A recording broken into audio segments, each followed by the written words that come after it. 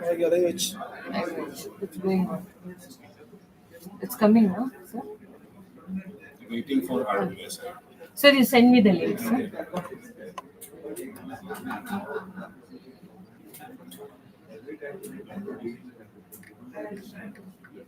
It's coming, sir. It's coming? It's coming, sir. Maybe, sir, you change it to Sir, Wi-Fi, you sir. can, Change it to close the Wi-Fi. door. There will be no It's already network on here. Wi-Fi. Ah, Link. Copy. I'm sharing it with you. Yes, sir.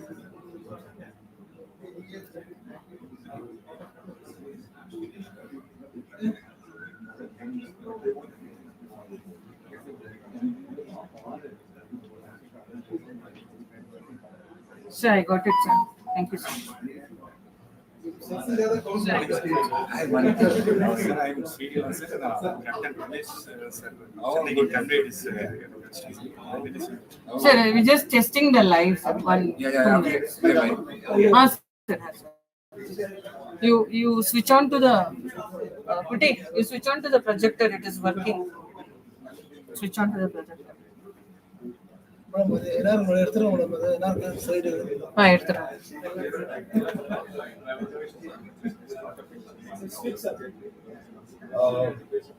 All ladies and gentlemen. No, don't worry. This is just இது switch over பண்ணுங்க projector. Switch over இது வரணும். Several of our delegates and speakers Yes. are still somewhere in group deeply embedded into the clearly crafted artificial intelligence oriented traffic of Bangalore. You are all very familiar with. So all I'm requesting is that we just testing our YouTube link on which we are doing live to all the operators. It's working, sir. That's the report. It's working. The YouTube is on. And I would just request to settle down completely. I think we'll take about 5-10 more minutes and then start with the speech. Thank you.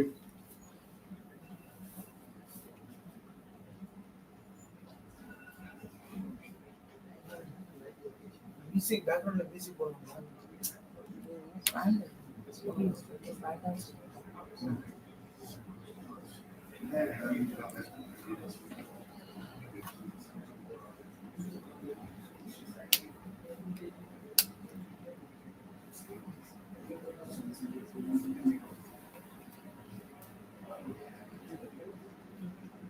So just to bring up to speed, what we are trying to create is one of our colleagues within Railway is tracking this live as we speak, and he's updating comments through social media. The questions which happen to land up with the help of operators would land up at his portal, and he will forward to us, and we will be able to interact with the people who are there. Because we understand the operators are out there flying, helicopters are out there flying, work is carrying on. So within is monitoring that, and we are live now. Shortly we will start, and thereafter we can move on. Thank you. Live is working fine, sir.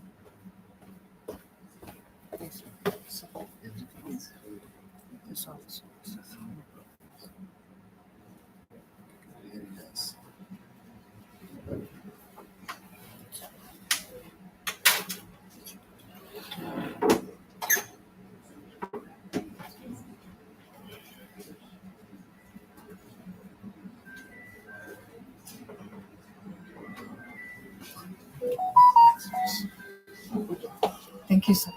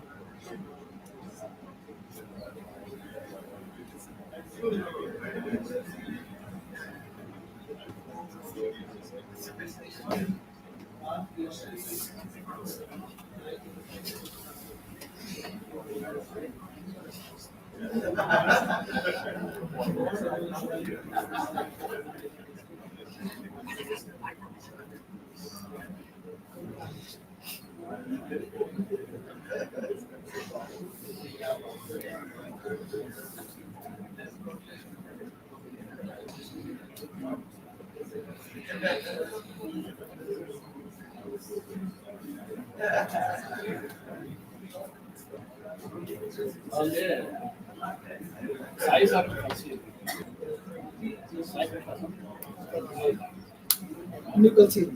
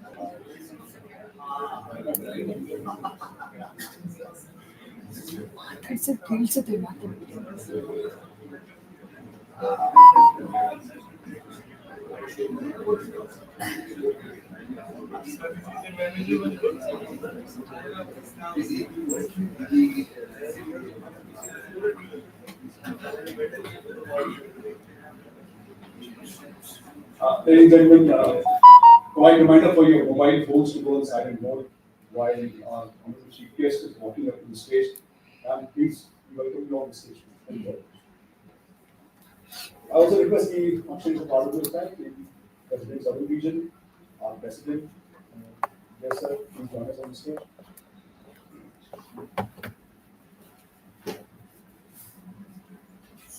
So, you guys, sir.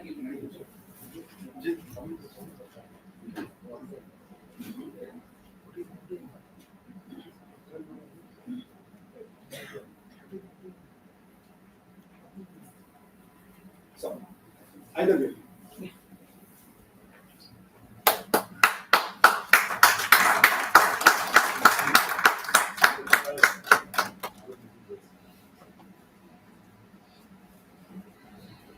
Ladies and gentlemen, a round of applause for our Chief Guest. May I request President RWSI, Marshal Mutala, sir, please facilitate our Chief Guest. Okay, right there.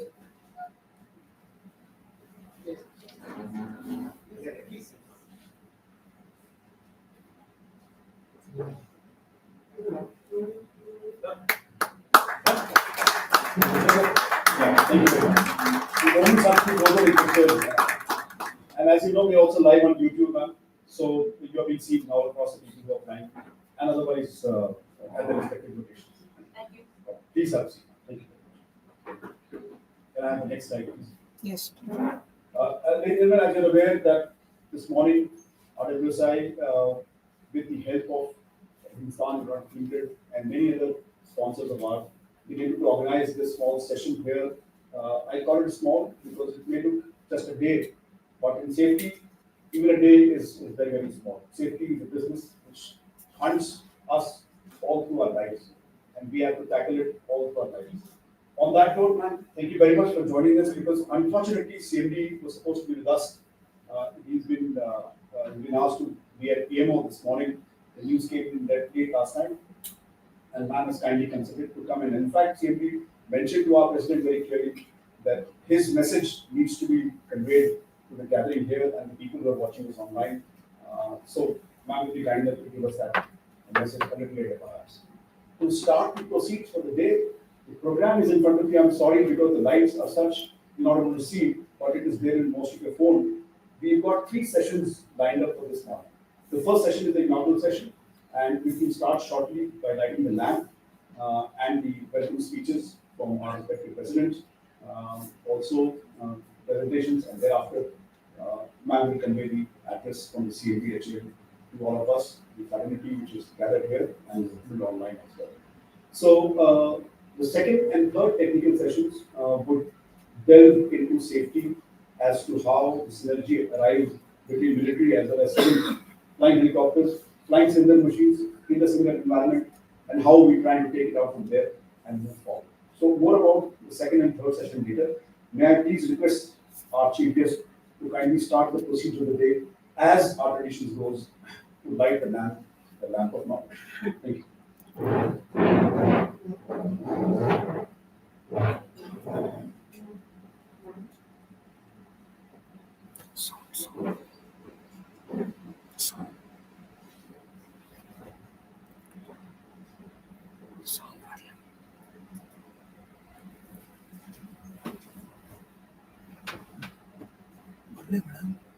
You will be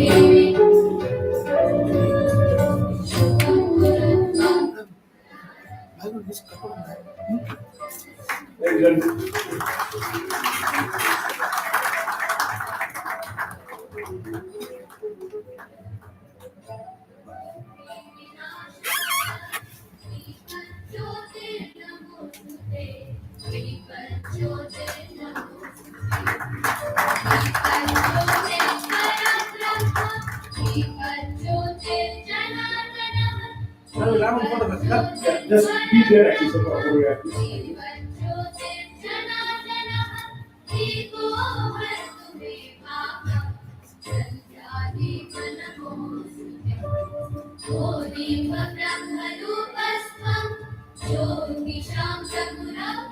Thank you very much, ma'am. Thanks so much. Please. As our dignitaries are settling down, without much ado, I would invite Captain M.R. Anand, our President of the Southern Region, to deliver his welcome address.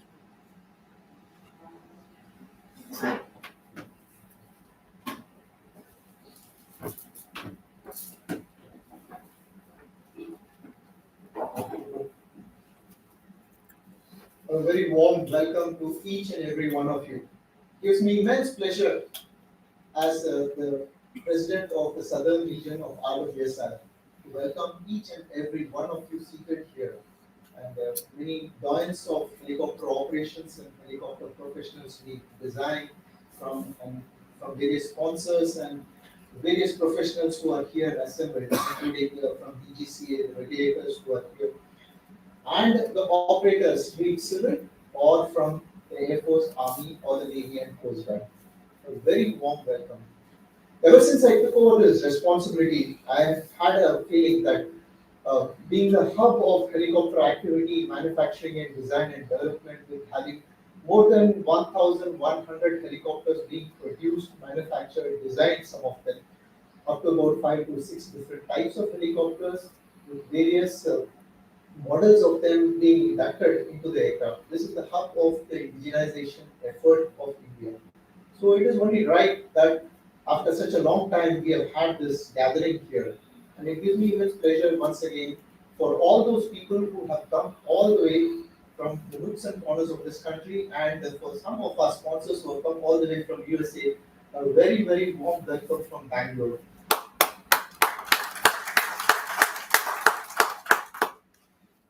The reason we are here is to ensure that we advance the safety of operations in helicopters. Acknowledging some of our distinguished guests, I express my sincere gratitude to Dr. D.K. Smith, Chairman and Director of, for graciously accepting our invitation to come and give this speech. As told by Admiral Lal, he is not here with us, but he has made sure and he personally informed me that this entire speech will be delivered by Mrs. Nirmala Mufti of Technical Division of HAL. And she's been in the design complex, and she's also been with the telemetry of helicopters and being in flight testing. So he's shows the right person here to be with us here to give this message across to us. I'm deeply indebted to Headmaster Nicola sir, the President, and the Governing Council members for having given me this responsibility, and I hope I've done it well. To ensure that I manage this place as well as get all of you here. And it's been a privilege for me to be here to address you, and also I welcome all those people who are seeing us live on YouTube channel all over the world. I also express my gratitude to ABM Sridharan, President Emeritus, for his unceasing support to me, and in fact telling me and guiding me throughout the entire process of how to conduct this particular seminar of national importance. Again, a warm welcome to all the helicopter professionals. The seminar will focus on safety and preventions of accidents, incidents which are preventable hazards in helicopter operations. A detailed report of the seminar brochure, which delves into various safety aspects and in focus with controlled flight into terrain, which is called CFIT, will be dwelled into by our president. So I will not go further on that. Our RWSI's ongoing commitment is to training, and I feel that you will see what are all the training aspects that RWSI dwells into it. I also extend a warm welcome to Air Vice Marshal Vasisht for coming all the way from Air Headquarters to tell us about all the safety precautions and the challenges that are there in the Air Force helicopter operations. And similarly, I also welcome Colonel Bapat, commanding officer of the Army Aviation Test Team, which is co-located here in Bangalore and doing all the flight testing. and he's the right person to tell us what is RB's approach on this aspects of safety and how they take it forward. And I should not forget to mention DG AIB for having come all the way, and his insights will be valuable to us. And at the same time, Monu Chaudhary, your insights also will be very valuable to us. And I thank all the sponsors once again for having given us the general time and speaking to me and ensuring that all of them have come in full force and strength to attend this. Thank you very much, and a very warm welcome to all of you.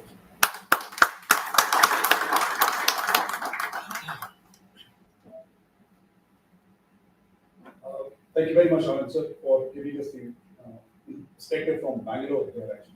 I now may call upon our President RWSI, Master Budola, to please come and give us address. He will take you to the perspective of what RWSI is up to at the national level. Thank you.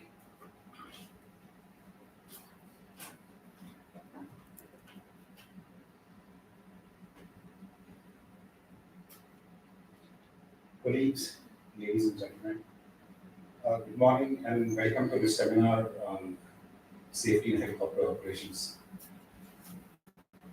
To begin with, I would like to thank Chairman HL. Unfortunately, he couldn't join us because late, Kundalal said late last night, he got a message to be there this morning at PM. And I thank Mrs. Nirmala for standing in. She's come with the CMD's message, which she wants to read out to us. We are thankful to the CMD, Mrs. Nirmala. I thank Group Captain Anand and the President Southern Region and Dr. Vijay Kumar, Secretary Southern Region, who agreed to take on the responsibility to have the seminar in Bangalore. And initially it was at a very small level, but over a period of time, they've done a great job in the scope. Has gone a good job done. I thank ED, Director of GM FMD, CEO Helicopter Complex, Mr. Renderao, GM Helicopters, Mr. Beda, GM MRO, Mr. Ramesh, and GM HMA, Mr. Malik. They have gone out of the way to ensure that this seminar is conducted in a befitting manner. Thanks a lot for all the support, and I thank the Asian Management Academy for the support provided here on locations. Thanks to hats off for their support. We could use their support to actually make this event successful. And finally, I would like to thank BGIB, Premier Governor, Manu Chaudhary, ADM Bashist, who without any second thought said yes when I requested them to come. Thanks a lot for your support to the entire effort and coming all the way here to speak to people. I'm sure your whatever you have to speak will carry a lot of weight. Thank you, Pani Bapat, for standing in for General Bashir. He was supposed to come, but last moment he had to withdraw. And finally, I thank all the sponsors and the speakers who are here for what we call it, making it here despite very short notice. Now, I know I'm standing here in front of veterans with decades of experience, so I don't have to give a lot of young, so I don't intend doing that. I also see youngsters there, young flying officers sitting there, starting their career in helicopters. I'm sure they carry some lessons from here by interacting with people. Nice to see young people and the spread of audience. I'll just take an overview of the industry to set a base from where we can start our deliberations over a period of the entire day. And basically, how we find implementable solutions to improve safety in the helicopter industry. If you go back in time, helicopters or helicopter industry came into existence in 1953 with the first helicopter being elected 1 year before the Indian Air Force. Indian Air Force started in 1954. But generally the growth was very, very slow. And in fact, if you see the first 3 decades, in about 80 from 53 to 86, there are hardly any ownership, and whatever machines were there were either with state governments or PSUs and generally from only JLIs. It was only in 1986 that the helicopter was renamed as PHL and now PHL is 6, and at that time the industry got boost. But the second major event was the economic opening of India. Growth increased in the 90s. So from 40, 50 machines in early 70s, we grew to 291 in 2012. That was quite a good growth, and we thought, or the industry thought, that they continue to grow. And some estimates that time, and talking about in 2000, said that we could be 1,000 helicopters in the next 20 years. But somehow that didn't happen. After 2012, there was a decline. I'm not going to reasons, possible reasons, because lack of time. We could discuss it during the seminar or subsequently later on when we interact.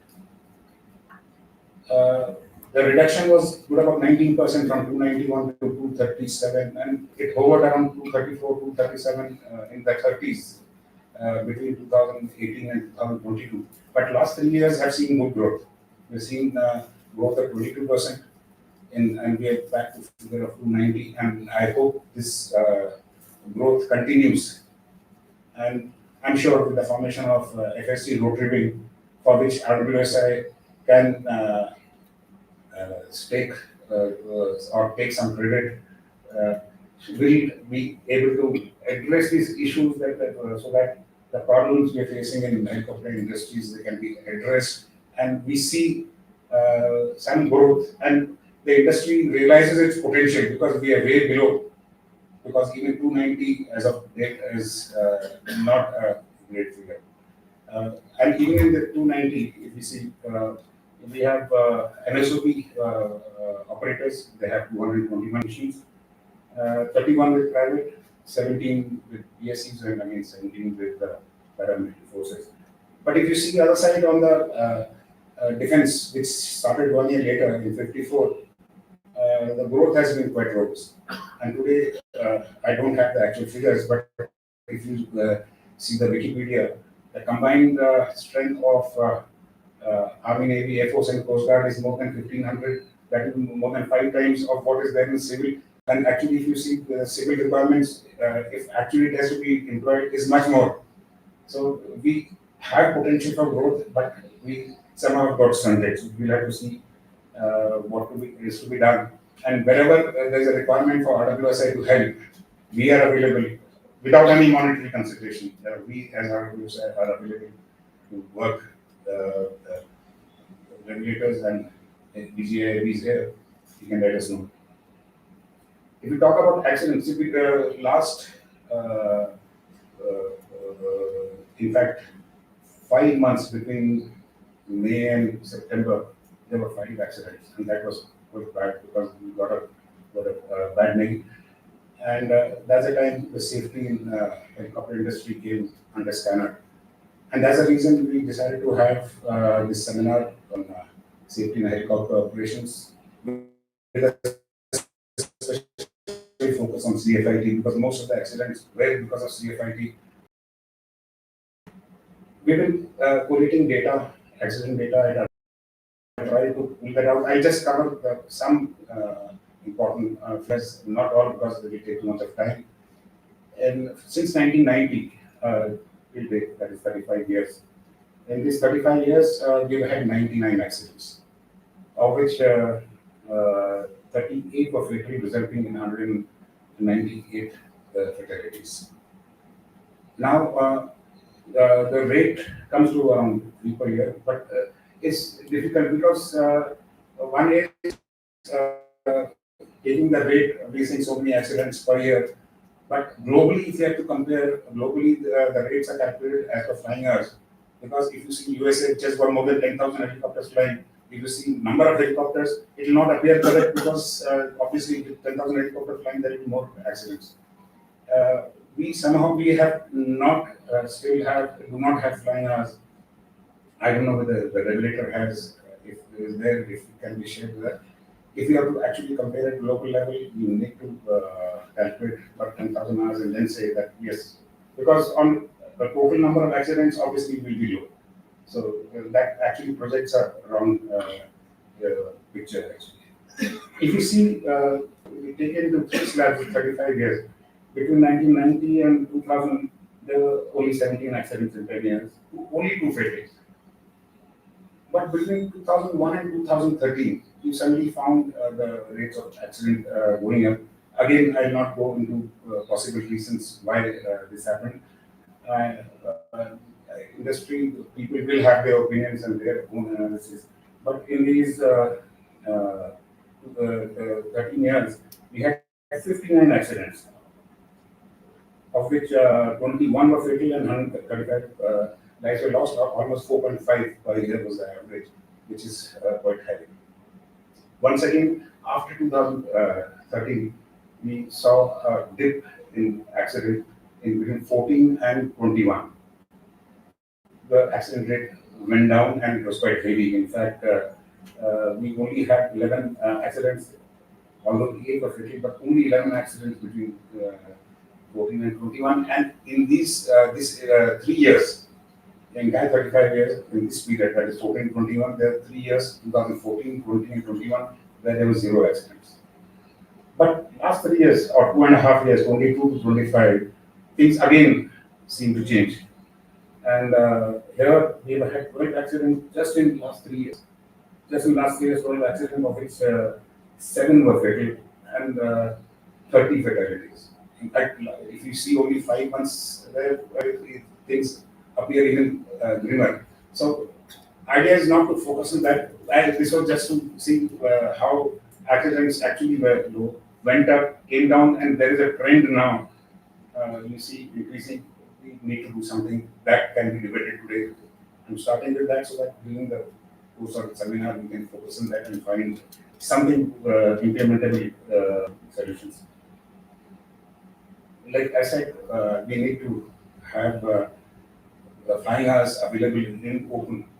I don't know why people are not ready to share that, so that we can make some sense out of what is happening. And if you see the cause of accident, more than 70% are because of human error. IAMC, CFIT, your loss of control, loss of judgment, and these are all human factors, and most of these accidents were avoidable. But somehow again, the causes we can discuss during the day. 18% were because of technical reason. The balance was because of miscellaneous or under investigation. One thing which I suddenly found in the data is there been no accident or serious accident in the private category. Are they doing something differently than the MSOP? So that is something maybe we can think about. So what action are few of them I just list out and leave the rest for the deliberation subsequently. One is we need to collate accident data. I've been advocating that for the last 5 years. We need to also make this data accessible to public. If it is there available in the website, anyone could go and see what, like Flight Safety Foundation or VI or even NTSB. Entire data is available. Anyone anywhere can see that data and download. It is not with us. We need to do that so that our figures are publicly available and they're credible. We can use them. Now, this data should be analyzed by specialists and used for policy making, because if you are making policy as a knee-jerk reaction, you may find an immediate solution, but in long term, it may not be the right solution. So, for policy making, I think it is important to understand those trends. like I said, most of the accidents were because of human factors, and they were avoidable. And I think recurrent training has got a big role in that. I feel that we need to have a relook at the way we train and maintain proficiency in the helicopter industry. Training schedules, I think we need to have a relook. And moreover, if you see the scenario, unlike the fixed wing industry, in helicopter industry is different. Of 221 helicopters engaged in NSOP operation, 45% machines are owned by 3 large operators. That's Allmans, Global, and Vigo. Balance 55 is with 59 operators, with average of maybe 2-3 helicopters per company. At times, only single helicopter with a company. Recently, we have had few companies which have 6 to 7, but generally averaging between 1 and 3. So, if you have such a small company, I can understand the challenges which they face for maintaining the training and the regulatory compliances. We need industry-specific regulations today, so that we can make sure these small operators are trained because if you see, maximum accident usually are the small operators. Large operators, they have the systems in place. We need to address the small operators where and we need to make sure that how do they train and maintain the proficiency to a desired level. That we have to. I know it's not an easy job for a regulator. FSD rotating has been formed, but I hope that more FOIs are recruited and because the department will require more hands to actually work on this. It's not going to happen overnight. It will take time. And let's see. We are hopeful because we have to give time. Now today, if you see our airports, all are world class, and obviously we can be proud. We are all proud of those airports. But unfortunately, if you see the helicopter infrastructure, nothing has happened in the last 50-60 years, and that is where I think it makes a lot of difference. And it was there, and it is there in the National Civil Aviation Policy of 2016. What all needs to be done to improve the infrastructure and support to helicopter, but nothing has happened except for the helicopter directive which has come after a lot of negotiations with the ministry. And here I will request support from everyone, including DGCA, as to how we push this to improve infrastructure, that is helicopter-related infrastructure, so all over the country we can make operations safer. And in addition, we need to adopt the new technology and practices which are being followed world over to maintain global standards. If you see the accidents, a lot of them were because of IMC and CFIT and aeronautical decision making, like I said earlier, without any support system. If your helicopter infrastructure was there, I'm sure a lot of accidents would have been avoided.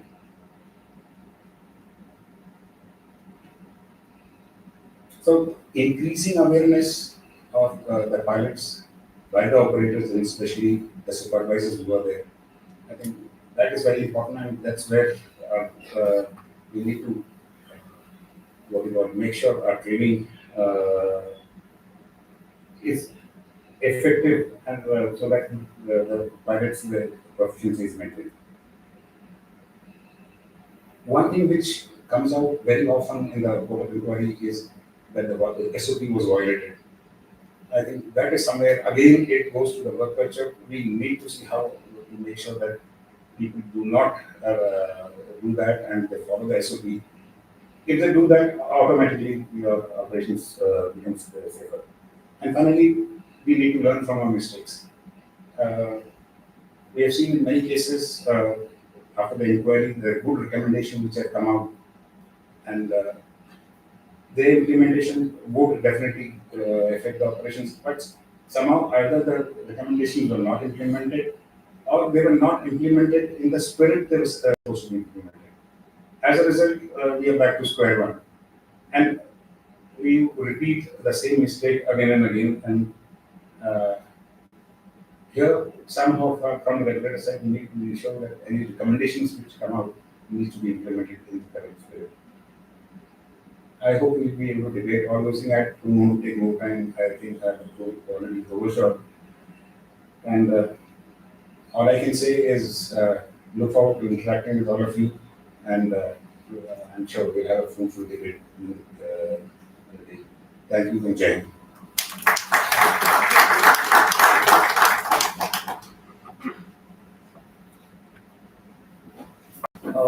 Ladies and gentlemen, thank you very much on your behalf to our President of the Southern Region as well as our President RWSI for setting the tone and the tenor of the deliberations which are going to follow.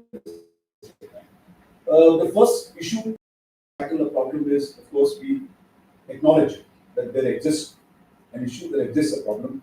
And you saw the stats which were given out by the President as to how over the period of time it is all happening in a way which is yet to be tackled, yet to be explained, yet to be intervened.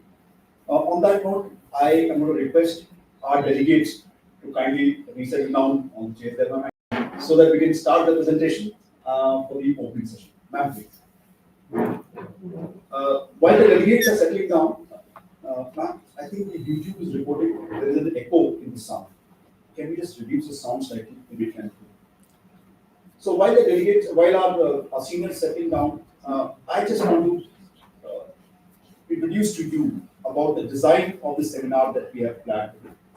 In the opening sessions, we have got two prospective presentations planned for you. Now, accidents, obviously, DGAIB is one figure in the country who has been in the news on the anvil for such a long time, especially after all that has happened with respect to some other accidents. I'm referring to the unfortunate accident which happened to the India aeroplane. But be that way, he has an exclusive insight. Sorry, I think we'll have to take a break. We'll have to lift it up and please, if you don't mind. Thank you.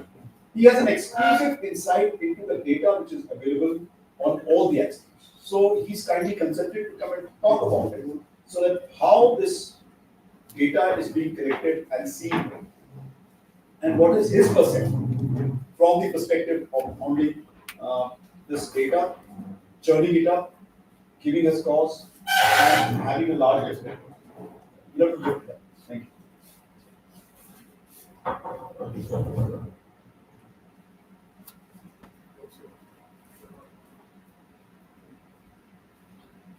All right, thank you very much. So like I said, we please kindly consider to make DGAIB. Ma'am, can we have the slide for Yes, DGAIB? yes.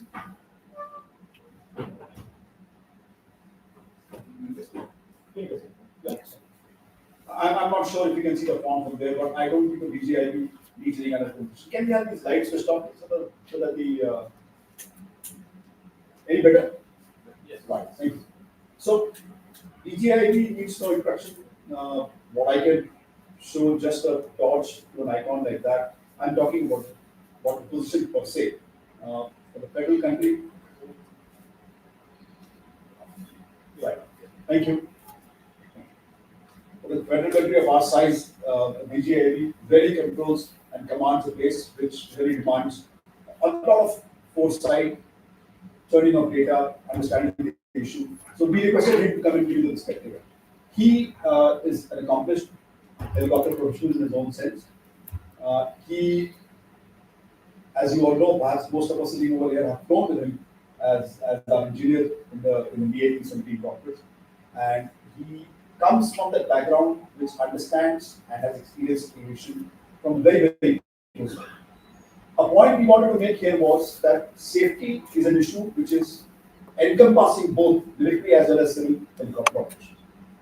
So the theme that we have created for you all this afternoon and the morning is that what is the synergy of the safety between civil and military? can we use this energy records to try and see project into the future as to what can happen from each other, building whichever way the support and then. So on that note, I request DGIB, Captain Mandar, please come and give us his understanding of the numbers as what he sees from his position. Thank you. Thank you, sir.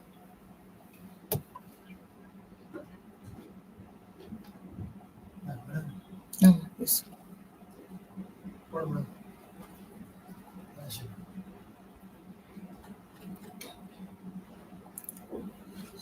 Sure, madam.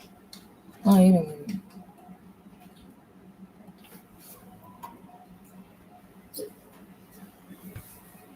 Good morning to all the professionals from helicopters, and especially the leadership of Admiral Butola sir. I have been working with him since last 30 years. I was a pilot officer when I started interacting with him. His leadership brings us wherever he calls. So today, in spite of whatever the tasks in hand, so I could reach here. So my presentation is basically on the prevention of accidents. Whatever investigations we do, that is to prevent accidents. Okay. I will cover the topic under the heading as. It doesn't show in the screen here. Yes, sir. In the screen, it doesn't show. Which one, sir? In my computer screen. No, sir. It's not loaded there, sir. Yes, sir. Okay.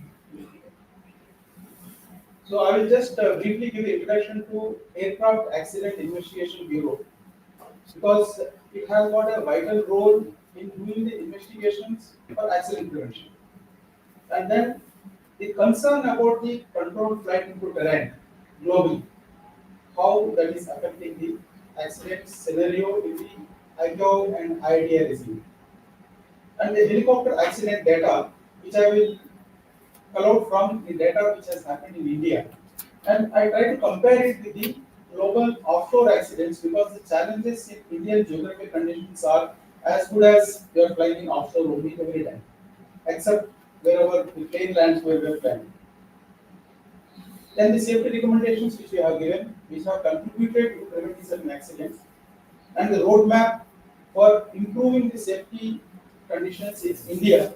It's not only for helicopters, as an aviation ecosystem. Before I conclude.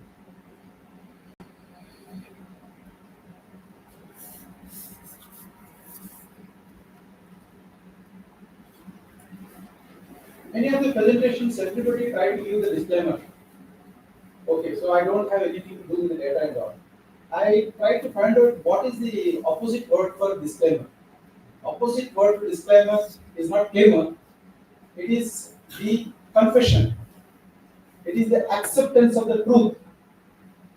Okay, so having been there in the cockpit, as I has mentioned, also has mentioned, one of the best of the helicopter pilots in India.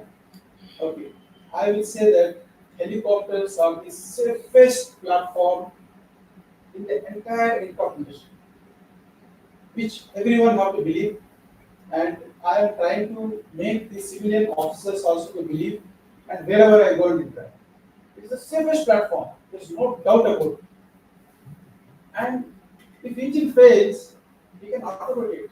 Such type of fantastic machine we don't have anywhere. Flying machine. Engine fails and we can land safely. We can select a field and land. We don't require any airfield for it. We have self-sufficient. We can safely land. It is only the decision we have to take at the right time. And globally, wherever we go, we are the best operators and the best maintainers. We would have not designed the aircraft because we have started late, and others have started with World War I, World War II, and wherever they have matured, because of their experiences, they have matured, and today we are maturing. But when we go and when we fly outside, I will tell few of the examples. Butola sir, when he was air controller, he was our team leader. He had flown in pitch dark night, okay, and NVC flying somewhere near Moscow, and he landed perfect. And the test pilot has asked, "Sir, your handling is perfect." Sir was so modest. He said that I have flown up to 5 years, and this landing is equal to my flying officer. And the guys were surprised. This is what is the skill which we teach in Air Force to our flying officers and flight lieutenants. There is no doubt about it. When we carry our protocols of our design in the preliminary design reviews, critical design reviews, wherever we go, they will wonder how come a single engineer knows about so many systems. Because we have been taught to work like that. There is no doubt about the maintenance and operation point of view, we are the best. We are one of the best, if not. Now, helicopter by design is complex, which everyone have to accept, especially as a maintainer. We know that helicopter design itself is complex and maintenance is also complex. Hence, there is no place for complacency. If any error happens in the maintenance, and then it will lead to catastrophic failures. Many of the accidents we have seen, which have led to this maintenance activities, and we have again many examples. Like the maintenance is so critical because when we inducted Mark 4, certain design changes have happened, and those design changes have led to failure of certain components. And HL was ready to handhold a general manager. I don't know whether Bhaskar is here or not. So he himself has flown to Jodhpur and he has rectified that. So this is what is the commitment which we have with us. And as sir has mentioned, we are just 200 plus helicopters for such a big country. It's such a lot of influence, so much of religious tourism, and people who have got a lot of money. And as per the calculations at the BMO level, we require at least 2,000 helicopters in India. It's not an exaggerated figure. We require 2,000. Knowing the business, many of the operators and many of the manufacturers are coming into India. And even HAL is venturing into civil aircraft production in all the models which they are supplying to the defense forces.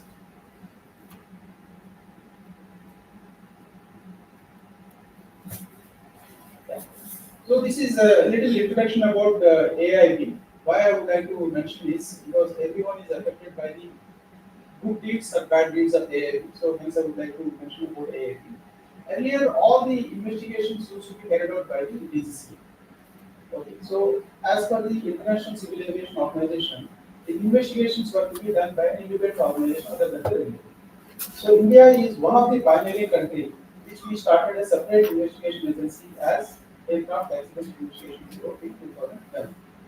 So later we have issued the Aircraft Accident Investigation rules in 2012, followed by 17, and we are again the pioneers in revising the rules in 2025 based on the RWSI Adhiniyam 2024.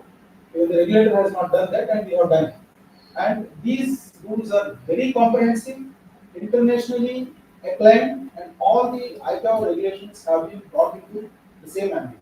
And this time, in the same AIB rules, we have come out with the penalties which the regulator used to do in case of any of the operator misbehaves by doing the investigation. It is not a policing thing, but it is a deterrence. This has been given to the AIB in the new Bharatiya Vayu Adhiniyam. Okay. So, as per this, the DG AIB, we will classify all the occurrences. Unlike the defense, we call them as accident and incidents. Every reportable occurrence is an occurrence in civil parlance. So those occurrences are classified into serious incidents, accidents, and incidents. Incidents we generally delegate to DGCA because of their more reach. And in case the incident also has got certain relevance from the safety point of view, AIB will take on. Otherwise, all serious incidents and accidents are investigated by the AIB only. So AIB has got a pool of experts, though we have a deficiency because of the same type of people who are there in DCCA also and in armed forces also. They are short in number. But we have a pool of more than 200 subject matter experts who can be nominated to be part of the investigation. So that is how we carry out the investigation. Then the investigation is a very thorough process. The same process which we follow in armed forces, we do not follow the international steps, procedures and all. But the same process is followed. But here it is a 66 process, step process. It is properly given in a program evaluation techniques, and we have a proper dashboard where the investigation is under progress. And AIB is empowered to approve the accident report, whatever has been prepared by the investigator in charge. And then we publish it on our own website. Till date, 242 investigations have been ordered by AIB and 206 have been completed. The safety recommendations and bulletins issued by AIB are implemented through DCCA. It is all over the world. The regulator implements them so that the points are acted upon by the operators. So there is a gap which we will discuss where these gaps are happening. And to improve it further, we started the chiefs of flight safety of all the scheduled operators. Non-scheduled operators are not able to come to us to interact and to disseminate the information which we learn from global accidents.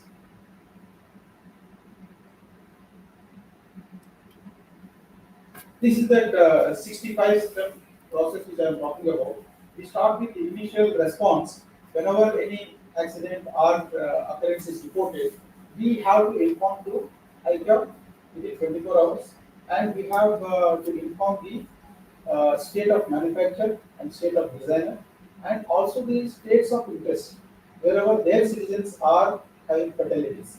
Like wherever accidents happen all over the globe, so certain aircraft, and we keep getting the information whenever the Indian citizen is involved in the fatalities. So we can nominate one of our representatives participate in the investigation. And then the team reaches there and collects the evidences, and then they secure them and they send it for examination and testing. Examination and testing is the main bottleneck in the entire investigation process. So even in armed forces also, we know about the defect investigation. Sometimes it may go beyond 6 months if it is to be sent to a foreign agency and it has to come back. Even if it is a HAL manufactured aircraft, the component goes to their sub-vendor, supplying them from the foreign country, and then the report comes back. So this is one of the bottlenecks in the entire investigation process. So next, analysis of the report and evidences. Here we can burn our midnight oil and we can work even 24/7. Our investigators are ready to shed more time and complete the process. And then finally, we after analysis prepare the draft report, and the draft report is sent to the accredited representative who is from the state of manufacture, like the AIB equivalents of the particular nation. In case of Boeing, it comes to national NTSB, and then if it is the Airbus kind of a thing, then EASA related organizations will come into that. And then the accredited representative is given a window of 30 days to challenge the report which we prepared. And then the changes, whatever are recommended, if they are found to be reasonable and if they are acceptable technically, then we will incorporate the changes and publish the final report. So hence, all the operators and the professionals, we assure that the investigations go unbiased, impartial, and very technically done thoroughly, which can be contested by anybody during the process of investigation. Now coming to the CFIT. CFIT is one of the major concerns globally. If you take the data of IATA, 4% of the total accidents globally are happening because of CFIT. But they contribute to 20% of the fatalities globally. And if CFIT happens, 3/4 of the cases it is fatal only. And if CFIT is reported, then 2/3 of the cases it happens on approach only. So this particular analysis was done by our AIB, and we presented in the ICAO General Assembly in September 25 recently completed, which has been accepted by them, that the CFIT prevention approach is a concern. We have two major accidents. In 1990, we had one CFIT accident happened in Bengaluru, where about 60 plus fatalities have happened. And we had one in 1991 at Impal, all 186 souls we lost. Okay, both could have been prevented because the technology is available, ECPWs is available, radars are available. It is only handshake between the controller. So these are all figures basically. If you see in CF, 28 of them are federal. Similarly, with NTSB data of 2020 to 2024, why we are quoting those figures are because our data transparency has not matured to the extent which Dr. Google has mentioned. We are not able to boast it, though we have. Here again, I would like to mention the US helicopter fatalities. 70% of the CFITs are fatal only. So,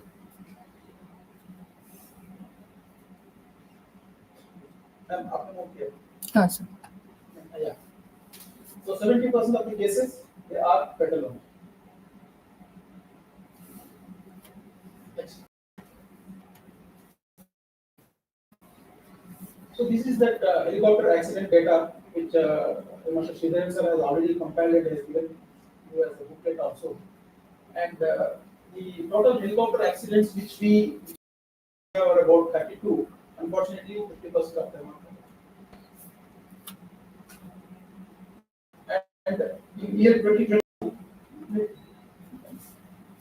there were 3 accidents and all 3 of them were fatal. The other 3 years where the accidents were not reported, 2 of them were because of low flying, and as such, sir has mentioned, the hours are not available to us. They were in Corona period, and one was in 2014. So you can again see the figures in Indian context also. Out of 9 CFIT accidents, fatal was 7. Loss of control, out of 8, 4 of them were fatal. So 32, 16 of them were fatal.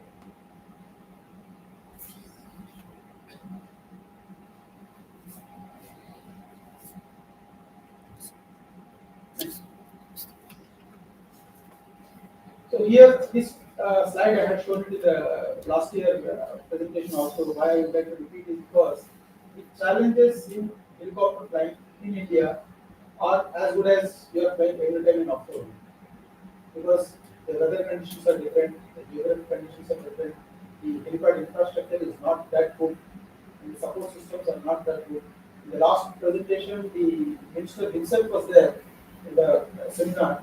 He has on the space he has approved to separate directorate for the helicopter, and this has been implemented also, and this has to mature. And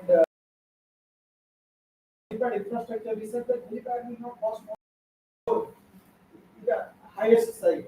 Okay, you have to have a good landing ground, and you have to have some basic infrastructure where it can be utilized for multiple purposes. It can be used as a sports ground in normal days, and later whenever a helicopter comes, it can be used as a helipad.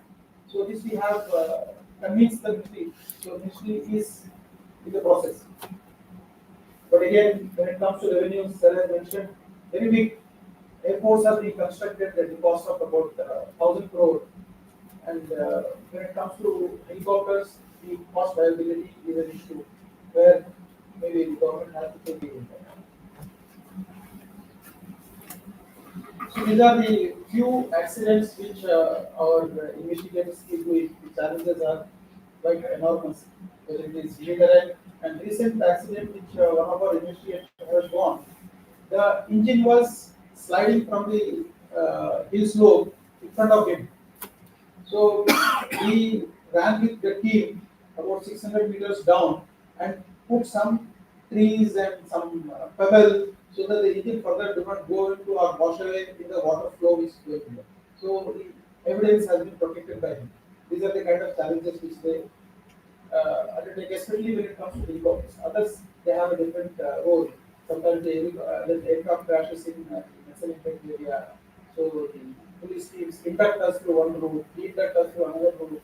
Okay, so those challenges are there. The helicopters again, because of the terrain in which they operate, these are the kind of challenges which we face. Again, this is again an icon figure. This photograph I am showing it because is there any learning value for us from these figures? As per the data, ICAO data, the number of accidents or occurrences reported by the ICAO number operators are much lower as compared to non-ICAO numbers, non-IITM numbers. Is there anything which IDA is doing for them?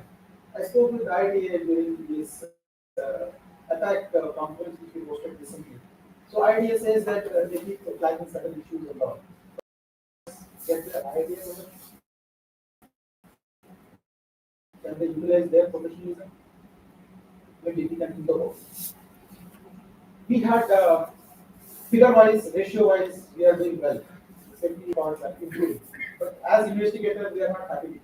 If we have about 95 absolute number of accidents globally in a single year, it is not acceptable. So the absolute numbers we want to bring down to zero. So this is where the investigators have to have a rigor in their research. So his can prevent even a single accident, his aim is achieved. Having that investigation bureau's aim is achieved. Irrespective whether it is a very small nation, small member state, so those recommendations have to be implemented. So in this direction, again, there are certain gaps. It's not only in India, sir. There are gaps in ICAO also. All the recommendations given by the respective investigation agencies, they are remaining in the ICAO website in a subjective manner, in a soft copy. None of the recommendations are there available in an objective way and in a implementable form. So India has presented again a working paper which has been accepted policy change in ICAO. We have asked these recommendations to be grouped like the accident groups, and those groups can be objectively be implemented through a software model. Say for example, somebody gives bigger accidents and bigger design changes, max Boeing has implemented, all are known to the world. But there will be some investigation which has been done by Australian Transport Bureau and the UK Transport Safety Bureau. So that recommendation lies in the records only. And implementation, my own recommendation 52% are only implemented in India by ACC. What we can ask for other recommendations of other nations. So this is what we have asked the ICAO to make it more objective and show the mirror to the world that these are the recommendations group wise, wherever certain research can be undertaken. Say for example, if only human factors are leading the causes, then there can be a study on that, so that the accidents can be reduced or eliminated. Again, the transport fleet gives only one CFIT for the entire year.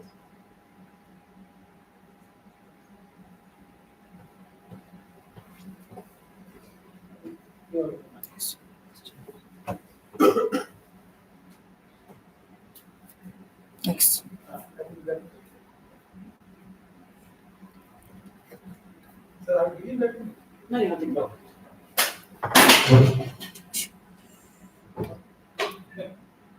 Sorry for distraction. I will be comfortable, sir, if you give the mic also. I will move that side. You. So do you need a slide mover? Yeah, slide mover also is Just try, sir. If not, I'll help you, sir. receiving my other book. Yes, sir. Pause में ऐसे करते नहीं हैं. Yes, ठीक है. sir. So everything is automatic. I would have practiced quickly than before. Okay. So next is the standard second level also. Yes, sir. So loss of control and CFIT 10% each have contributed globally. So these figures are only for the statistical purpose. Now I will come back to the actions which. It's not happening? Okay, sir. So again, this is where we have to have some higher scale or standard so that we can reduce the accident rate. Though we can't compare apples with oranges. Okay. So the global helicopter accident rate stands at 3.1 hours or 1.5 per sector. Their sector is quite long. Sometimes it takes off from Delhi and lands at New York, and we may be taking off from Hackingpet and landing at maybe here. Okay, so these our sectors are small and the flying hours are less. So, however, we can keep a benchmark where we can improve our standards. CFIT, I need not explain to the august audience what is CFIT, but yes, why do we go and hit obstructions, water, or ground when we have technology on hand? And we have got all the chances of landing wherever you want in case of emergency. This is where we have to introspect. So 71 out of 1468 global accidents. Again, this is IIDF figure, constitutes 4.80%, which I mentioned earlier, contributed to 1518 of the 8,000 fatalities and 28 out of 33 figures.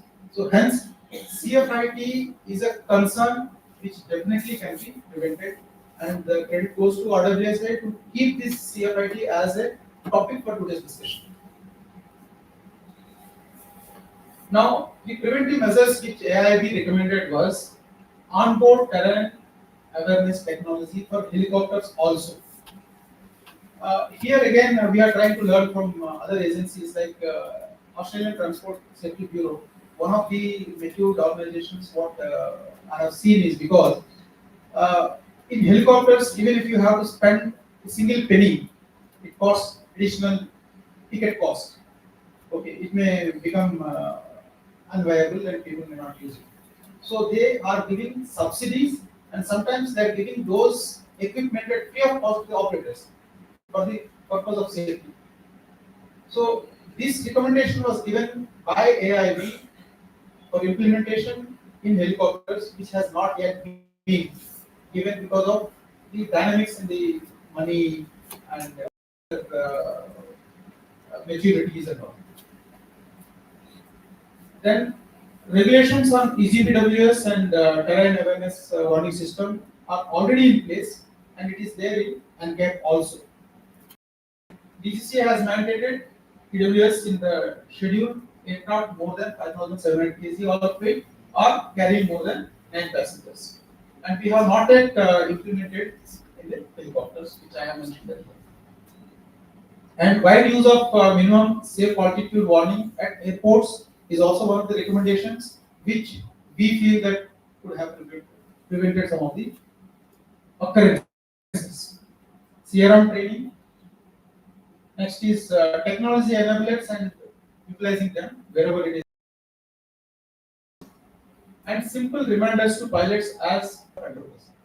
And here again, one of the study which we undertook at Bishop Civil Aviation, besides that it is difficult to teach any adult. If you try to go and teach a pilot who has got more than 10,000, 15,000 hours of experience, he is not ready to learn, even if the other chap has got more knowledge. Okay, so we called it as positive safety culture, and Air Marshal Budalasar is heading that in the Bishop Civil Aviation team. We had interacted with all the helicopter operators operating ex-Mumbai, especially the offshore operators, where the CFITs were more, and we try to take some cues from them, where we can learn from them and also give his experiences to them. So that is how we initiated the project. So we wanted to interact more and more with offshore operators so that the CFIT accidents can be prevented. And simple reminders to pilot as a principal event, because as I said, the accidents are not new, only the actors are new. And we, in my parent organization, back in 2000, when I was also undergoing my flight training for flight engineer, we had 10 fatal helicopter accidents. And after that, the TNS has come heavily, is really heavily. Okay, so that accident rate has gone down. Because in helicopter operations, most of the times we operate in gray areas. So the young officer who is flying at the helipad. I don't know, presently the communication is much better. As director at airport, I used to get video calls. This is how the engine is behaving. But long back, we never had the luxury of ARDR to our flight commanders. So he has to take a call. So if it is a gray area, then he is really scared what my flight commander will say. But now I'm happy and proud to say that the flying officers will take the same decision what the best of the flight commanders or COs can take. And that is supported by the command and the airport also. That is how we reduce the number of occurrences in our private organization, which maybe the civil operators also can learn from. 24-28 National Aviation Safety Policy and warning system and enhancement, we have already mentioned about it. Next. Yes. And without talking about system analysis, my pedigree of CDM will be lost. So that's why I thought that I mentioned about the system analysis. So here we try to do the problem analysis in positive loop and negative loops. There are certain positive loops in helicopters and Indian operators, and certain negative loops in helicopter operations. So the positive loops I will talk about enormous opportunity. People are rich. 35 crore in Bangalore, there will be at least 1,000 people who can buy the helicopter. Okay, and 2,000 aircraft is very easy to. I'm just talking to those foreign delegates who can sell more aircraft to us. Okay, so that is what is the enormous growth opportunity, business opportunity in India. Okay, religious tourism. Okay, if there is a religious place, if you put 10,000 rupees ticket, people are ready to buy and go. Okay, and even in small places, going around, town touring, it is all possible. Enormous opportunity. These are all positive loops. And the influence, people of present generation, they don't mind spending 50,000 rupees for going or spending in a single day for a tourism. Skilled human resources, therefrom we can get such a demographic dividend we have. Best of the engineers, best of the operators we have available with us. Infrastructure, this is where the government has to take the lead, change in that. And then pilot training, issue here in helicopters. The pilot training for a helicopter costs 1.5 times the fixed wing cost. And the salaries will commence from 50% of the fixed wing cost. And fixed wing guy can operate from a metro city, and the helicopters has to go to some remote area and operate. After attaining the skills and level of knowledge, after 10 years, the fixed wing job can aim to get into a wide body aircraft, and the helicopter job remains there. Who will come in? So it is ending up with reduced manpower, only feeder from the retired service officers. Retired service officers are very safe. They are very good pilots. But only thing is, in the armed forces, we have the best ecosystem in the safety. If a pilot comes and tells this is what is the issue in the OHR, okay, so that is implemented irrespective of the cost of it. Can we implement the same in civil? This is the biggest problem in every helipad. So we are asking the government only to take the lead, and even the Airbus helicopters also, because in India the business is little different. You can't sell a product and ask him to take support from you. First you have to promise the support, then he will buy the product. When I go to buy a car, first thing I will ask, even if I am spending 70 lakh or 50 lakh or whatever it is, how many kilometers will it give for a liter of petrol? This is how we think. And similarly, how much I have to spend every year to maintain this aircraft or car. So that is why you have to give training. We have very good young people who are available for getting trained as pilot. Okay, if you give an advertisement for a loco pilot for a railway, there will be for one vacancy at least 10,000 applicants available. So if you give training from the government, then there will be more than 10,000 people available for getting trained, and that will increase the number of people available for helicopter flight. Then coming to the business model. This is where I would like to tell to the operators and also to the maintainers and the pilots also. If the business is not viable, let the business head take the call. You don't do any shortcut. We can't fly in this particular weather, or we can't fly more than one passenger or two passengers in a particular location. You just stick to it. Okay. If that is not viable, let the airliner wind down their business, but don't compromise on the safety. This is what we follow in service. If we can carry only one passenger from a high altitude, but as a huge aircraft of I-76, we carry those many one or two passengers. People will have a lot of trips, but the safety is right there. And regulatory reforms, as I mentioned, the first step with the initiation of RWSI, the directorate has come, and the directorate has to mature, and they have to take the inputs from professionals like you and improve them. So the safety recommendations are derived from our investigations. It is only to prevent the accidents, not to blame anybody. Again, it is a disclaimer. Okay. So we also issue interim safety recommendations whenever they are required instead of waiting for the final approval. And they are implemented through DGCA. Globally, it is the same practice. And we have a regular interaction with DGCA safety teams. We call it as action taken report. They are accountable. It's not that they are left like that. Okay, whatever recommendations are given, how much percentage has been implemented, and it is globally visible also. How many are being done by individual member state. They are closed after deliberation. Sometimes some of the recommendations are not viable to be implemented. Not every time the investigator is a genius person. Okay, so the implementation is incorrect, so then it can be withdrawn also. So these are a few changes which have brought in our recommendations. If we are out of time, I will just allow us to read out it. So maintenance aspects and farm operations. Last, sir has mentioned, we had 5 occurrences, and we had given the same declared. If your all-up weight is exceeding, and if your single engine limit is exceeding, please don't carry more passengers. If the ticket rates are increasing, or if you have to cancel that, then you please go ahead. So here we have given certain recommendations to Uttarakhand government also, not to make money out of the same business, because they have to facilitate as a government. People have to give money to improve the safety, rather than only earning, especially from these kind of operations. Operation factors are there. So many of the accidents, if we talk again about the statistical part of it, 50% of the accident investigations which we do are from the flight training organizations only. And balance 50%, another 30% goes to non-scheduled operators.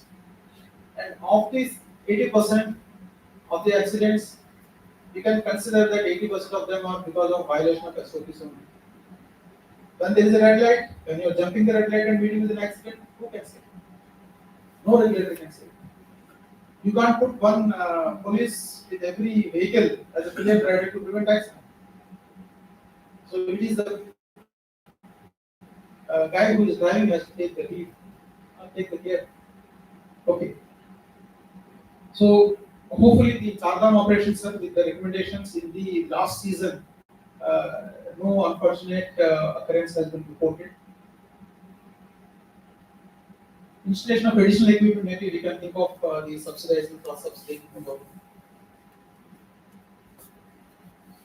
Chardam operations, as I mentioned, we were recommending to have a med personnel, and presently they have got the weather forecast transmission system, in which it doesn't have a power supply backup, because of which certain bit of the time, if power is not available, the weather is not available to the pilot.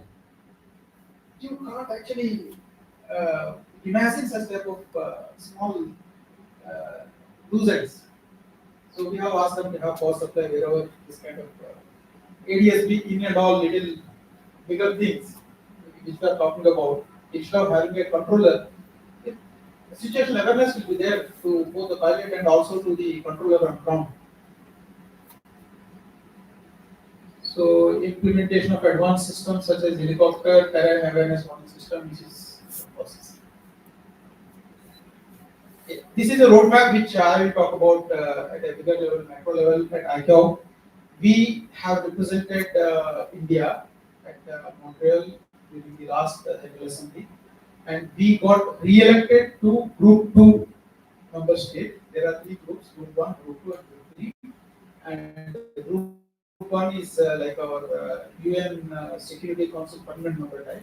Other developed countries are there, 10 of them. We are aiming to get into that Group 1 by next year. We are contributing more and more to the ICAO. Okay. So we have submitted two papers. One is on the sustainable aviation fuel by the DCCA, and one paper by the AIP on the prevention of CFIT during the approach.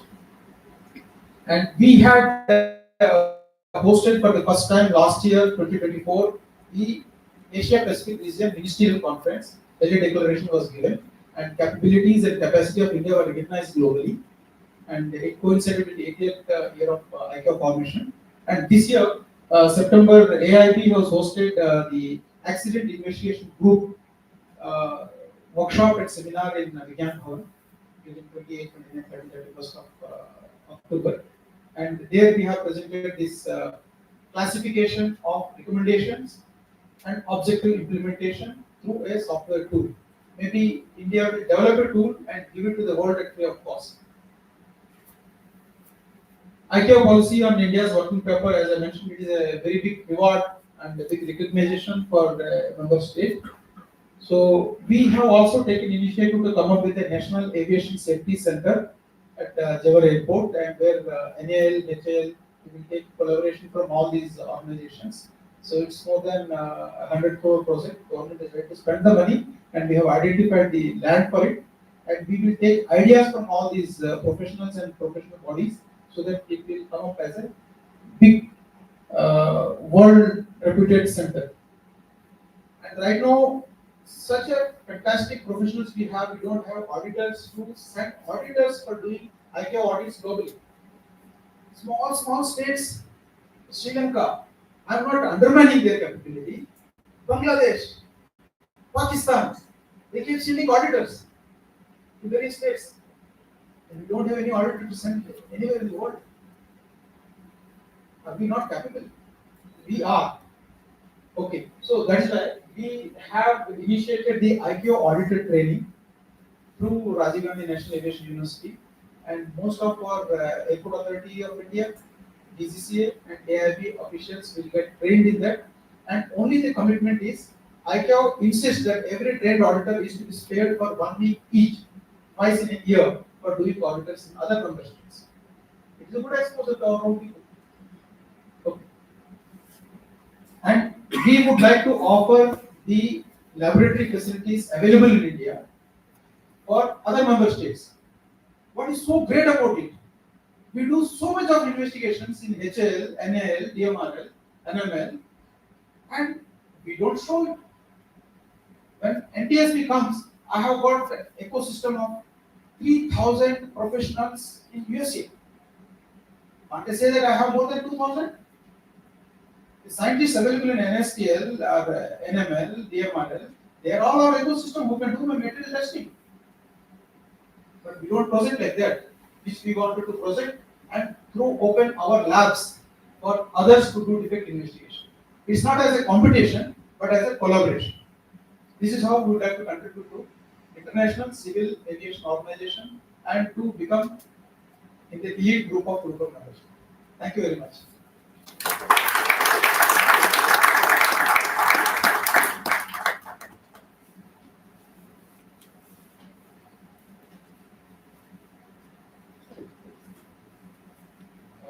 Gentlemen, please put your hands together for I will request the House, if somebody has a question to ask, you may ask now, or we can ask in the later part of the day. So, on the social media, our operators were picking, they have a question for you. Will you be kind enough to please take it? I'll keep the mic.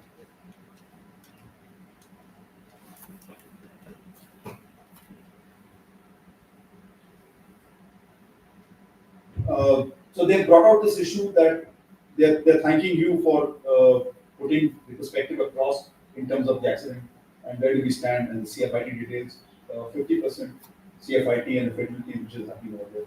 And they're quite concerned about the recommendation that have been made. Their point is, can or what is AIB doing to implement these recommendations which are being given by the state? Is it possible, in fact, very precisely they're asking, is it possible to tell the regulator before the regulator comes himself over here or the environment to make it mandatory on them to enhance the safety measure? So this is the question which is coming to us from there. Very good question, sir. All the recommendations, as I mentioned earlier, they are available in our website, but they are all subjectively available as a investigation report. All the reports are available. But now, to make it more transparent, all the recommendations are going to be objectively classified and will be given in a user-friendly format. This is the process which we are doing. And the regulator, AIB, have a monthly interaction at director level to implement the action taken report based on the recommendations. And quarterly at JDC and DC level, we have got a meeting. There are certain recommendations which they are open. We are ready to share all the information. Right. Where there are implementation difficulties, they will get delayed. So as of now, 52% of the recommendations have been implemented, and globally also it goes around 50% plus. Okay. NTSB also says that there are recommendations. This is what is the helplessness which the investigator shows, but it is not so. There are reasons, and we will definitely make the information available to the entire. Thank you very much. Actually, it will be very kind in case there will be. Yeah, one more question comes from there actually for the DG. Can we deploy the mics, please? Can we deploy more mics, please? Mics, yes, sir. Yeah, from my past experience, I can tell you CFIT, I also take it as control flight into trees. In the hills, there are trees which can be 100 feet high. A few years ago, we had a very big accident, a CDS lost his life. The B-17 went into a tree first, then to the ground. And tree height is not given in the maps. There's something to look into. Very good point, sir. Like in the last National Aviation Policy, Hans Limited has been given a task to map all the obstructions in the entire Indian map. And as we were flying in Air Force, whenever we find a new wire, whenever we find a new pole, we mark it and give it in the unit and give it back at the command also, so that anybody operating there. So this task is in hand with Hans, sir. So most of the obstructions and elevations should be coming into the maps, so that it will be of much use to helicopter. Thank you, sir. Shri, we have a little out of time actually, if you don't mind. We can take it on later, please. Thank you. Thank you very much, sir. Ladies and gentlemen, please put your hands together once again for extreme transparency by the regime and everything what is actually happening in very, so from that perch, let's come down to a little more focus on the civil helicopter operation of our country, which is happening. We are delighted to inform you that the CFI, Dr. FSD, and Shri Amar Ranjan, along with FOI, Ajit Tiwari, is here with us, who have come down from Delhi, especially to be with you all and to give your exposure. So the point here is, as the President mentioned, that after despite strong effort, we now have a vertical in the DGCA. Hopefully it will happen in the Ministry of Civil Aviation as well, as I'm told that the process is still on, so that there is a push-pull for ensuring safety.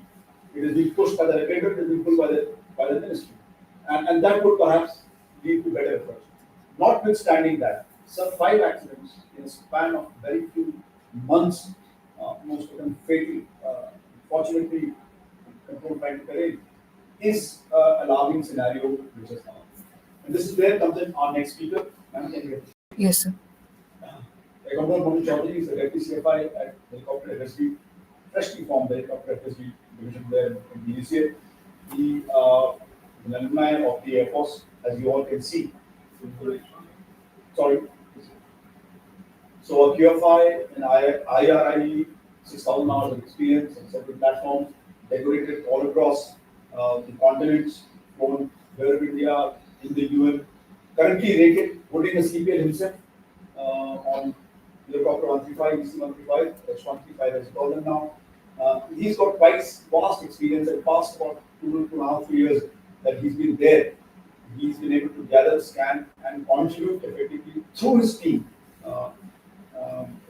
As we can interact with JD Chiaro and then later during our informal interaction, we all are very keenly looking forward to the regulator's story as to how we want to come down. Before that, I just want to clarify just a couple of points. So often we tend to think that this is the auditorium is blue, so it's only Air Force helicopters that are flying. I just want to bring to your notice that in our country, Army Aviation is miles, leaps and bounds ahead in terms of number of airplanes. They're flying very extensively. They have a great amount of human resource, and so is the Indian Navy, and so is the Coast Guard. So when the speaker is referring to the service helicopters, I'm sure they're implying that all that what is there. Synergy of manpower, human resources in terms of pilots coming through the ex-defense forces pilots into the civil domain is where the fault line lies. That DGIB told you very categorically that the pilots who are senior enough, who have told long enough, are not willing to listen, call for us, and they're taking the repeated decisions again and again. How does this translate when the regulator starts to see from a very impartial point of view? Mind you, everybody has their own biases. We are from different backgrounds, and we bring it down to the forum. And now it is the job of the regulator to ask, demand, regulate, implement, enforce to the extent what is required. What is this set of limitations? What is this set of story? Operate at a very key place. Sir, may I please request you to come and be here.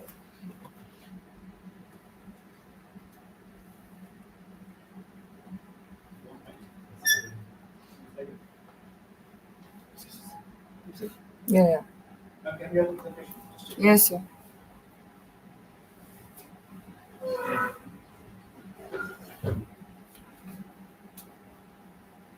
Morning, ladies and gentlemen. I represent DGCA here, and we'll be giving perspective for what DGCA is doing towards helicopter operation and what are the regulations what we have won in the last few years for making helicopter operations slightly safe. I retired from Air Force 3 years back, where from Directorate of CNH, where if you look at that point of time, there were 520 Air Force helicopters, and now presently in civil, I'm looking at about 250 helicopters. That's a change, but the climb which is done is totally different, and we all know majority of helicopter pilots are from armed forces background. The requirements for military and civil is totally different, and that's what we propagate wherever we go. And we tell people, you are on mission mode in service, but here the safety is paramount and safety is to be kept in mind. DGCA is a safety aviation regulator, and like any organization, we are objective is to maintain safe skies. Most of the things have already been covered by DG, AIB, and Marshal Baroda as the opening address. But still, I go ahead with and brief you about the number of helicopters involved. Accidents of last 15 years and what we have taken analysis and how we have what were the causes of those accidents and what changes we have brought in our regulations. And in the end, I will bring out organization changes after the formation of FSVRWA and what are the focus areas of DGCA Helicopter Directorate. Okay, as of 31st October, total 325 helicopters have been registered in India.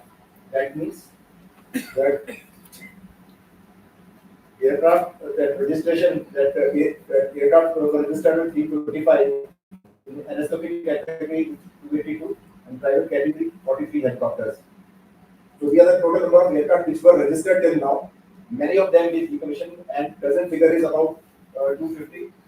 If we see year-wise, number of helicopters given in the last column, from 180 has increased to 218 in 2025. In fact, it increased to 224. But recently, 7 helicopters have been deregistered in Pavanas because of their vintage. The figure has come down to 218. But what we have to see is number of LSOP rotary wings, which were 28 in 2022, have gone up to 42. That is the fact which University could have brought in. There are many operators which with 1 or 2 or 3 aircraft only, mostly with 1 helicopter only. So the compliances become that much difficult for us all operator. Number of LSOP, rotary wing and aeroplane mix are 20. So today, as on date, there are 62 helicopter operators in Indian civil aviation market. And we also look after certification of blue team. Presently, there are about 17 certification which are going on in DGCA, which I am responsible for getting them inducted. And these 17 helicopters will get inducted in next 1 year. So the numbers are increasing, but the concern is also maybe because of NSOP is also increasing. 42, and by next year end, we may have about close to 55 to 60 operators, which will again be difficult to manage and because of the number of aircraft. These figures I just confined up to from 2010 to 2025. Total 43 accidents have taken place and 21 accidents involved 95 fatalities.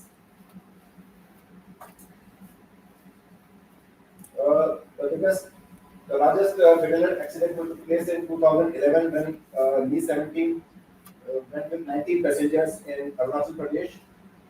This year, there are 5 accidents, but in this slide, what we are showing is those investigation, those accidents which are being investigated by AAIB.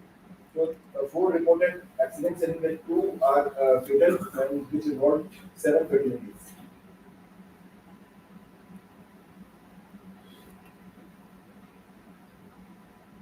The projection issue in this pie chart is not seen the way it should have been.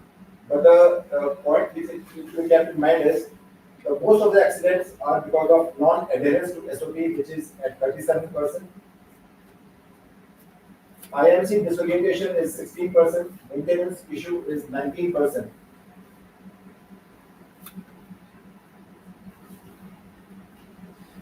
Next, please.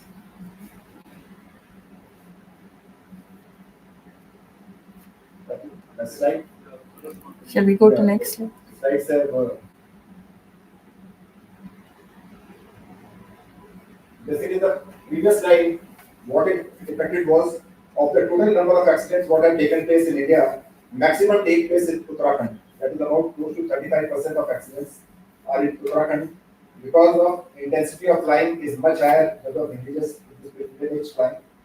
And like in armed forces, the maximum accident take place in the northeast or up north, GNK sector or mostly in northeast. They contribute much lesser than what we get in Uttarakhand. The positive factors analysis, if we do, non-adherence to SOP 37%, disorientation is about 16%, excessive out-of-weight 9%, lack of supervision 2%, helipad not maintained.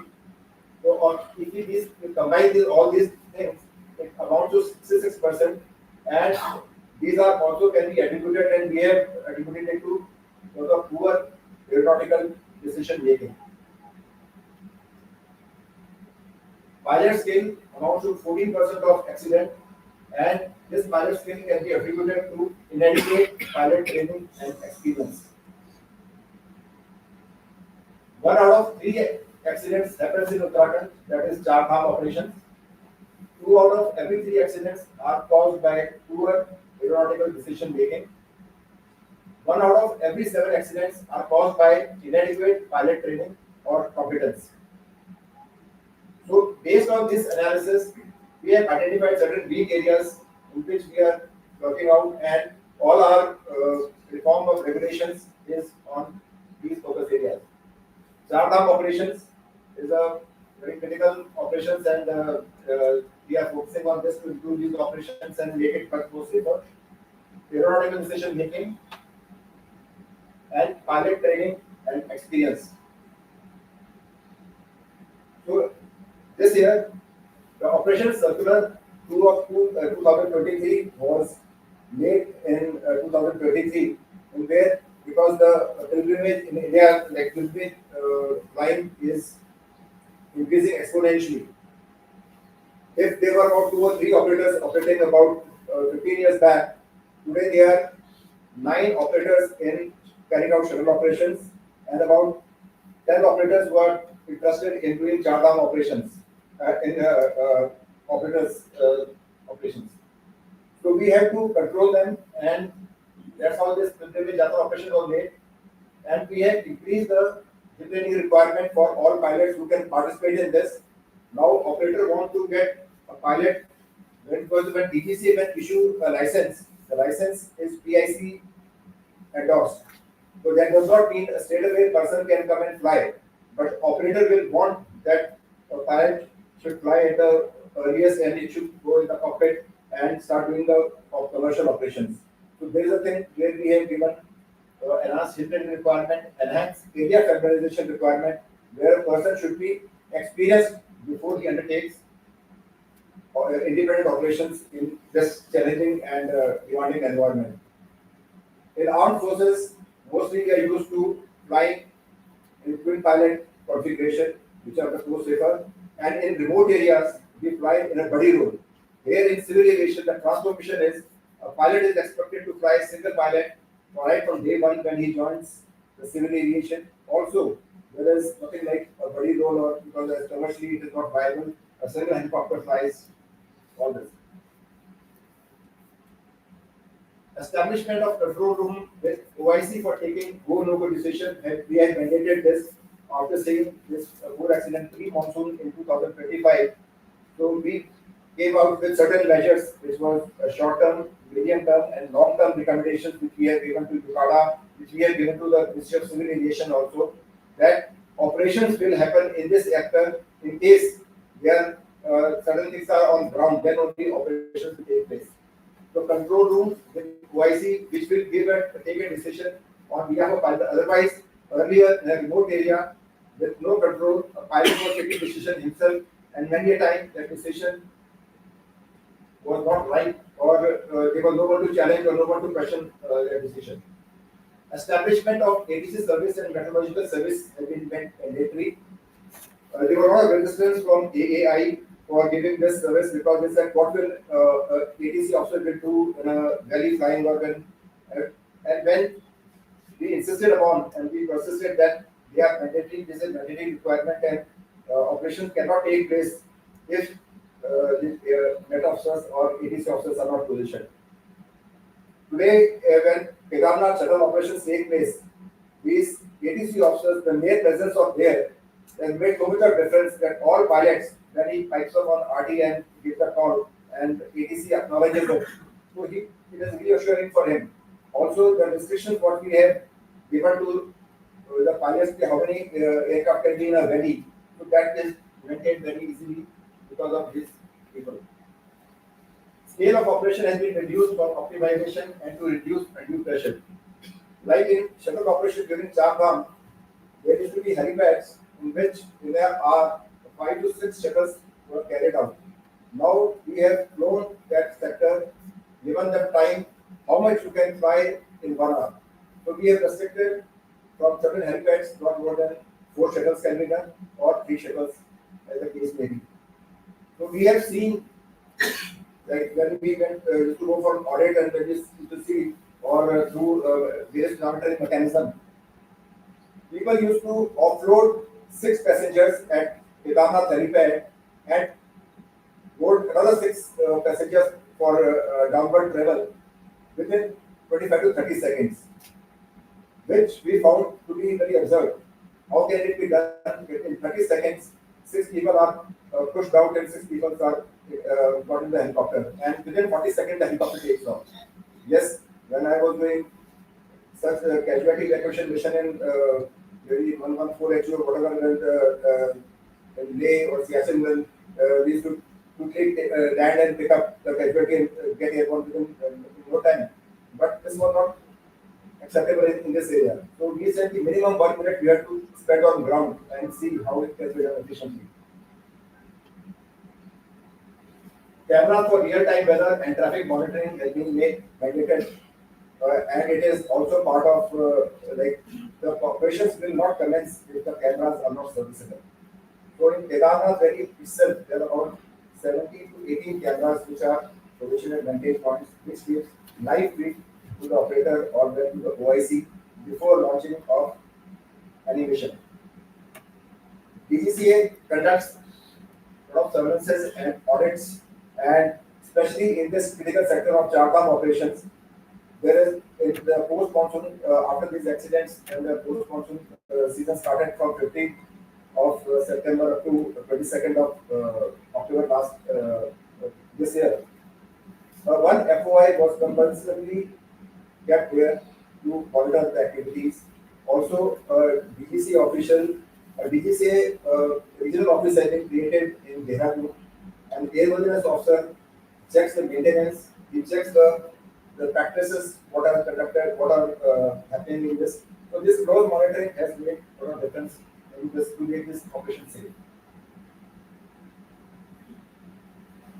Strict enforcement actions are adopted in case of any violations. So operators, like this monitoring of it can be done on live feed, or when we see any anomaly or any violation, straight away the pilot is grounded maybe for a day, or in a case where we just one of the fatal accidents, the pilots took two pilots who got airborne in a good weather, though they came back and landed back safely.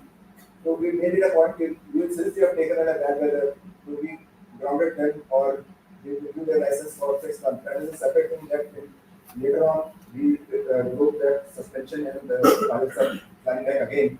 But such measures are taken, and any operator who is found wanting on compliance issues, he is also grounded. And these operators who are not following adhering to the norms, they are permanently or temporarily barred from participating in this certificates. Accountability of Uttarakhand Civil Aviation Development Authority, UCADA, as DGID already brought out, they are not there to earn money, but they are also to give it back, and so they were conducting these operations under their ambit without any technically or suitably people in their fold. Aeronautical decision making is defined as structured mental process for pilots to make safe, consistent, and effective decisions in aviation. That we all are aware of, and the two elements of ADM are hazard identification and risk assessment. So these things we have given a lot of emphasis on. Hazard is a real or perceived condition, event, or circumstance that a pilot encounters, and risk is an assessment of the single or cumulative hazard facing a pilot. We all know that on civil operators, they send their pilots for recurrent training every 2 years to an APO where they carry out simulation of various emergencies. All emergencies have to be practiced. So this is to be, we have said the ADM is to be reinforced, assessed during recurrent training session. We have made it mandatory that we go through this. Our civil aviation requirement 8H2, which deals with flying training requirement for commercial flying. CA 50A, this is a form which has been introduced, which specifically relates to aeronautical decision making. So a person when he goes, so he fills this form and the trainer or he assesses every pilot on this. And there is also plan that aeronautical decision making as a subject to be conducted in specific ground training, and here RWSI would conduct a lot of ground training. So in future, please be prepared to undertake this activity also. So this is a form 50A, which is a recurrent flight training of simulators for helicopters, which emphasizes on ADM.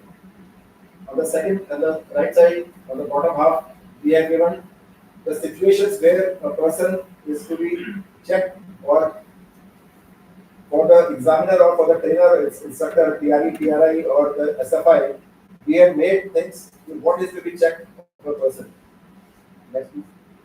So guidance for trainer is already given, in which a simulation in simulator is to be given for adverse weather, simulation for like visibility in VFR flight, simulation for approaching adverse weather condition, simulation for whiteout, brownout, and various conditions of which a pilot may occur, simulation for high rate of descent, high rate of closure, and high altitude helipad or taking a tailwind approach. All these simulations have to be given, and we have listed all mandatory things. And this is not limited to this.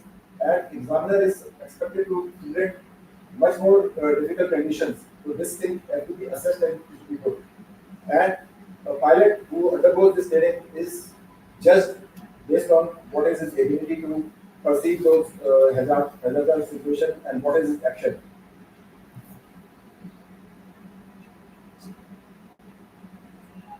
A flight safety directive was made few years back, where till about 10 years back, civil aviation helicopter pilot used to dread carrying out the precautionary landing because there were so many questions were asked. Now we have made it no question asked. In fact, a person when he carries out a precautionary landing because of bad weather, he is given a pat on the back and he is given appreciation by DGC that he has saved a valuable aircraft and a life. So that is a approach what DGC is approaching is the mandating and following this case.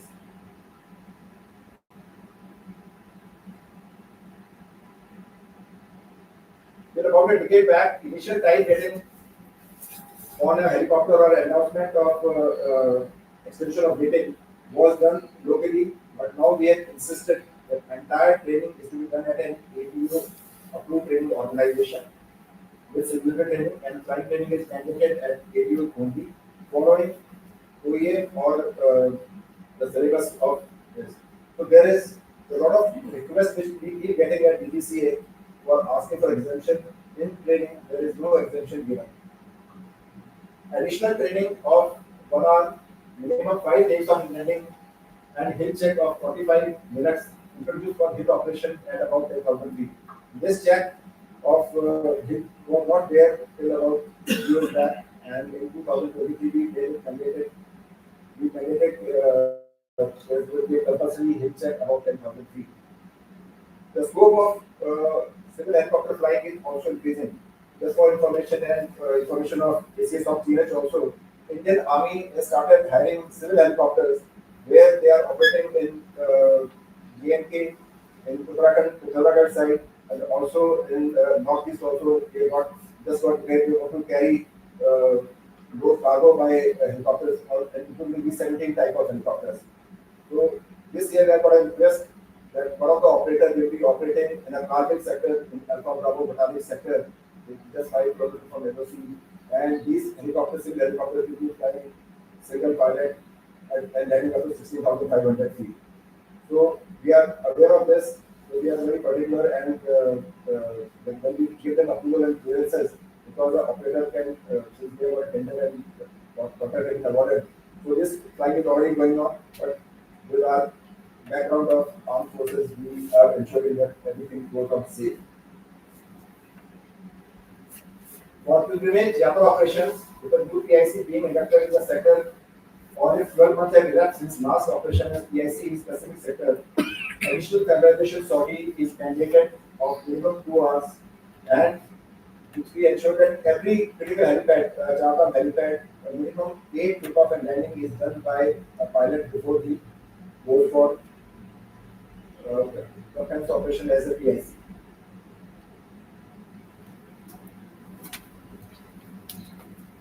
After spate of accidents, and one of the accidents was attributed to high order play, we restricted operations to OG only because that's not how OG operations become that much safer. But there was a lot of representation, and because the operator signal helicopters, they were not able to carry much. So we then revised it to OG plus 50 kgs. We still give them about 75 to 100 kg safety margin. They operate in will go in I for IG operation, but with load configuration of 4G plus 50 kgs.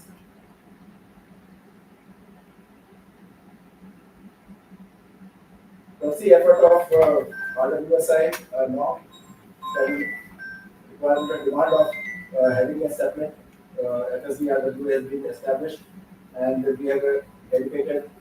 The work is still in progress. We are presently about 8 helicopter FOIs, and against the requirement of having 18. But I'm sure that in time to come, when other things are looked after, we will be a full strength. And this is a single window regulatory oversight will be ensured by this, and DGC officials from all directorates, airworthiness, AEB, that is Engineering Directorate, and ASAP officers are earmarked. So if any case comes to me, all helicopter cases now land in FSD RWA, and now we take decision and who to it should be marked. And the advantage is that things are happening much faster. Like in earlier cases, when it should be 3 to 4 months, now within 15 to 20 days, a case is resolved and operator is informed about. So all this we have already mentioned. Focus on high risk operations is that pilgrimage route is pilgrimage flying is going to be very important in times to come, and a lot of this scope is going to increase. And keeping commercial interest of operator also in mind, the safety will be kept paramount, and this is our result, and there will be no compromise on safety. And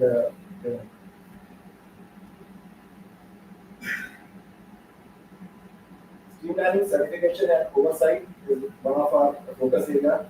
And as I mentioned, there are 17 more operators will be joining in next 1 year. And we have aimed to simplify and expedite certification process for helicopters while maintaining high safety standards. The surveillances, audits, and compliance checks are mandated into helicopter operations.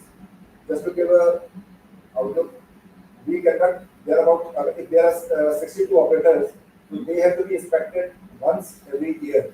Then there is an operating base for these operators, so that also will have to be inspected.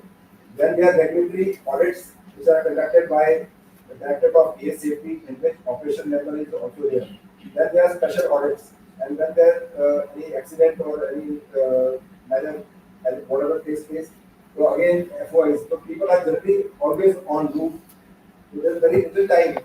Most of the time, I am sitting alone in my office, and all my FOIs are generally out on a tour. And the situation, once people join, will definitely improve. And the idea is from now on, there should be helicopter accidents which can be controlled, should be kept at minimum. And the reform which has been brought in by creation of this is the alliance with the ministry vision that says it boosts regional connectivity by having, especially serving the remote and underserved areas where helicopter can go. There's a tremendous scope of helicopter growth, and that I'm sure that is going to happen. And the creation of this FSC RWA, things are looking up, and in times to come, the helicopter industry, civil aviation industry is definitely going to look up and increase manifold, and we ensure that we will have safe operations. Thank you.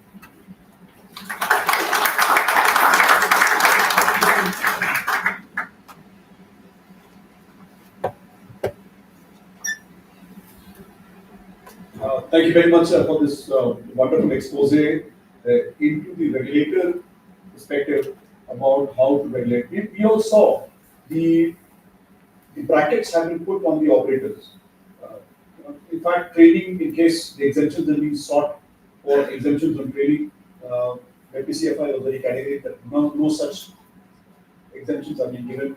There are facts to do with the aspect of change of role for a defense helicopter pilot moment he dons the civil wings. Single pilot operation, its challenges if you have to in the weather and everything else. What is heartening to see is that not only this factor of human resource being affected or is being regulated, but they've also gone ahead to put technology into place to get you the weather, to get you the cameras, to get you all kinds of regulations over there, There's also an ADC officer sitting over there, regulating the traffic to the. Yes, of course, it will sound restrictive, it will sound as if there are brackets being put, but of course, safety is an issue. Sir, we have a question for you which comes from the, in fact, it's just a concern which he raises. He brings out, in fact, this whole lot of people who are on the line right now, they are, in unison, they're asking, sir, the squawk code which is required to be obtained for every sortie from the remote area where helicopters are flying is often a difficult proposition. So, JD is also here actually, and this point also concerns him. They are requesting that if it is possible to provide a dedicated number on which the score code for helicopters can. The idea is to facilitate how working the score code can be. The reason is that they explain that further is that once they have a score code, at least they know that their flight plan is known to everybody else and it is deconflicted. At least that aspect is taken care of. So they are requesting that in case the regulator can have a look at this. For that. Any comment from you? Okay, this point we have taken, and like in Chardam sector per se, this entire airspace is of Indian Air Force, and that's what they control. And I think we should be there's an adequate licensing with concerned agencies and Central Air Command, and this airspace is given. In fact, whenever there any exercise which takes place from CSC, the officers are kept informed, and they are kept on ground also. Regarding squawk code, this point will be taken because we have to approach other agencies. Like we will take this point. So they are requesting for some regulatory direction from your side. So this point was till now I have not got it, but this point will take into sense and. Thank you very much. And ladies and gentlemen, I please request you to please put your hands together for this very honest committee and laying down of the roadmap by the DGCA, WCFI, and all that I am now likely to request Madam Nirmala to please come and address this August gathering and give us the insight what the CMD is there for us. Thank you very much.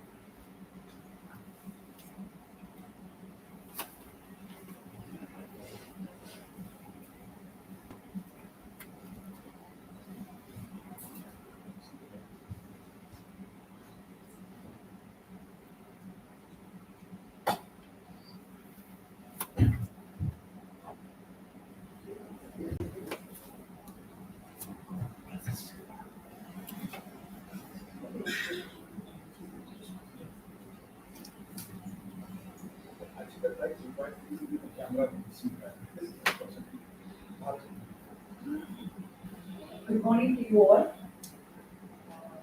With more than 37 years of experience in working with RWSI, which I have contributed towards ALH, LCH, and LUH flight testing with respect to flight test instrumentation and delivery and certification of all these platforms.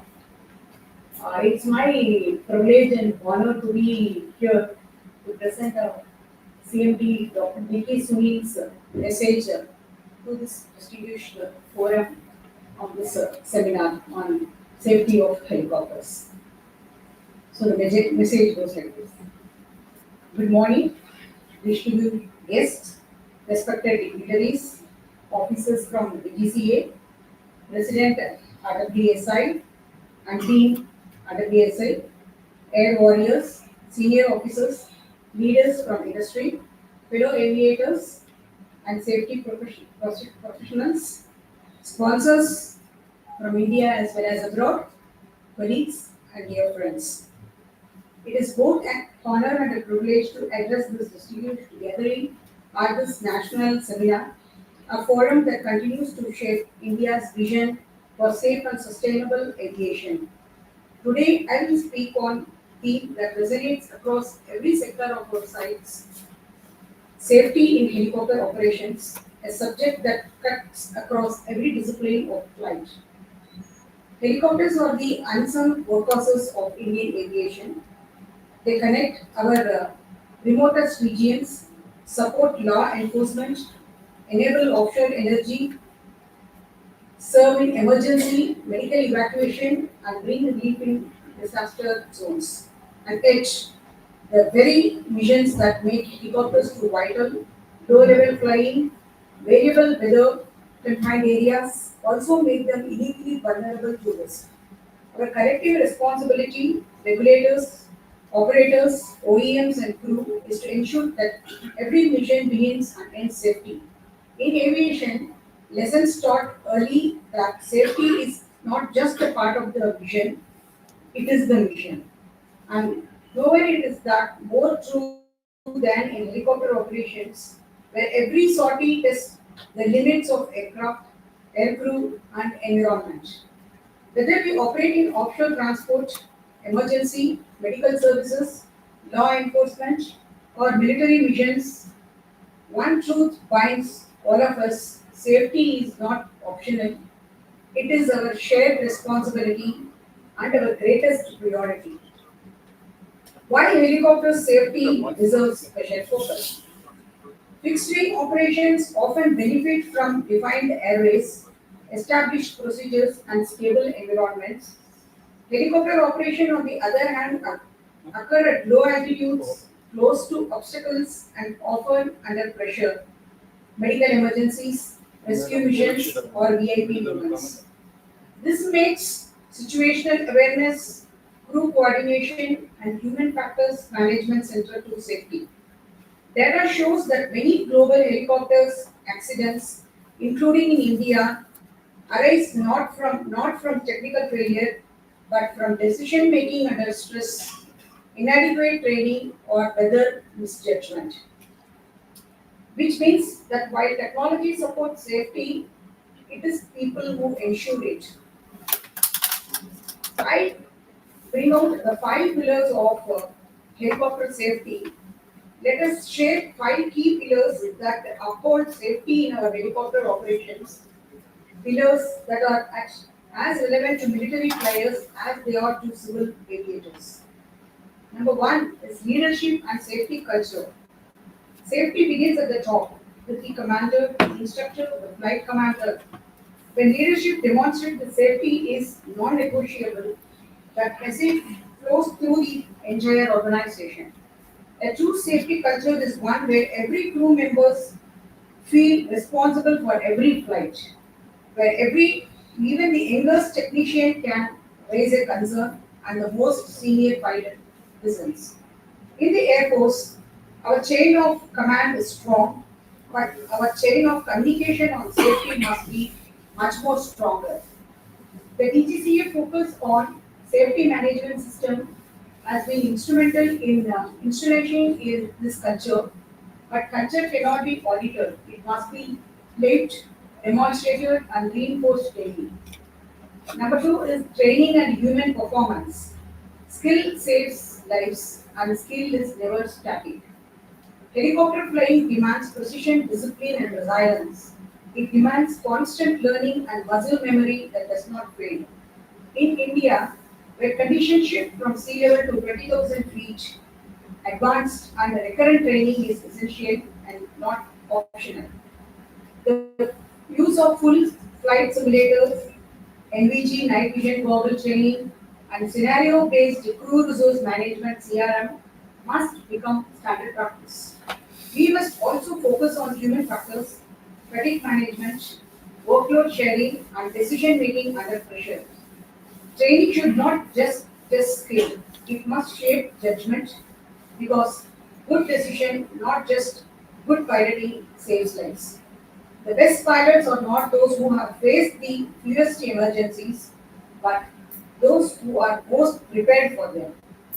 The third one is maintenance, airworthiness, and technology. Behind every flight stands as technician integrity, compliance with the maintenance schedules, adherence to OEM guidance, and zero tolerance for shortcuts. These save lives. New tools like humps, digital logbooks, and predictive analytics help us catch problems before they manifest. With the integration of humps, health and user monitoring system, predictive maintenance, and indigenous platforms like ALH Group, Elevate, NCH, India is moving toward a new era of reliability and self-reliance. Today, technologies such as humps, engine trend monitoring, and predictive maintenance analytics allow us to detect potential failures before they happen. Let's remember a well-maintained aircraft helicopter rarely surprises you and neglected one always will. But technology only serves safety when paired with human discipline and procedural rigor. Maintenance is not just a technical act, it's a moral commitment. Adherence to maintenance schedules, strict quality control, and use of genuine parts and documentation are not negotiable. The DGCA's initiative to promote digital record keeping, CAMO oversight, and MRO standardization are major steps forward. In the helicopter world, technical vigilance is as vital as pilot proficiency. The fourth one is operational discipline and decision making. Globally, more than 70% of helicopter accidents are attributed to human factors, not mechanical failure. Fatigue, mission pressure, overconfidence, or press on itis. These silent enemies can cloud the best of minds. Recognizing one's own limits is not weakness, it is professionalism. At the academy, you are trained not just to fly the machine, but manage yourself, your judgment, emotions, and situational awareness. The best safety device in any helicopter is not the autopilot, but the human mind that refuses to ignore risk.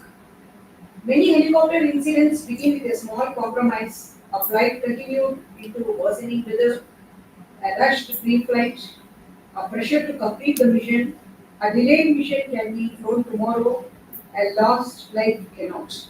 A significant number of accidents result not from lack of skill but from a lapse in judgment, flying into marginal weather, accepting avoidable risk, or succumbing to get their edges. Operational discipline means knowing when to say no to delay, divert, or decline a flight when safety margins erode. This simple principle, a culture that supports sound judgment over schedule, is one where lives are saved quietly every day. Data sharing and reporting and collaboration is the fifth one. In aviation, every mission leaves behind lessons written in hard ink. We owe it to those lessons and to those we have lost to ensure they are learned, shared, and applied. The Air Force has an exemplary system of accident investigation and reporting, but true learning happens when those reports change behavior. When they shape training, therapy, operational SOPs, and pilot briefings. Furthermore, civil military cooperation is essential. Sharing data and best practices between IAF, Army Aviation Corps, Navy, PGCA, and civil operators under the Ministry of Civil Aviation will build a unified national safety culture. But the true strength of the safety system lies in what operators contribute: timely reporting, open sharing of incidents and near misses, and collaborative analysis. We need sector-wide transparency and not blame. When safety data is treated as a resource, not a risk, the entire ecosystem benefits. India's safety oversight is evolving rapidly. The DGCA safety, state safety program, and aviation safety surveillance initiatives are transforming oversight from reactive to predictive. But data alone is not enough. Operators must share real-time safety reports, near-miss events, and maintenance trends. We must replace learn culture and learning culture. When DGCA, HAL, OEMs, and private operators collaborate, we move from isolated safety to integrated safety, and that benefits the entire ecosystem. The Indian helicopter landscape, if you take, the Indian helicopters ecosystem is diverse and dynamic, spanning civil operators, government agencies, Air Force, Army Aviation Corps, paramilitary, BSF, Indian Navy, and Coast Guard units. Across the civil domain alone in India, around 200 helicopters operate in mission ranging from tourism and logistics to air ambulance and offshore transport. But this diversity brings with its operational complexity, high altitude terrain, congested airspace, variable weather, and maintenance challenges in remote bases. As India expands its heliport network under UDAN and Seva, we must ensure uniform safety standards across operators, large and small like. Because in aviation, the system is only as strong as its weakest link. The helicopter in India's aerial workhorse, often called the aerial jeep, is the lifeline of modern military and civil operation. It lands where there is no runway, rescues those beyond reach, and carries hope to places where none can go. In India, our helicopter operates in conditions unmatched anywhere in the world at 20,000 feet in Siachen Glacier, waving thin air and sub-zero winds, in desert heat where air density challenges lift and endurance, in urban and coastal zones where precision and coordination are key, and in humanitarian vision from flood relief in Assam to earthquake evacuation in Uttarakhand.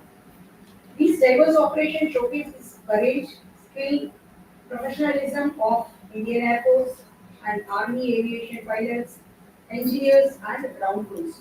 But they also underline one truth: operational excellence must walk hand in hand with safety consciousness. Why safety matters? It's beyond procedure. Safety in helicopter flying is not merely about compliance with regulation or checklist. It is a mindset, a continuous awareness that the smallest lapse can have the greatest consequence. In fixed wing flying, you may have time to recover from a mistake, but in a helicopter, the margin for error is razor thin, few seconds, few feet, few degrees of altitude.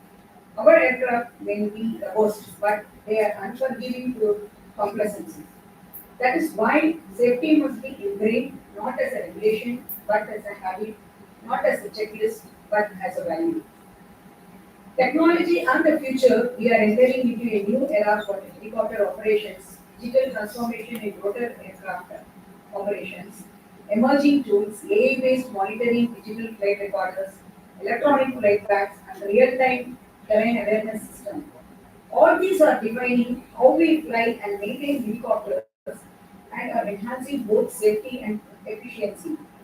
India's indigenous platforms, ALH Group, LUH, LCH Depression, are testimony to our growing capability and confidence. Future initiatives under Atmanirbhar Bharat are integrating global safety standards with homegrown technology. But even in this digital future, one truth remains: the technology cannot replace human conscience.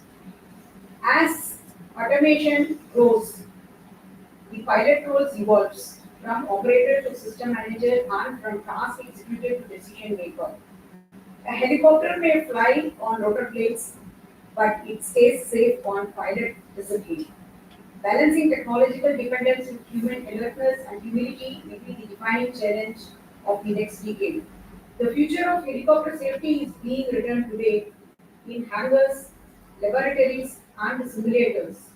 Artificial intelligence, digital twins, flight data analytics, and real-time monitoring will revolutionize how we manage risk. India's defense industry, led by HAL, DRDO, and private partners, is already embedding these features to our next generation rotorcraft. Yet, amidst these innovations, one constant remains the human factor. As technology advances, our responsibility as aviators deepens to use it wisely, to understand its limits, and to never let automation replace judgment. The case reflections and lessons.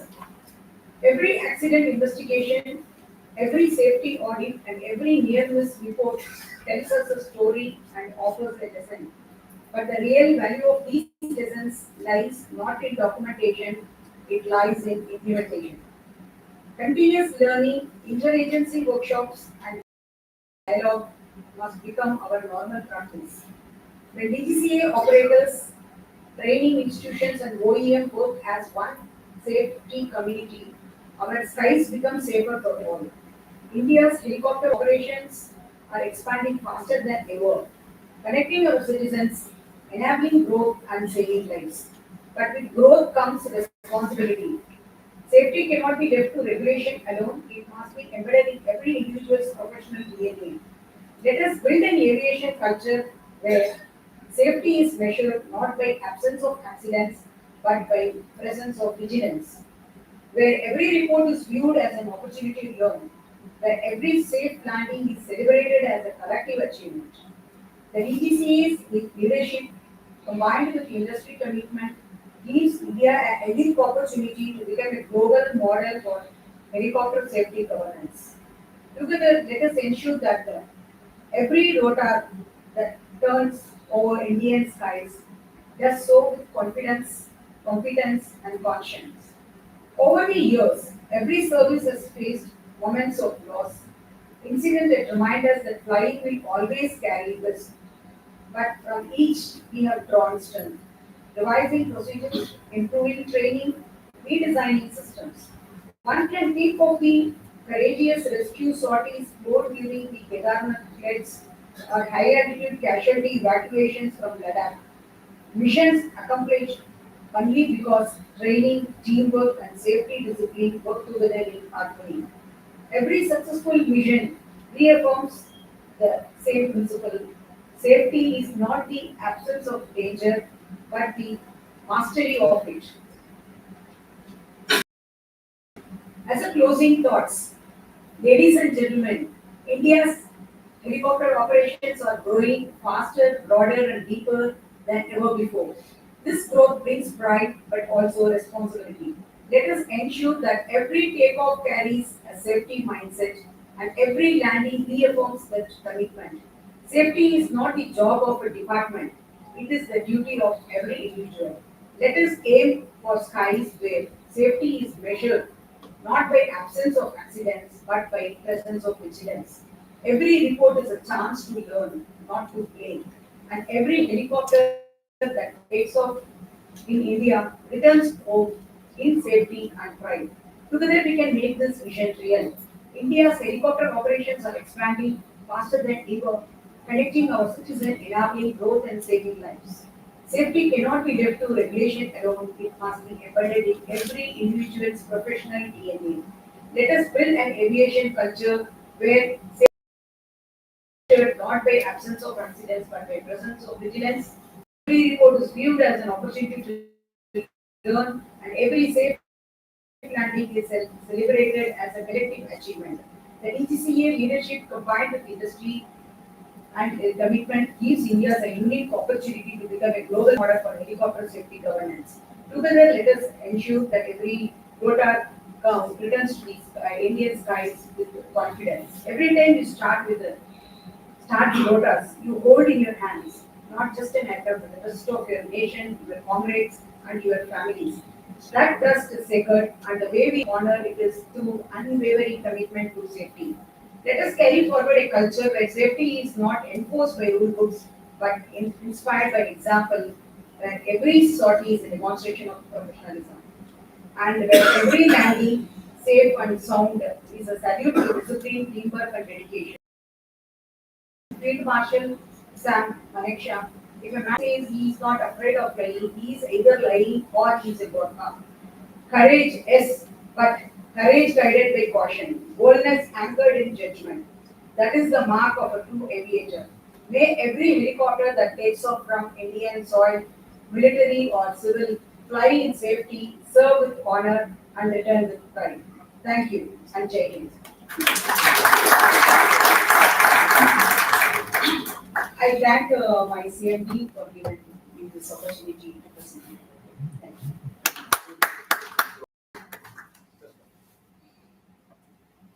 May I please request the two August speakers of the session to please join on the stage. Captain Madhav, Member Chaudhary. And may I please request the Commander Singh to please come and facilitate our speakers for this morning session, please.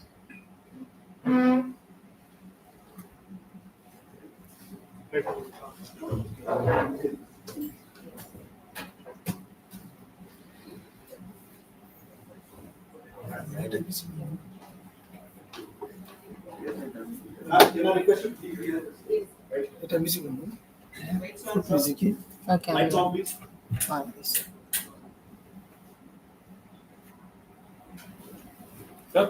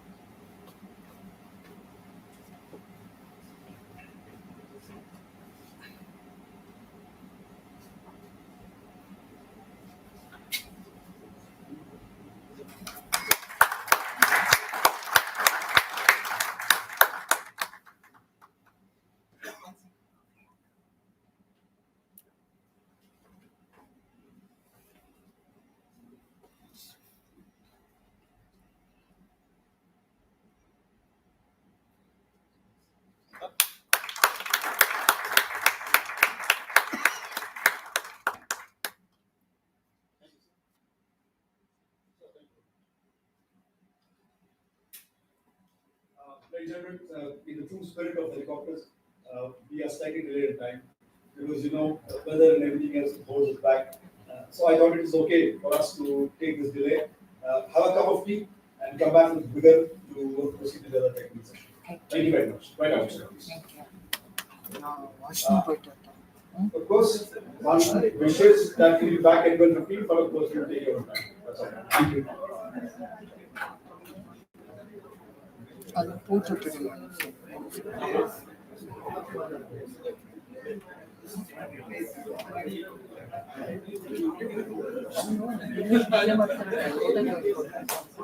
ಊಟ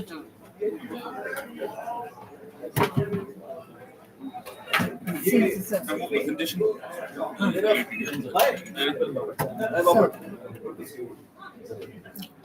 So, yes sir. Yes sir, please sir. Tell me sir.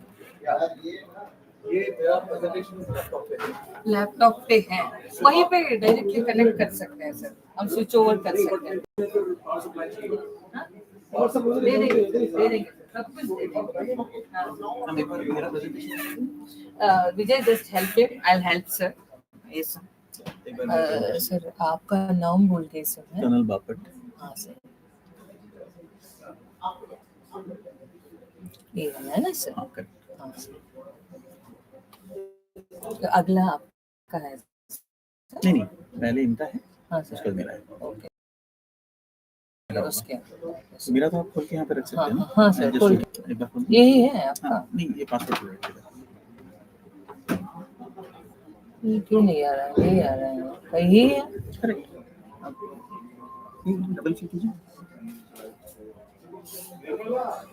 एक minute,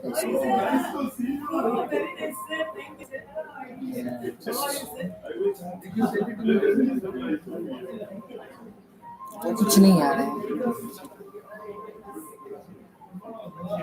नाम कहाँ पे वो? हाँ sir, RWSI folder में। हाँ sir. there is one Google Drive. Yes sir. If I send it to you, you will be able to download it. We'll try sir. One second. Yeah. We'll try it. This one, no? Yes sir. Send it to my Gmail ID sir. It's coming. I can download it and send it to you. Yes sir.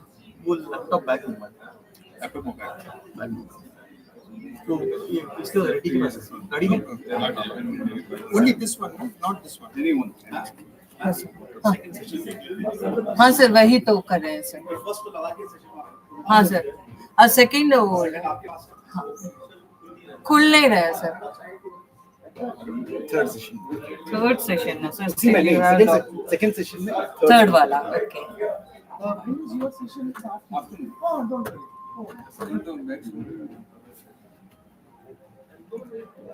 You came late, sir? I came, I think just 10 minutes which is the one, sir? Pack. Okay. Yeah, the first one. I will take the complete folder because the videos are there. You embedded the video correctly? Yes. So, what's your good name, sir? I am Raguraj. Oh, I was asking, sir. Like, where is Raguraj, sir?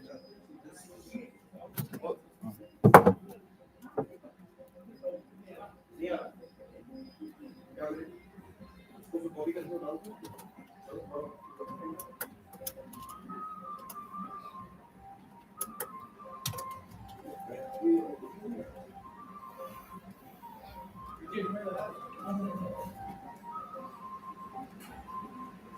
the presentation. Shall we open and check the videos whether they are playing? So, Let's go down. I think slide number 9. okay, we'll just fly through. This one, it's coming. Yeah. It's coming, right? Good, very good. And shall we go to the next one? Yeah. The very next one. Next one also. It's not. There are 2 videos. First one and second one. They're on slide only, so you will not have a problem. Okay. Just in case. Yeah. Maybe both after are the completion, it will come. good. Thank you. Thank you. Yeah, then. Ellen.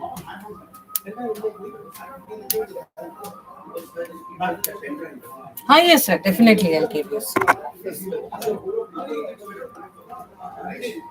Yes, sir.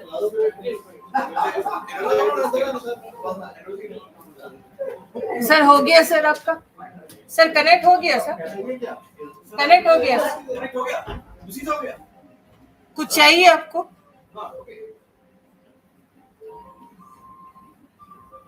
कोई नहीं sir हम मैं यहाँ से play कर दूंगी आपके लिए है ना चिंता मत कीजिए जी सर सर अब तक तो ठीक किया ना सर मैंने हाँ सर अब बफट सर का नहीं आ रहा है वही सर दोबारा वो आपको पेन ड्राइव दीजिए ट्राई करते हैं sir Just try with the pen drive. I will.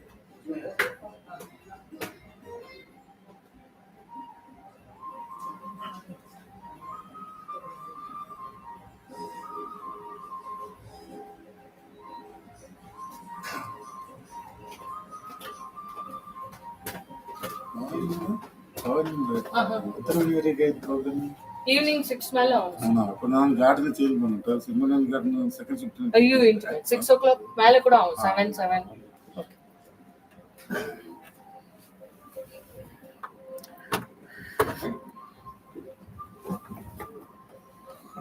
ये फाइनल प्रेजेंटेशन ये है ना सर ये एक ही प्रेजेंटेशन ये क्यों नहीं आ रहा है पता नहीं RWSI presentation.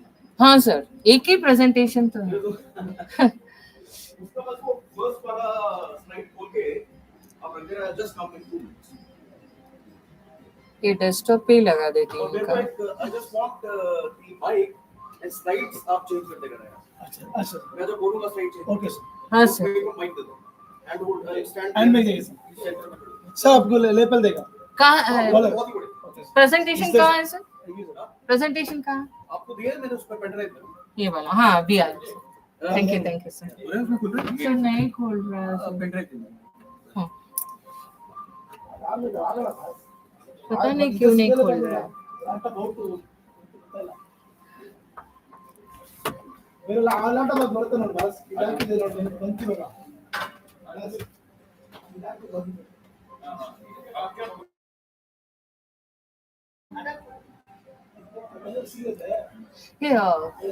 ಅದು ಅವ್ರ ಪೇರೇನಪ್ಪ ಇಪ್ಪ போனாரில்ல ಅವ್ರ பேரேನು இதுக்கப்புறம் மேல போடுறாங்க ஓ இருப்பா இது எனக்கு மியூசிக் ஆஃப் பண்ணுங்க தலை வலிக்குது இந்த மேடம் வித்தா மேடம் இது இதுல என்னென்ன வீடியோ இருக்குதா இல்ல மேடம் ಅವ್ರ பேர் வேணும் எனக்கு यूएसबी रेडियो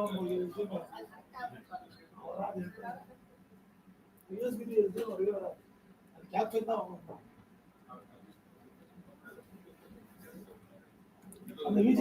ಅವ್ರ பேர் சஞ்சீவ் வசிஷ்டன்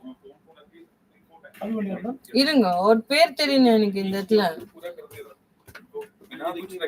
बिना कुछ रेक्टिफिकेशन एक्शन में कैसे कर सकते हो हाँ सर दोबारा लेके आए sir okay sir 1 minute sir एक खत्म कर देते हैं ना नहीं இருங்க ஒரு நிமிஷம் செக் பண்றேன் இவங்களுக்கு வர மாட்டேங்குது அதுக்கு this is coming so not an issue right pen drive given okay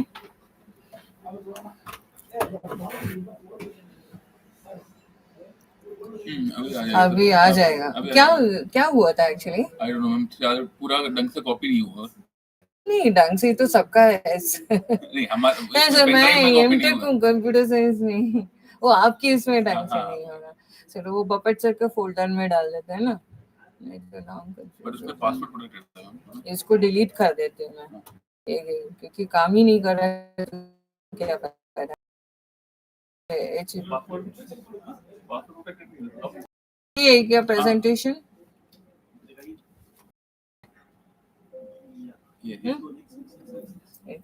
पे कर देते हैं सर एक बार, यही है ना?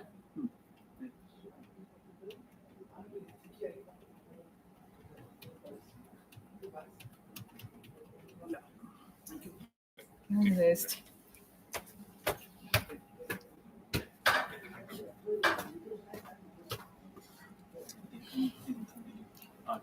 I'm doing multitasking, managing the live stream, this, that, and all, managing my people also. I think pen drive I'll give you, sir, definitely.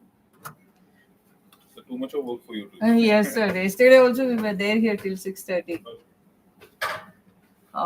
Ashish, now washroom ಹೋಗ್ಬರ್ತೀನಿ. Can you just be here? ಇದನ್ನ ಯಾರು ಇಂದ ಎಟ್ಲ ಬಿಡೋದಪ್ಪ, touch பண்ணாத. Live stream is happening, okay? Don't allow anyone to disturb any infrastructure here. Don't go anywhere. I'll go to washroom and come back.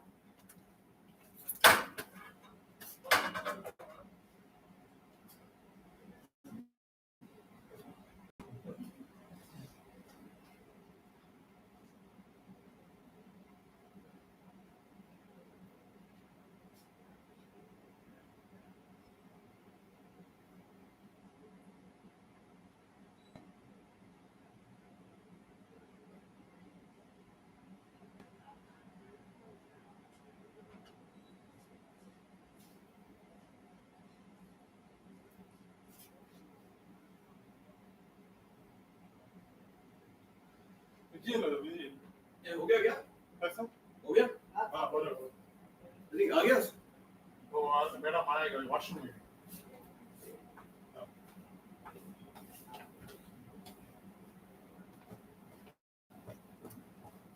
ये जरूरी है काम करना। Live streaming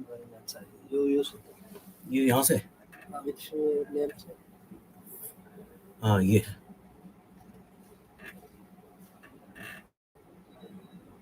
तो she will use it from here? Yes.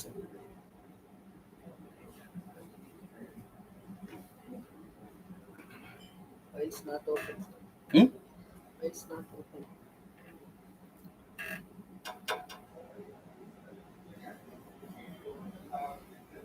ये क्या भाई?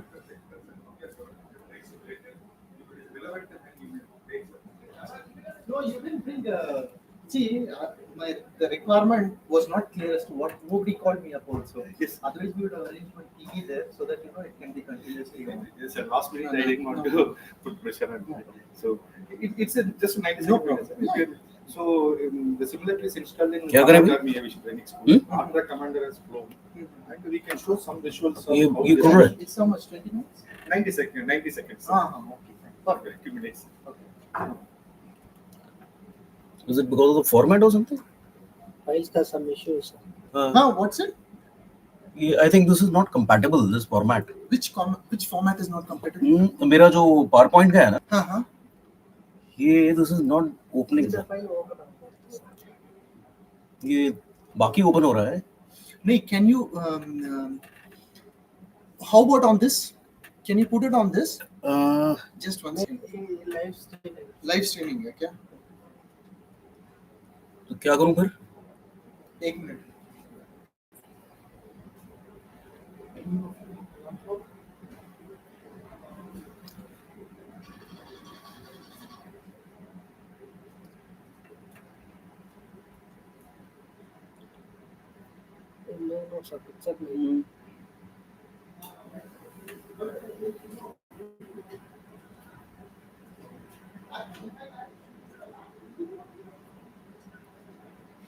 Because it's opening in my laptop.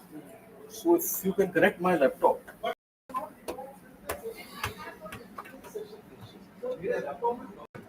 Where is your laptop? It's here. Oh, okay. Hey, we can do it directly from the laptop. Right, so why don't you do it directly? Sir, that display not connected, sir. It's a old laptop. Huh? Laptop na HDMI not connected, sir. So can you connect this laptop here? Yeah, you can connect this laptop. You connect that laptop here. Huh? You give me this. Don't worry about this. Where is that long cable? Long cable is connected, Hey, sir. Shankar. And the split of the parking there last time. Already came in very quickly. What was that? You have HDMI port?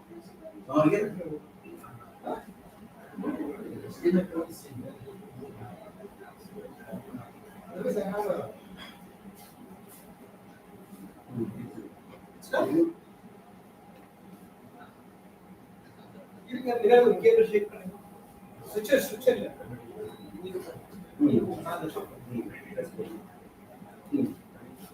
ಅದೇ 4 2 3 ಇತ್ತಲ್ಲ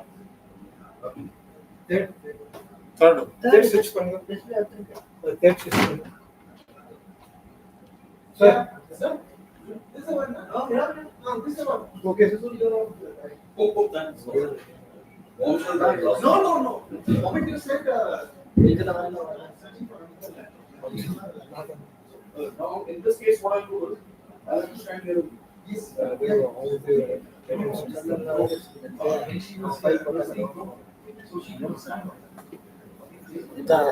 இதுக்கு no problem நான் இதுல போட்டீங்கன்னா உனக்கு இதா hack ஆயிடும் அவரோட ஃபைல் காப்பி பண்ணி இதுல போட்டோம் ஓபன் ஆகும் ஆவாது what is the name of the file இதுல தான்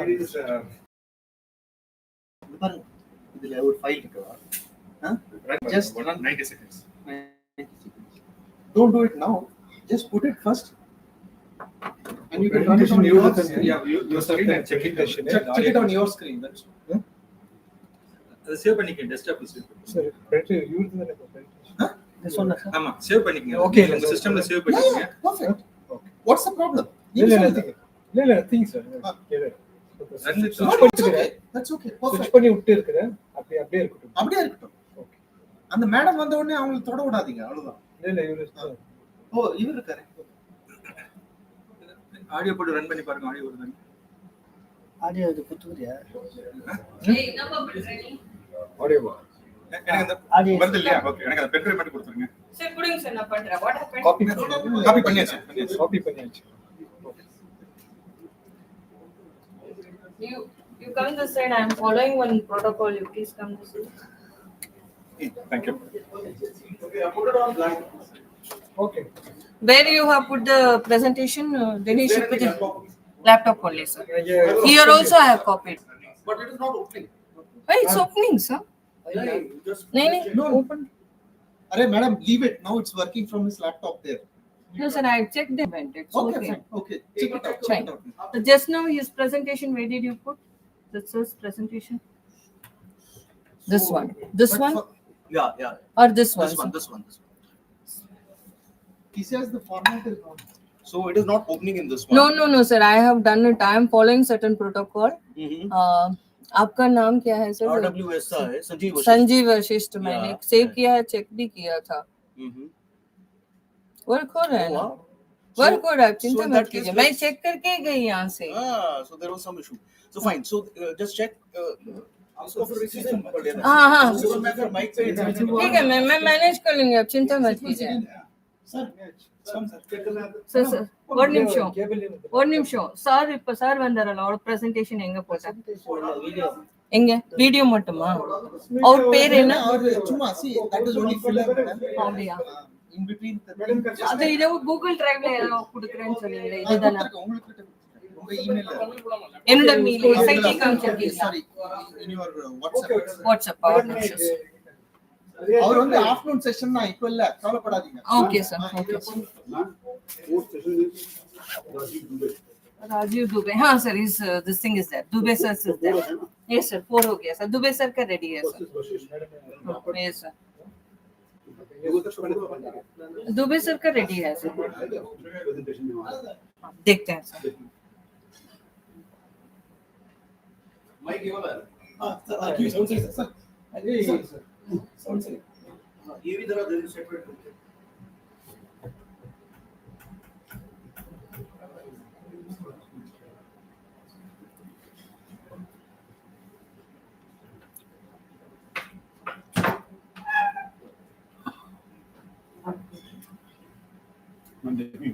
ये क्या सब ड्राइव में भेज रहे हैं? फाइल दे सकते हैं ना मुझे? कौन भेज रहा है? आनंद जी बाद में करते हैं सर। सर हमको हमारे इसमें देखना है ना सर, वो मेन वाला फाइल में है ना।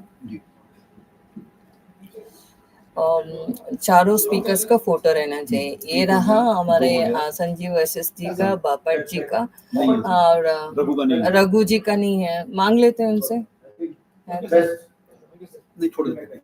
छोड़ देते हैं। मैम इसके बीच में वो लगा दिए। क्या लगा दूं सर? जो मैंने कहा ना कॉपी वो वाला, हाँ हाँ वो लगा देंगे सर। ये वाला ना, ये इनके बाद लगाना है ना, और इसके बाद लगाना है। यही लगा के छोड़ देते हैं ना। उनका फोटो है यहाँ पे लगा दिए। यहाँ पे लगा दो है ना, यहाँ पे। हाँ यहाँ एक है ना। इसके नीचे हाँ हो गया ना सर, हो गया ना सर। दोपहर में देख लेते हैं।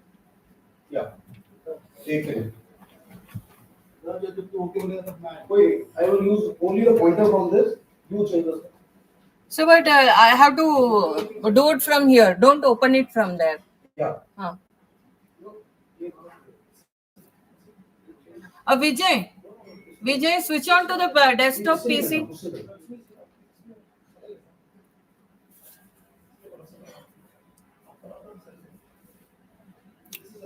Vijay, let us follow one protocol, Vijay. No confusion.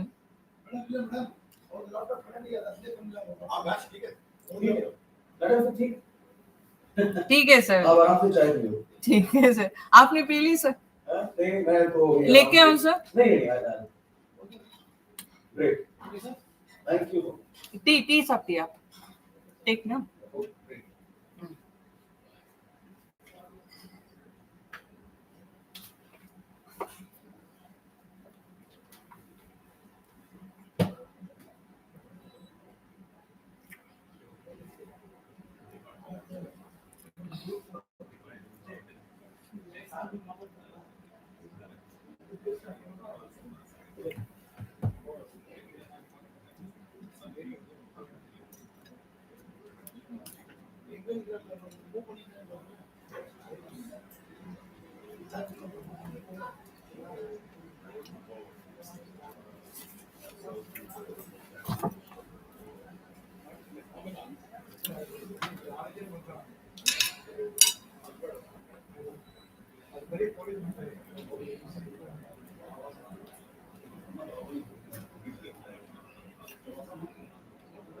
Sir पट्टी तो मरते रहा।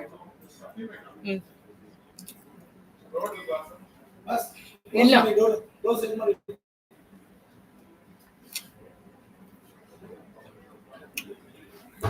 सारा लाइट लगाओ। ये भी लगाओ वो भी लगाओ।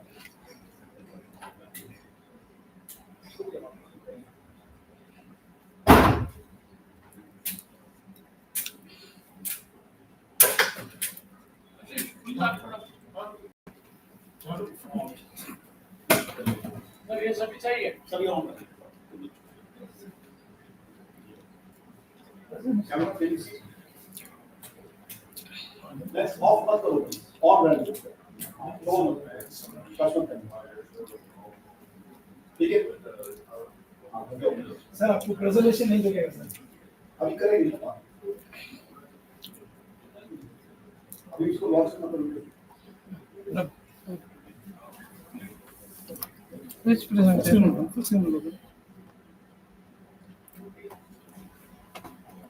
अब इसको आप करना।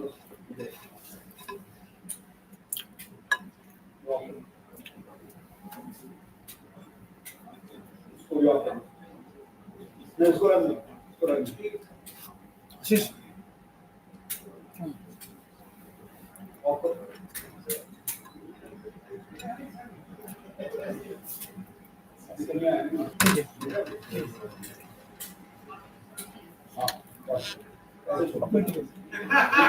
पहले भी ऑन करो सर, फिर ऐसे करो।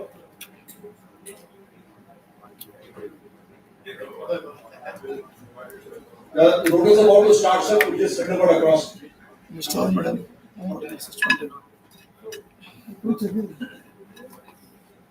2 minutes for that.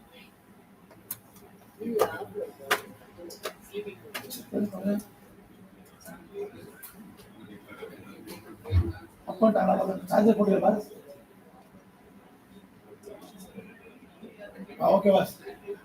Done, boss. Everyone see it, what? Huh?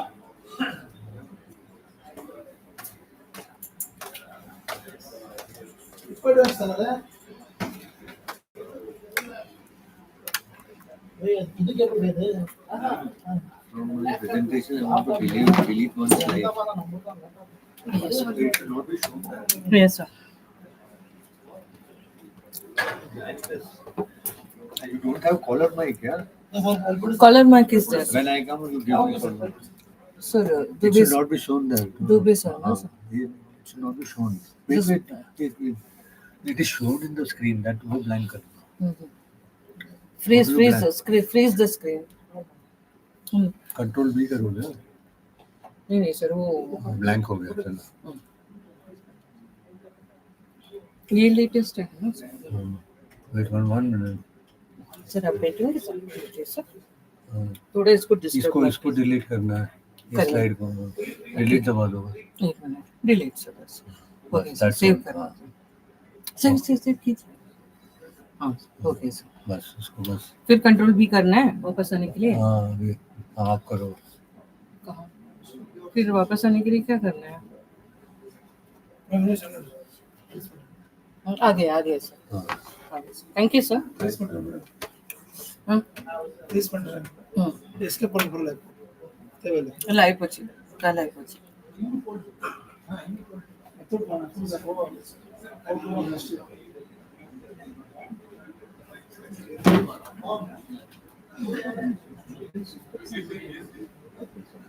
Gentlemen, I would request please settle down fast so that we can try and catch up on some of our time.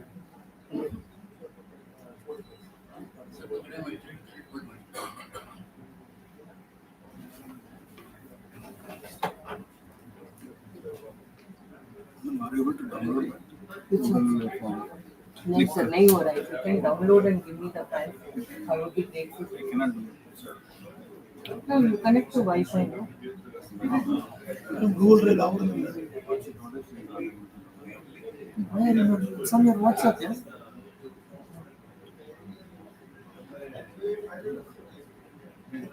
Don't worry, I will get it on my laptop. Hey, give me your email ID. Send me your email ID, I'll send it. Which email ID is it? Yes, you send me your email ID to my laptop. I will download this thing and I will send it. Okay, that's it. Okay, sir. I am also trying to download it, sir. Sir, shall we settle down, sir?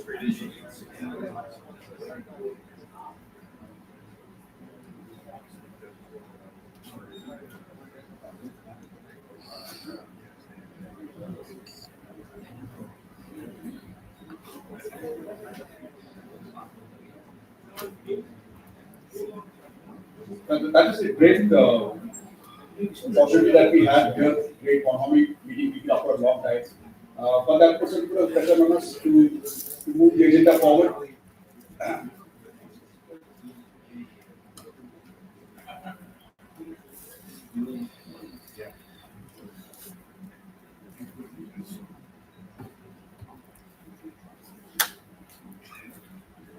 Right, settle down, please, right? Thank you.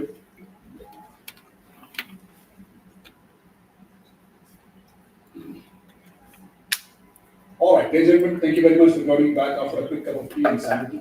I hope you are fueled enough to take on the next session, technical session 1. Now, we brought this into perspective.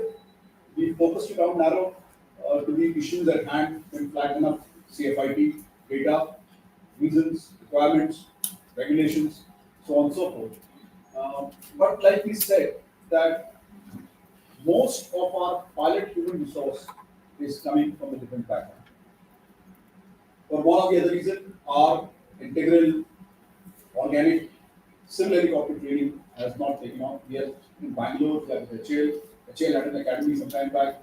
but it didn't really see through. None of the cadet programs for these three big helicopter companies have taken off. That doesn't seem to be possible. We also heard one of the speakers bring out that the cost of helicopter pilot training in India is almost 1.5 times the fixed fee. And then the issue of locations, places, so on and so forth, doesn't justify for youngsters to join this kind of a stream and then move forward. Be that may, it's not that the pilots who are coming from different backgrounds are incapable. After all, they put in a lot of good work in the years that have gone by. I coined a phrase called hydrocarbon warriors. Those pilots who flew selflessly over the ONGC and made sure that ONGC produces so much, had a great role to play in the entire exploration, entire exploitation of those oil fields, and so on and so forth. It is the sector which is we're talking about it today on the annual, the pilgrimage sector in the front, single engine, single pilot, high altitude environment, where we have had these CFITs. That is where the questions are being asked. So to speak, it is not that the twin engine, twin pilot occupied, IFR qualified helicopters have also faced problems. I'm sure you recall something happened just outside Pune a while ago, helicopter taking off on a line in thick fog, and we know the result what happened. Pains are hard because people who were there inside were very close to us. So on that background, I call upon one of my earlier colleague and similarly closely attached member. The next slide, please. Sorry, you have to put the first one.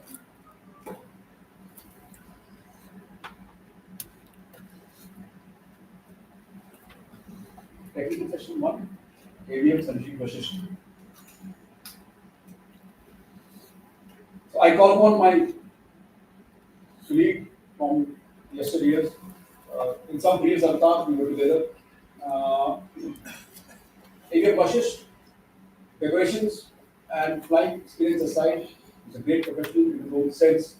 He has seen through a large amount of changes that the helicopter and transport fleet of our Air Force has gone through.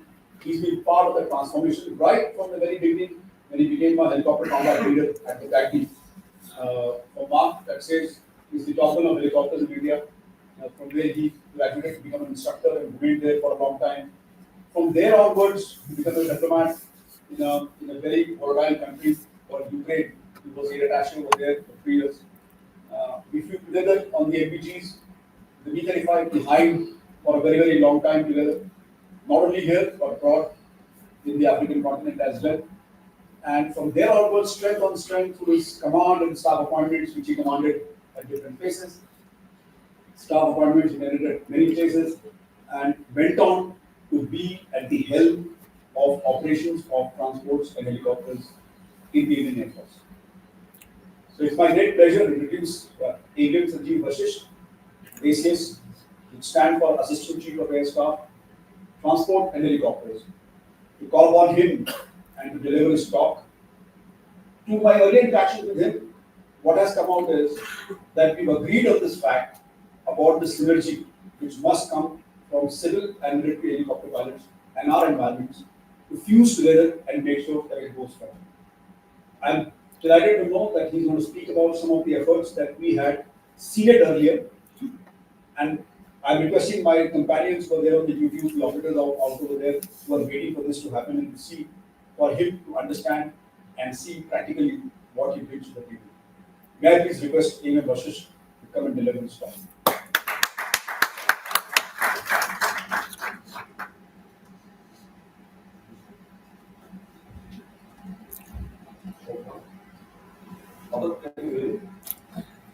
You're switching to the laptop? So a very, very good afternoon to this august audience. I'm Abdullah, my seniors, also the veterans and the very senior Air Marshals sitting here, apart from the stakeholders, an entire package. We have somebody from across the 7 seas, then we have the manufacturer, the HAL reps out here, we have the industry out here, we have the RWSI, which is having its own signature and doing a fantastic job, apart from reps or from the free services agency. So it's a sheer honor for me, sir, to be a part of a morning which is speaking on safety of helicopter operations. Before actually I begin this presentation, I must bring to the fore the fact that about 7 to 8 months back, somewhere in February, March, Ola sir and Lal sir at two different instances, they met me and they told me about something called the concept of point in space flight. The requirement of enhancing the IFR capability of the helicopter. So we had a lot of discussion, and frankly speaking, all of us we have a mindset of hardcore visual and VFR flying. So a typical helicopter pilot, as a typical helicopter pilot, was extremely difficult for me to visualize what we were talking at that juncture. But let me tell you, ladies and gentlemen, that I did not stop it out there because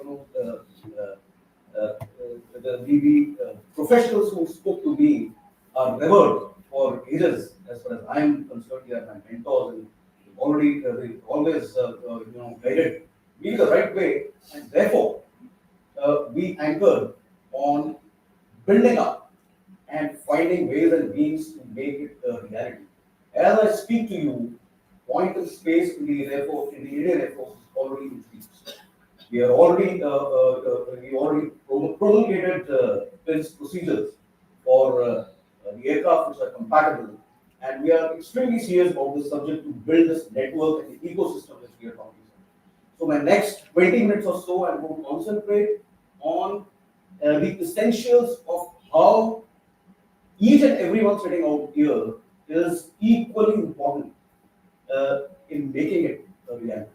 Because it's not possible for a single organization or a single agency or single entity to give shape to revolution. It's a revolution, as I call it, when it comes to safety in helicopters.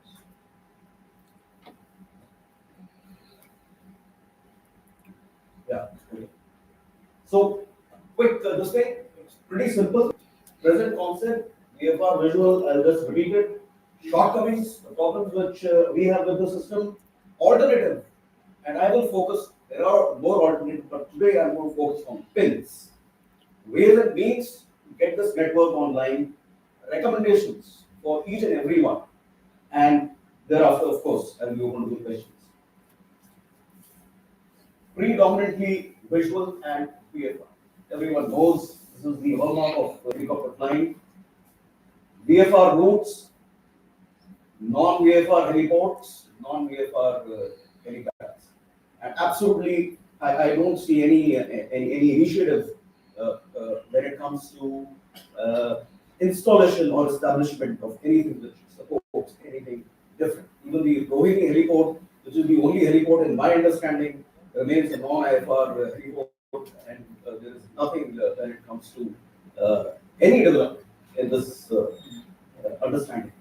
Airports are not meant for helicopters. They happen to be consequential that if they come in between, I carry out a landing and refuel and stuff like that. So, therefore, the instrument approach procedures or the ground aids or whatever is established, it's all optimized for fixed wing operations. It's not for helicopter. Okay. Even the IAPs, etc. Even for a Cat 1 ILS, I have to have a separate Cat H for me to go around in long circles and thereafter a long approach and all those things. That definitely is not something which I want to recognize. ATS routes and IAPs I've already covered. ATS route, there is no ATS route which caters for helicopter flying, even within intra-cities or intercities or whatever. So there is no concept of ATS route for helicopter. It is a must in case you won't have safe operations. Therefore, gentlemen, existing IFR operations setup are not compatible and suitable for road-keeping operations in a nutshell. Resultant impact, everyone has covered it at length. What is the issue?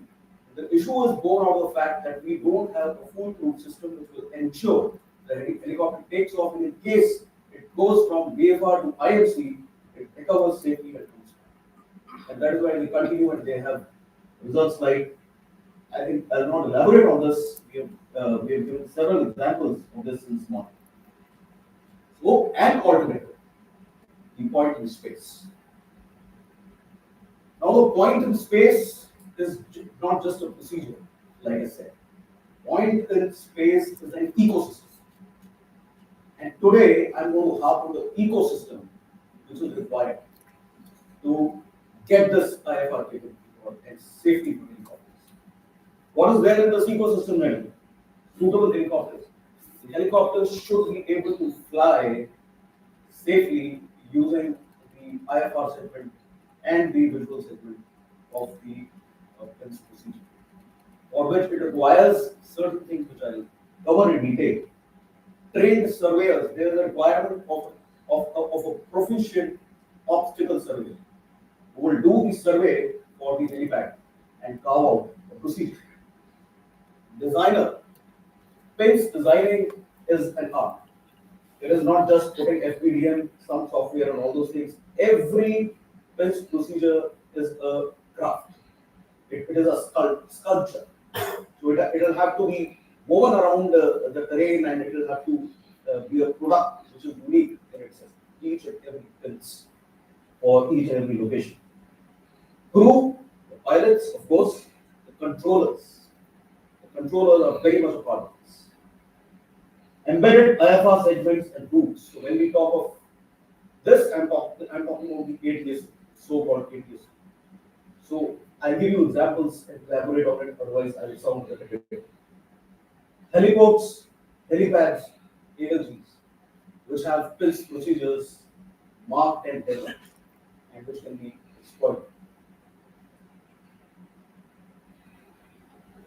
When I talk of the ecosystem, if I have to now delve further, I am talking of heliports in cities. Let's talk of the cities first. Now, if there is a heliport in city, it should have an arrival and departure procedure, the PILS procedure. I should be able to actually know that this is just an imagination. What I've just stated is all imagination. What this ecosystem would comprise of. It could comprise of a network from the heliport to a hospital, which is something which can take on which can address casualties, medical evacuations, etc. instantly, something like RR or AIDS.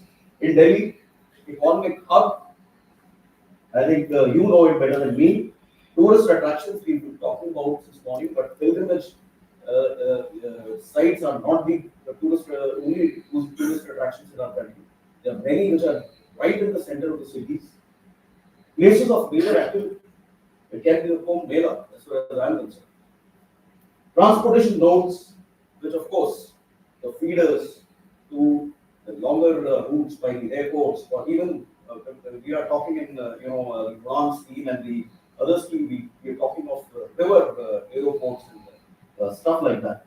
So all that fits in correctly in this imagination of the ecosystem which we are talking about. You graduate to the mountains and the hills, I don't have to tell this to the helicopter pilots. There are hospitals out there also.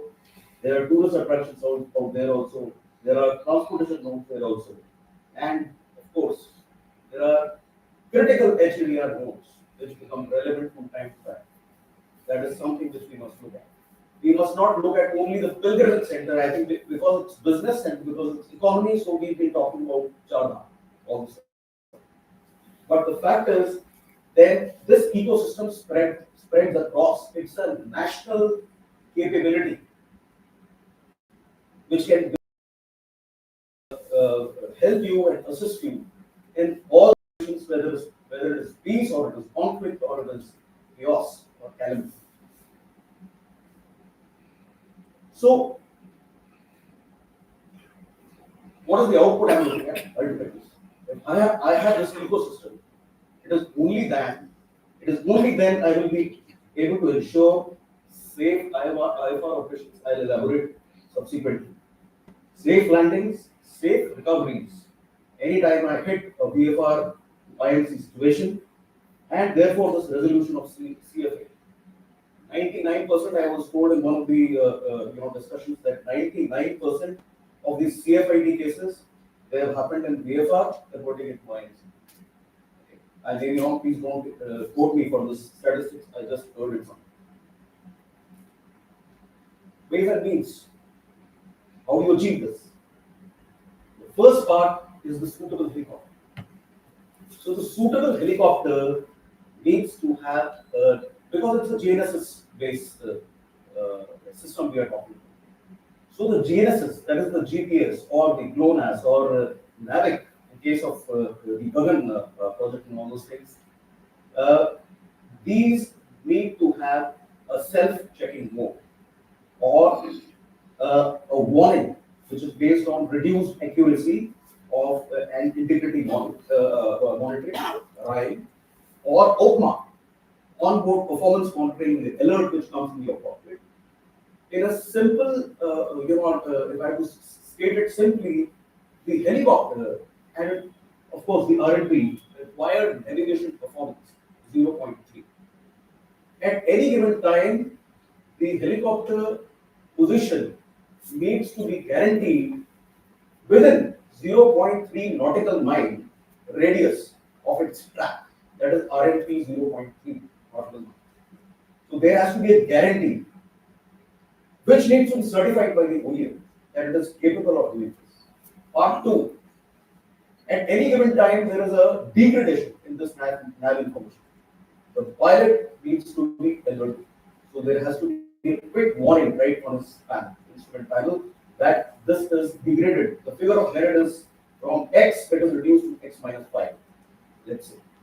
So that is the second thing. So the navigation capability has to ensure RNP 0.3 with NL.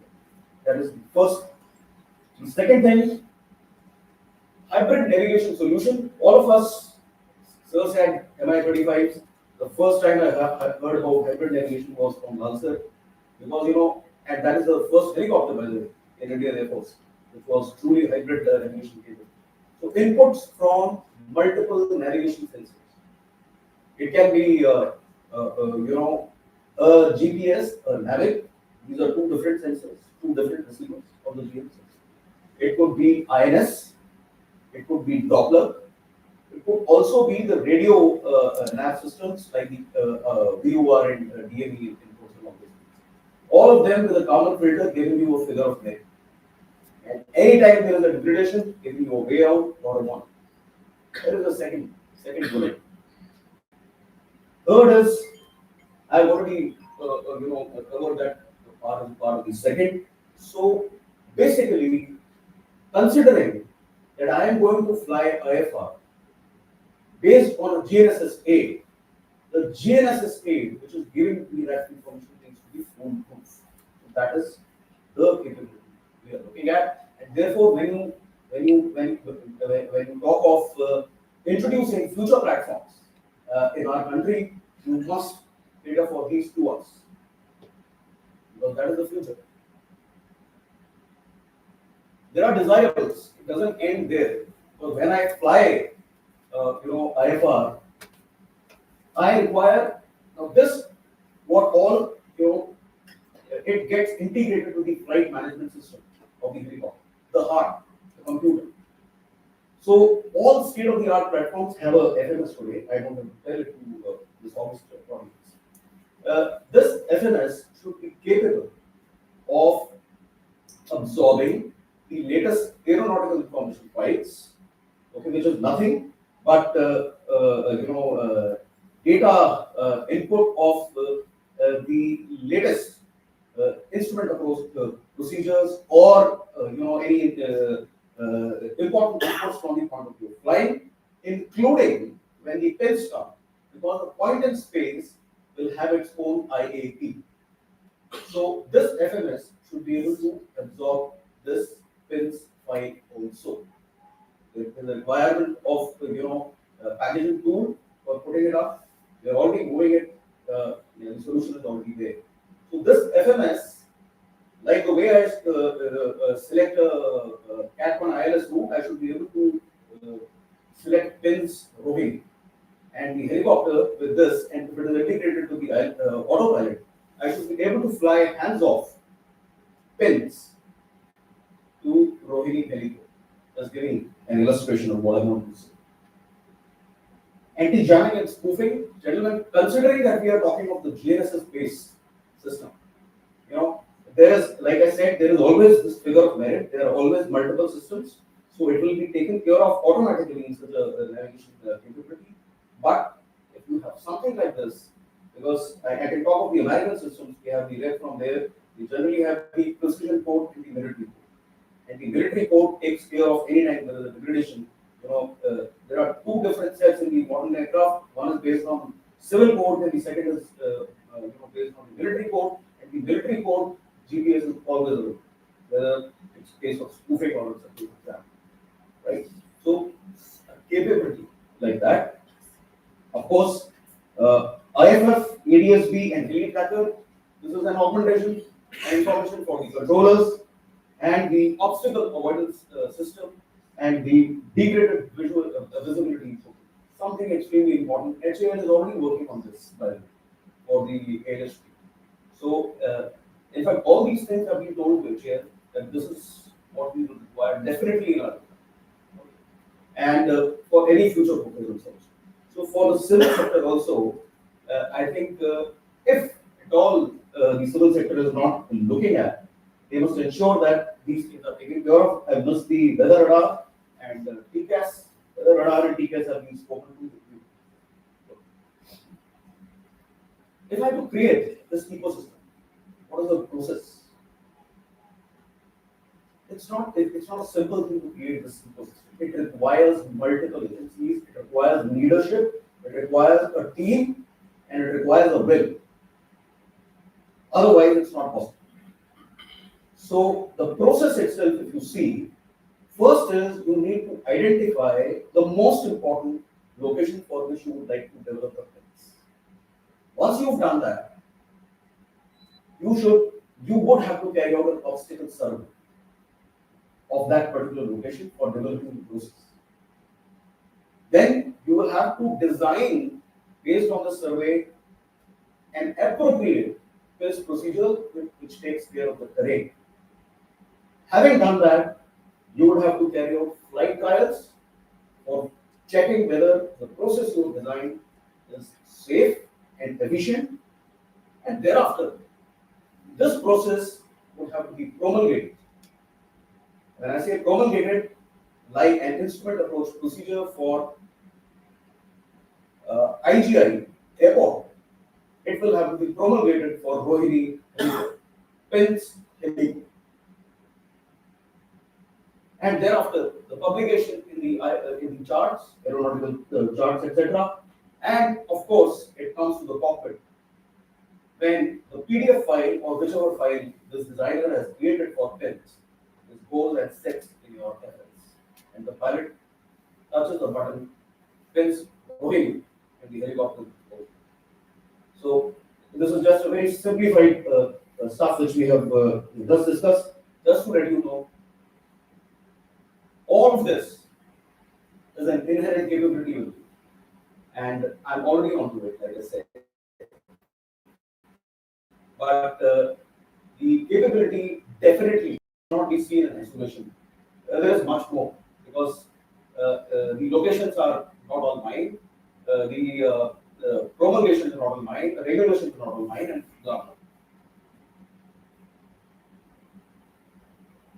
The subject matter experts, like I said, an extremely important part of it, wherewithal for designing, etc., is extremely important part of it.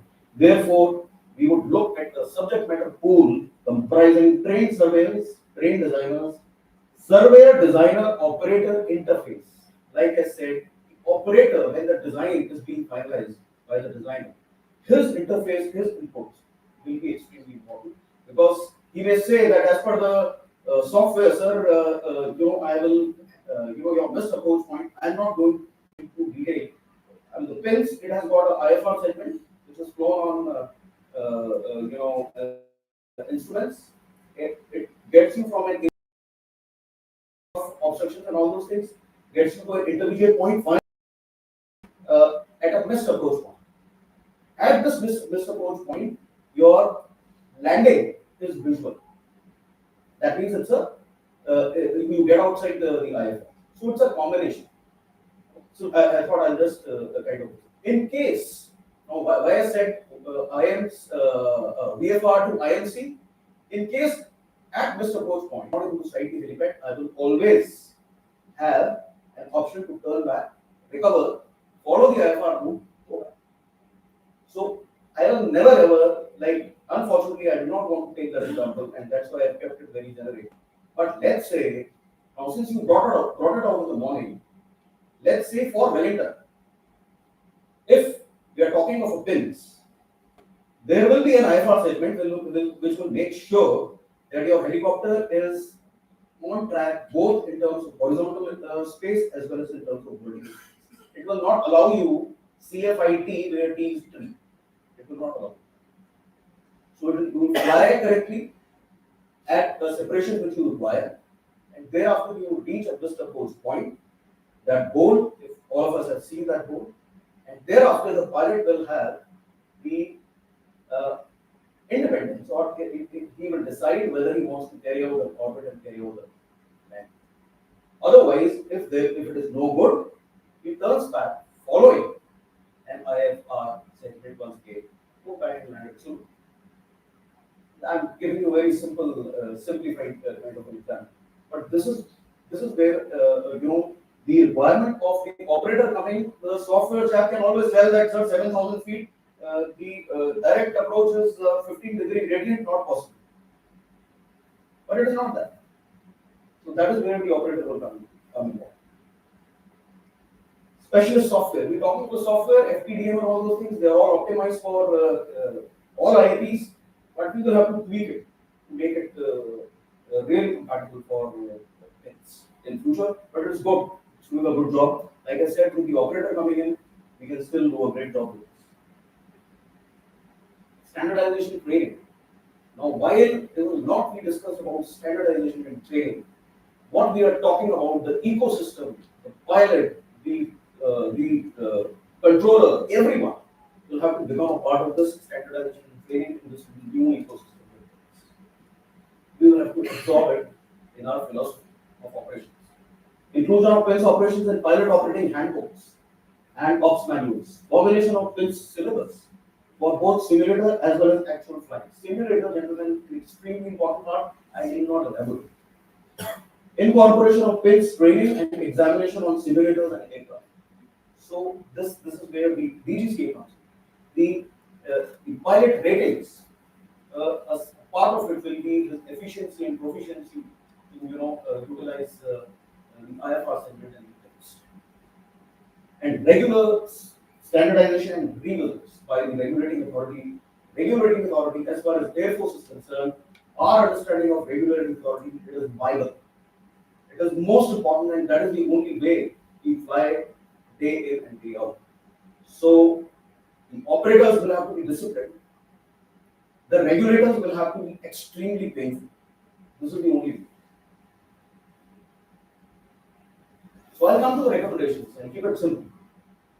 If I have to achieve this, and if we are serious about it, otherwise I think all of us are beautifully informed. If we are serious about it, then we will have to nominate a project team, and the ministry will have to steer it. Nothing short. Reps from DGCA, Air Headquarters, Army Headquarters. Because Army Headquarters, when I say the obstacle survey, gentlemen, the surveying part has been reorganized in the latest, ecosystem. The yesteryear's Survey of India, it has been turned into a directorate, which is called DGD, Geospatial Directorate, and the role of the surveying has shifted to ADG, Military Survey, which is a part of the Army. So when we carry out our obstacle survey, which I was saying, we are doing it as a team, the Army and the Air Force. And the industry members, HAL and the industry members. So all, I would have missed a couple of important things in this, pardon me, for my myopic understanding of the industry. But the crux of the whole thing is, we will require something like this. Part 2 is, before we set out an implementation plan which has to be time bound. We have to be serious. We will have to do this hard work of identifying and prioritizing what do we want to develop. How will this ecosystem start? Is medical evaluation the most important thing for me? Is HADR the most important thing for me? Is the business the most important thing for me? Is pilgrimage the most important thing for me? So I will have to select the two endpoints. Develop the pins for these two endpoints. Develop the ATS route, the helicopter optimized ATS route, which is low level and which is served by these phantom points. Okay, in space for the IFR segment, which leads you across the terrain, and thereafter the arrival point. Okay. So this is where you will require not one agency, you will require the state also, you will require the government also, you will require the organization also, you will require the industry also, you will require this prioritization.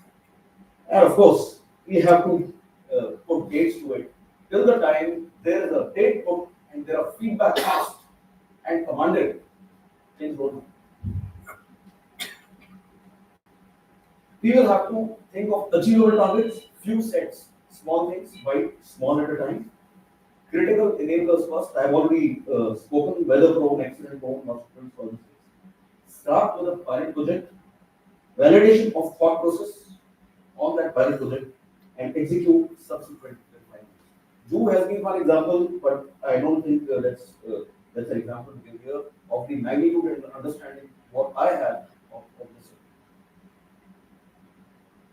Infra and obstacle surveys, civil military fusion, I've already covered this point. While I said this, we require all this. So it is a project which is a national project. It doesn't end at an organization or it is a part of Udan, it is a part of town planning, future town planning, it is a part of mobility aviation, it is part of everything. Joint teams for designing IPs. Airport Authority of India has got the capability of designing pins, not pins but IPs. They have a team. We are already in touch with the team. And we are now exchanging notes on designing the best of the procedures together. Because in our case, there is something called IPDC, which works on this, and AI, of course, like I said. Flight trials, Airport Authority of India, civil operators, as well as the Air Force and Army, promulgation and publication, certification of helicopters. Now, certification and regulatory, that means if at all we come to an understanding that a helicopter which flies in the airspace, and if it is to fly in this particular configuration, will have to be certified and will have to be regulated accordingly. Now that becomes a new leaf when it comes to our understanding of certification and regulation. Just wanted to actually bring out one thing. What we should never forget, 800 is just a reflective figure. But though you might talk of IFR segments and stuff like that, in my understanding, this IFR segment can be a part of a small valley, a narrow valley. It can be a part of maze of obstructions and thick metro population of obstacles, etc. So I would like a visibility of 800 meters. All of us understand why I'm saying 800 meters. I will not elaborate. That is the most dear to me. So this is just a reflective figure. There has to be some visibility which will have to stay a minimum, even for pins, including the IFR. So that is slightly preemptive, but still I thought it is not a magic wand that created visibility and IFR segment will go. Let's not do that. Software limitations could need resolution. I've already covered. Clean corridors for GNSS enabled IFR fine. This is another regulation part, sir, wherein because of the GPS spoofing, drone activity, and all these things, especially the IFR segments and all those things, if at all they are low, in city limits and all those things. Clean corridors, from the point of view of there should be some regulation, there should be some inspection or activity which will ensure that jammers and spoofers, etc., they don't find their way, especially where they can be really hazardous. And regular interaction between all stakeholders, the complete team, which I have just needed on. self-made. Thank you. Thank you.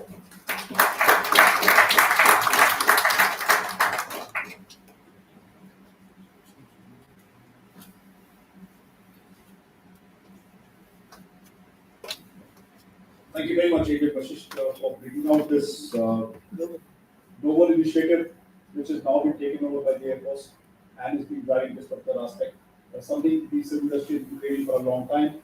Colleagues are sitting here and those along with the YouTube, they are aware that Twins approach was expected a long time back, offshore, at important hospitals, at important places, and weather prone, obstacle prone, dangerous required, well, could have gone through the IFR segment and as explained, right at the decision high, decision on two, and then after carried out rather this approach, impacting the IFR, converted to the IFR land and safety from that side. I'm sure the DPCFI is sitting here and ladies being here would take a note because this is an attempt which is there. IDMCP, we used to call it NDC earlier. IPDC. IPDC. Yes. Instrument Procedural Designing Center. So they have a center. There is a national capability available to the Air Force, which all of us can use. And in connection with AI, it is quite possible for us to convert VFR landing spots into possibly IFR landing spots, depending on what we take. Thank you very much for that. I call upon our next speaker, Bapat. He's the director of Army project team here at Bengaluru. He is a captain QFR, an experienced aviator from the Army, who is commanded his regiment in the Rajasthan sector, has been a deputy commander of the brigade, division brigade in the northeast, and is here to talk to us about how the Army is seeing this entire thing from their aspect. Please.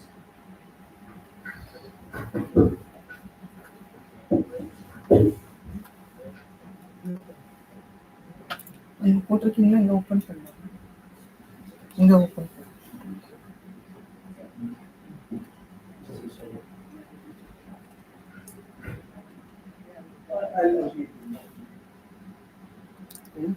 இங்க update பண்ணுங்க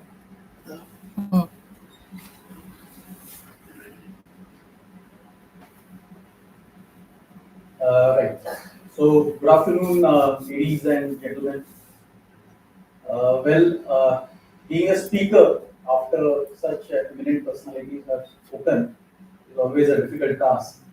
And as I see it from here, at a very conservative level, I see almost 200,000 hours of collective experience sitting over here. And of course, maybe another few to YouTube. I will take everyone a step back.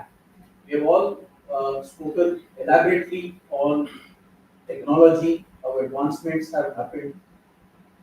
I would now focus on the development of a flight safety culture and how it has assisted the Indian Army in particular in achieving mission to operational flight safety. So before I delve further into my talk, I would like to elaborate on this, that Army aviation is not the air component of the Army. It is the integral part of combined armed team and is therefore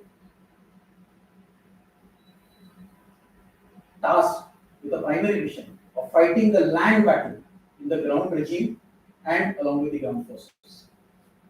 And why this is important? It is because the entire training and operational methodology stems from this and revolves around this philosophy. Thank you.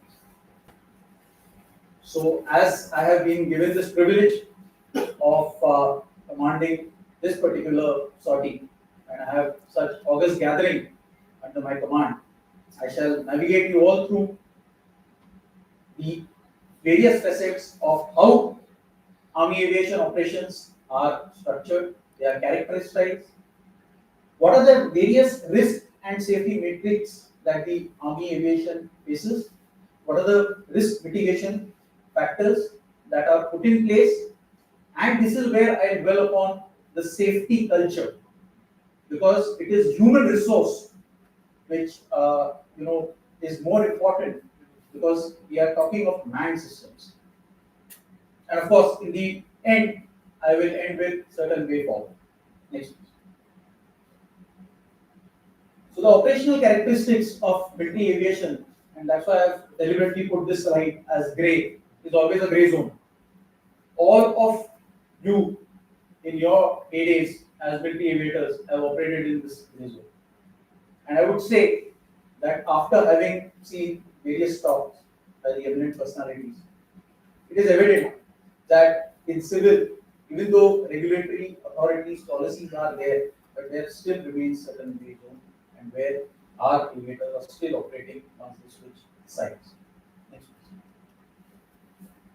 So Army aviation operations are very decentralized. They are battle area centric, and they have full spectrum employment. And from here stems three essentials, that is terrain, time, and weather. And it is the human resource, which is the aviators, who are trained to take on this challenge of terrain, time, weather, and wherein the decision-making process, or the ADM, aeronautical decision-making process, is well built. What you see later, the mission-oriented grouping, missions unique to Army, and of course the ability to switch roles, because in predominantly peacetime, Army aviation is also called upon humanitarian assistance and disaster relief and any aid to civil authority. Therefore, the drills that the Army aviators in cockpit have, they have to evolve and they have to switch to encompass and to include this facet of aid to civil authority and flying for when called upon. Next. So, what are the risk and threat contours that the organization faces? Well, you can see that there are 7 primary factors. Everyone is aware. I will not labor on this at this juncture.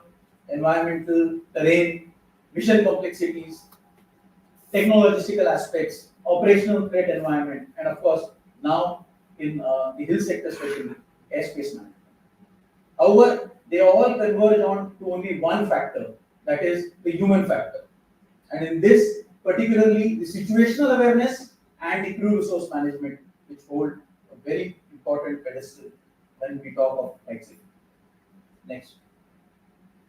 So everyone is aware of these various layers. I will not take much time to dwell upon what these are. I have highlighted the important ones. So be it Army aviator or be it a civil aviator, in helicopter in India, you are operating from sea level to 18,000 feet, and sometimes the very same organization, the very same unit.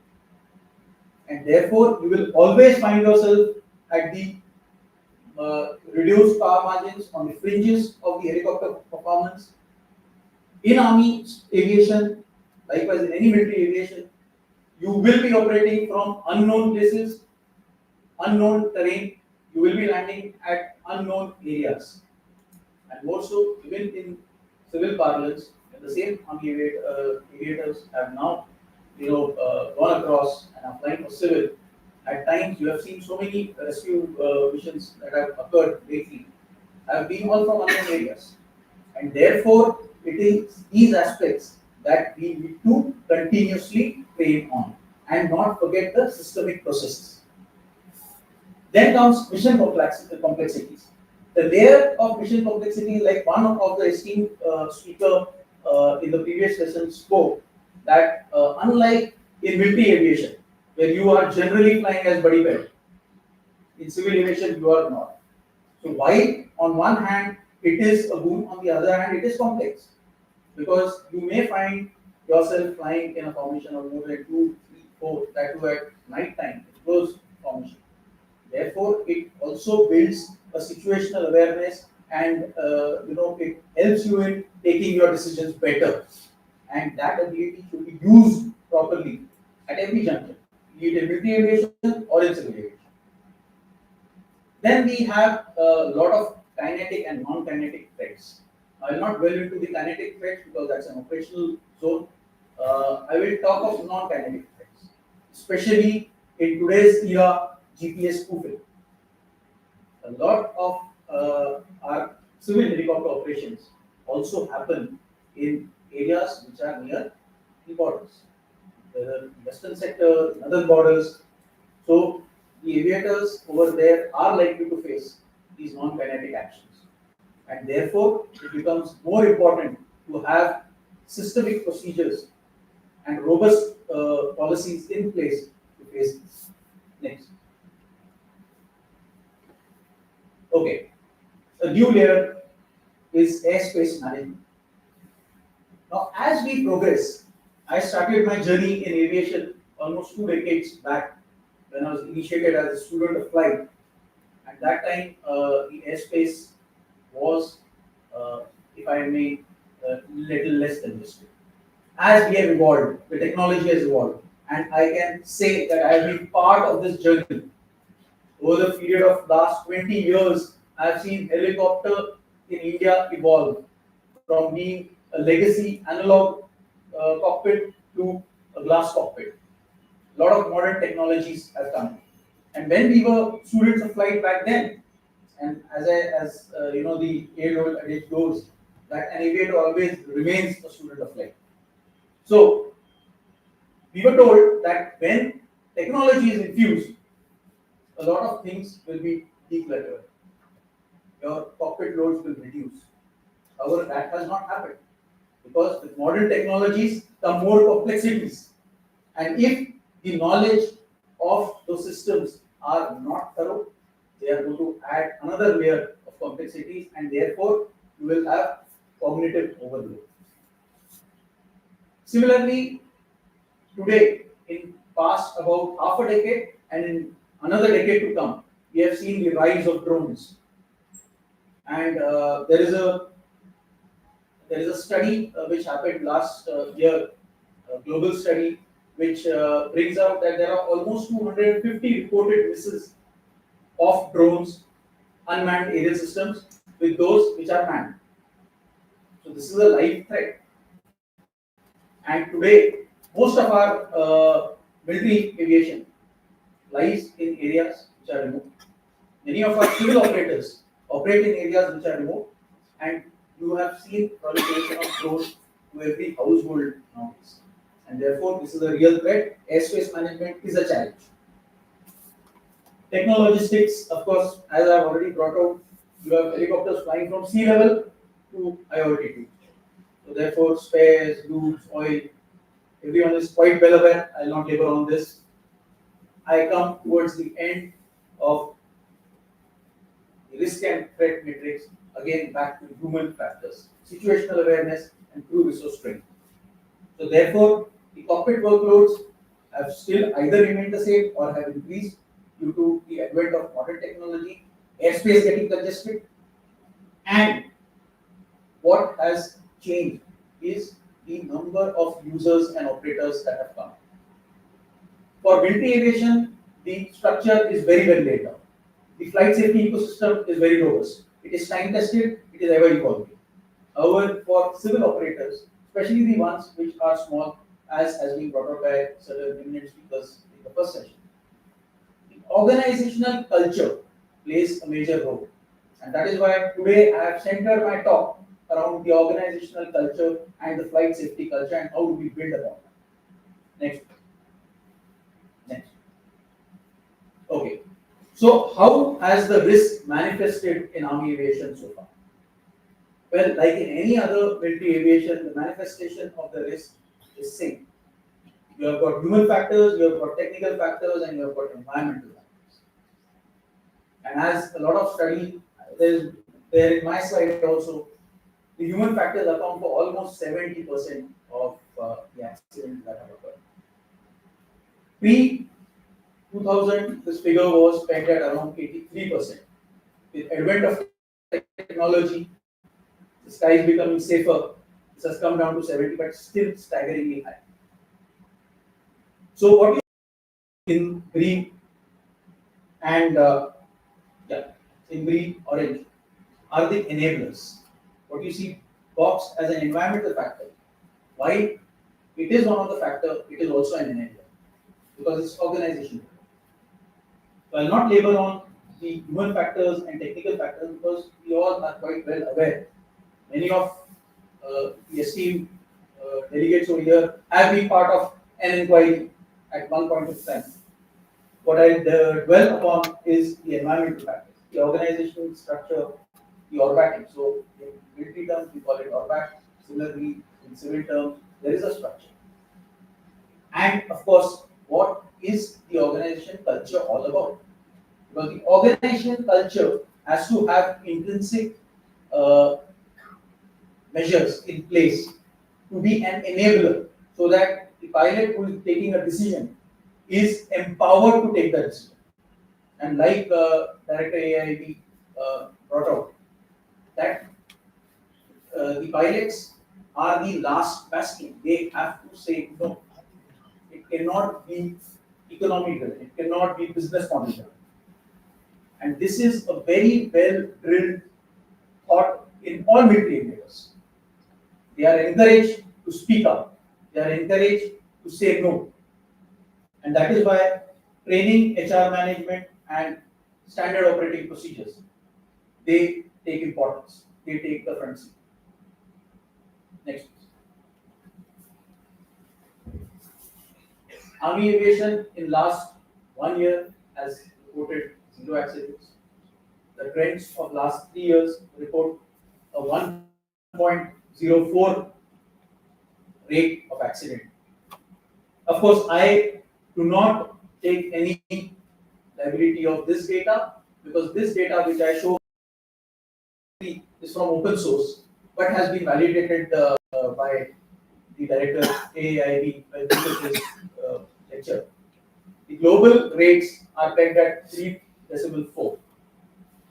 Open source scan of the US Army Aviation and UK military rotary wing arm gave out a data of 1.9 to 3.22 as the accident rate, and that of UK military at 2.32 pre-2015, and post that expect currently at 1.44.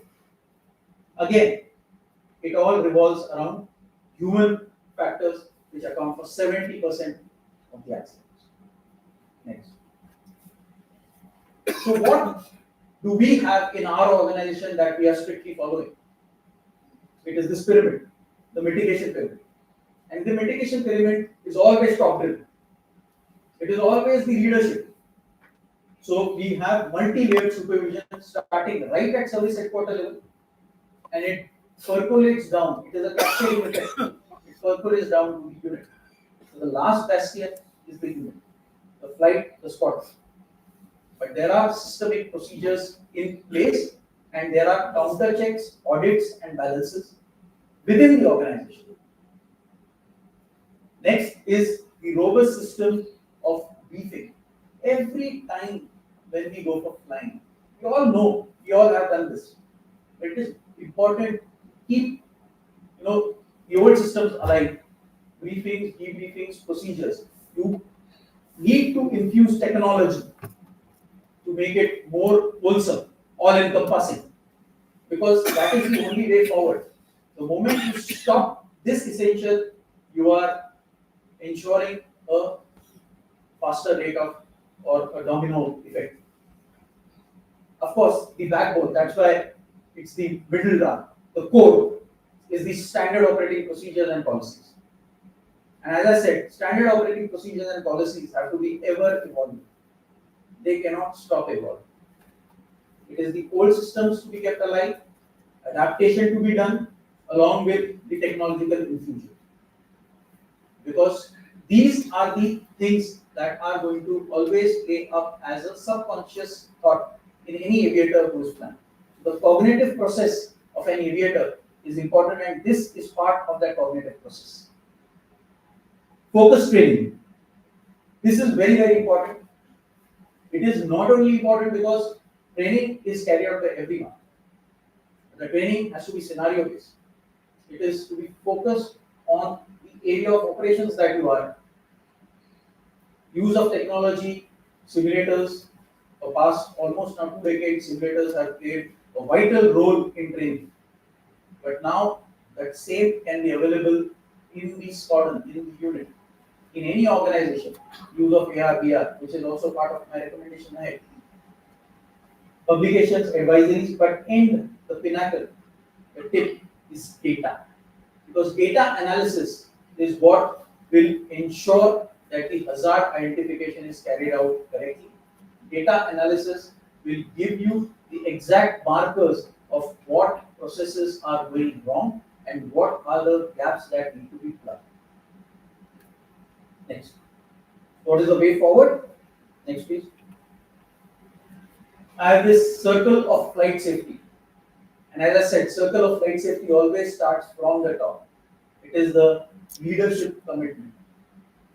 Because leadership has to make absolutely clear that there is no way other than ensuring it painfully that flight safety is adhered to. And it has a cascading effect. Leader is going to walk the talk, everyone else is going to follow. Next is open communication. In military aviation, as I have already brought out, everyone is always encouraged to openly speak up. Similar systems are required even in civil aviation. The reward of making a remark is to be given and not a punishment. Because silence is the enemy of flight safety. Third is hazard identification. Now this is an aggressive defense against any eventuality or occurrences as brought out in civil aviation.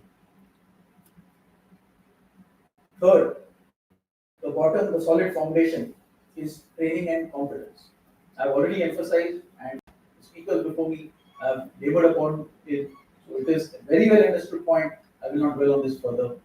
What I dwell upon is continuous improvement. Because over a period of time, every organization faces it. At one point in time, all military organizations would have faced it, wherein they allow the systems to die down. Therefore, the systems need to be kept alive. The systems need to be evolved. It's an evolutionary process. It cannot be stagnated at one point. And there is where I always say that technology can be adapted for continuous improvement, evolution of processes. And of course, in the end, just culture. Just culture. If you have made a mistake, you will be reprimanded. If you have done a good job, you will be given a pat on the back. And it's heartening to see that in the past decade or so, both in military aviation and civil parlance, a number of precautionary landings that have been carried out have saved countless of lives. And of course, the equipment which comes later. Next. So what can we do to infuse the technology in building up this flight safety culture? The flavor of the day is AI. And AI can help us in a big way. Like it is said, the next decade is of artificial intelligence. And we are pegged at the right time wherein we have got our industry working on Atmanirbhar, we have got brains and expertise within the country working on AI. It is the right time for all operators, be it military or civil, to latch on this ship and get on board to introduce AI as advanced sensors and monitoring systems. A simple example, like the previous speaker was commenting upon pins. Absolutely a necessity in today's world, especially in Indian scenario while flying in hills. Similarly, situational awareness softwares. Situational awareness wherein it is automatically updated. The pilot doesn't have to give any RT call, he doesn't have to type up on the RT. It is all available on his display. So either on his electronic flight bag, his laptop, his iPad, if it's a bigger cockpit, it's a multi-engine cockpit, on his mission computer, on his flight management software system. So this is a requirement and we need to take active steps in incorporating AI in making our sky safer. I will not talk on flight simulation. What I talk on is AR/VR. AR/VR can be built, customized and tailored to whatever is your requirement. If your requirement is to practice your flying through valleys, in degraded visual environments, AR, VR can come to your assistance. Because at no cost, no risk, you can sit in your own organization, in your own crew room, and you can practice your procedures. And it is the right time to again invest in AR, VR. There is a lot of work that has already happened, but it is still at a very higher level. The cost effectiveness has to be seen. I'll not talk of advanced space management, it's already a connected point. What I'll talk of is secured and enhanced navigation and communication systems. Because be it pins, be it GNSS based navigation, it has to be secure. Today, the globe is seeing a lot of resurgence of warfare everywhere, and we all are affected one way or the other, and in the future, we may be affected. The moment that happens, you cannot rely solely on one particular system, and therefore it has to have redundancy, it has to be secure. In the end, I'll again come back to the same point of data analytics. That is very, very important, and you can tie data analytics with AI and complete the circle. And that is why it is important to peg it right now, to get on the wagon right now. Next. What are my takeaways? My only takeaway is the first one. No to perceived pressure. That is how we all are trained in the military aviation. That is how I feel that we should continue to evolve when we step out of military aviation and into civil aviation. Because most of these pressures that we fall to are perceived pressures. We probably have not walked up and said no. And I'll not cast any aspersions because we all have faced this situation once or at least twice in our career. So therefore, saying no is paramount importance. Infuse technology, absorb technology, that is the only way forward. Proactive safety culture is the hallmark of any organization to say that their operations are efficient, their operations are fully complete because they have a safe culture. And it starts within the organization and goes out. Multi-layered supervision, self-explanatory, and of course, organizational climate and processes. It is very, very important because how the organization is tailored, how the leadership is tailored, how the management is tailored, and what are the systems in place plays a vital role in shaping the aviator, shaping the processes, shaping the operators and maintainers. Because if this process is taken care of, I think 90% of the problems will be solved. Next, please. So what I started with is mission accomplishing through operational safety. I end it by saying that operational flight safety needs to protect, preserves, and powers the mission accomplishment. So, using these three things of preserving, protecting, and powering, we can ensure our mission accomplishment. And to end it, it is a privilege and honor to have been given this opportunity to address this August gathering. And I will always be a strong believer in organizational processes and a safety culture, which is not a one-day process. It is an ever-evolving and a continuous process. The players may come in and go, but the organization processes are there to stay. And with this, I end my talk. Thank you very much.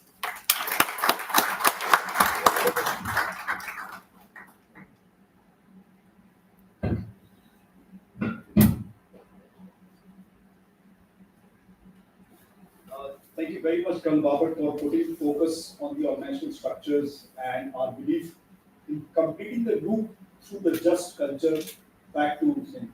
No means no is a phrase which has come into being quite a bit of a focus, and that also is a very important aspect because many a times no on the yes border is what has costed us lives, equipment, reputation, and everything else. Moving on, sir, we all saw that there is a great scope of simulation being used as a linchpin to for all these what we've been talking about.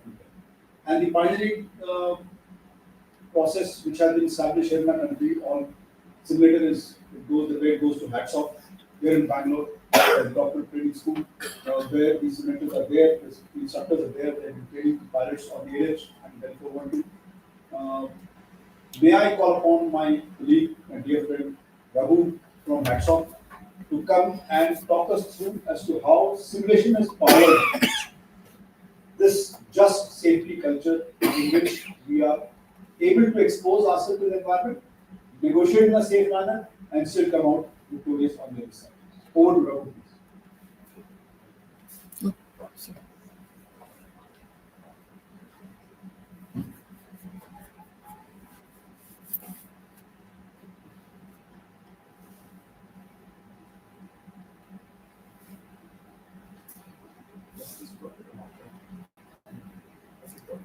Unmute it.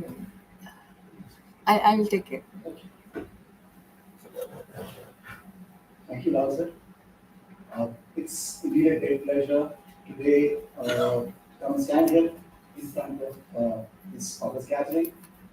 Emashin Butola, I don't know how many times I have made presentations with you. So, and as well as with Captain Gandhi. Few of my former CEOs are here. My first CEO is here, sitting in front. And all my colleagues, former colleagues. My name is Commander Raviraj.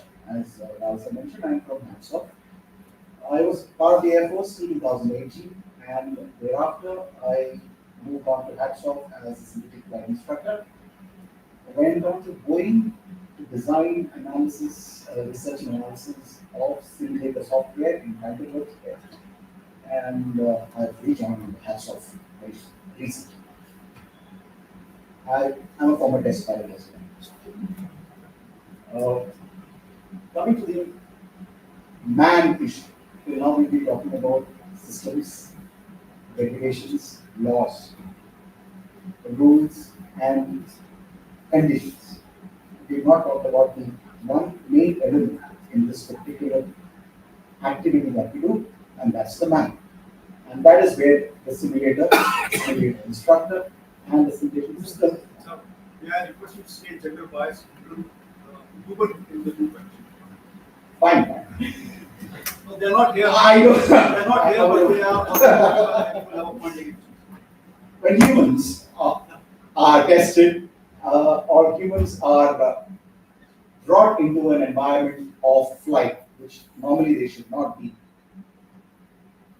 Over my years in helicopter operations, testing and training, I've seen various conditions where people have got into bad places and have got out of it, and some have not got out of it as well. Sad for them, sad for all of us, but these are lessons that we have learned, and through those lessons, we built simulation systems here at Hats Off for training them, for making them understand the problem, making them understand what procedures they have to follow.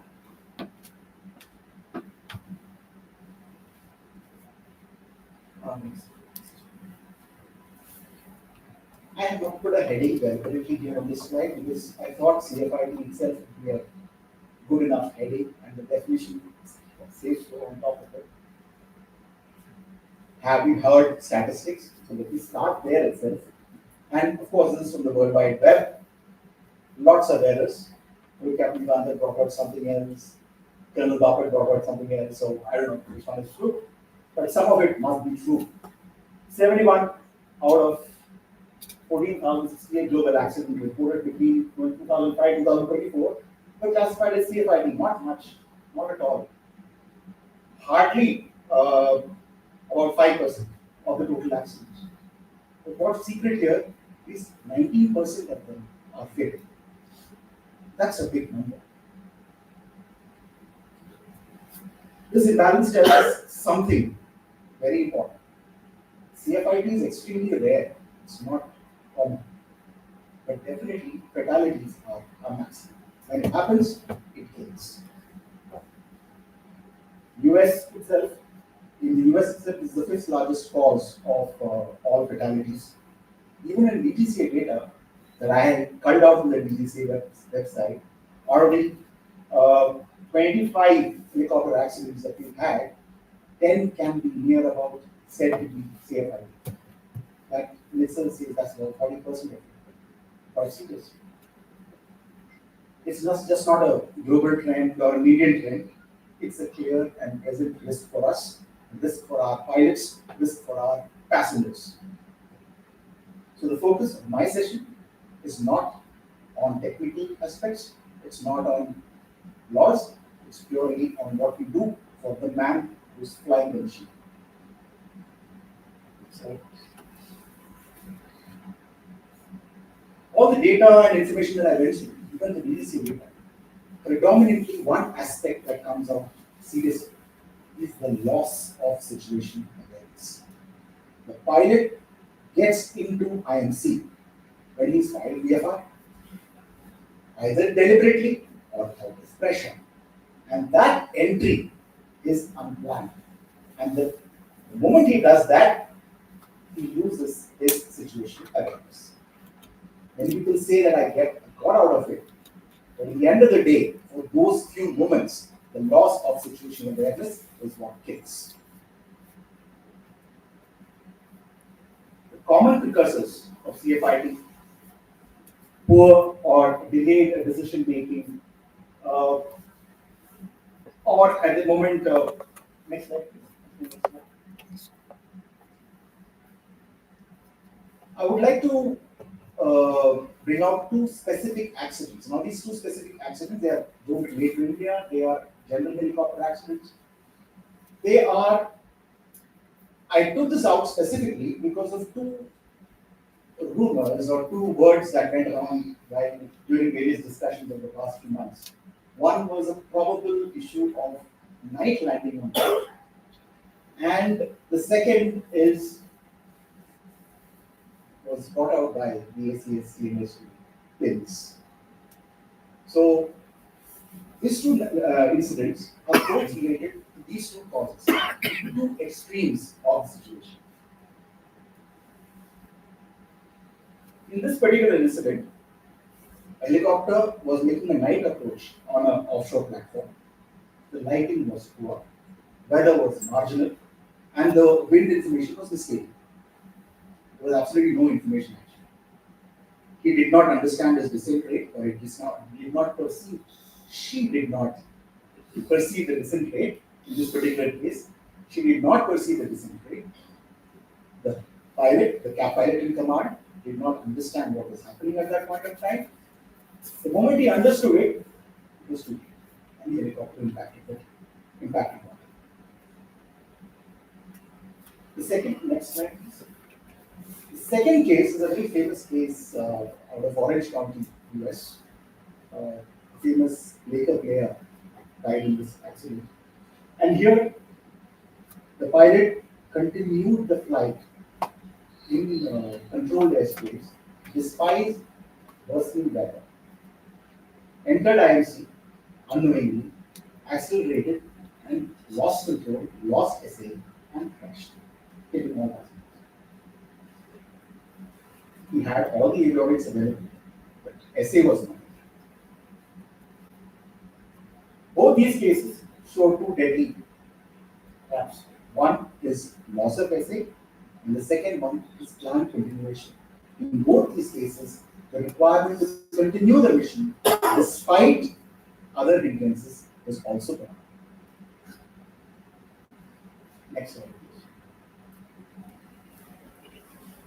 please. You may like to associate all the factors that cause CFIT into two parts. One is operational, and the other one is administrative. At the end of it, I will bring it out that both of them have to work together, otherwise it will not happen. Especially in terms of civil flying and in the civil flying environment. Operationally, CFIT doesn't come from a single or one big error. It's the outcome of many small oversights. Some examples that I show here is incorrect. Altimeter settings, area route obstacle clearance awareness. These are all known factors. And like we discussed in the morning, this VMC to IMC conditions which is a very common occurrence over all the incidents that have been mentioned even today this morning.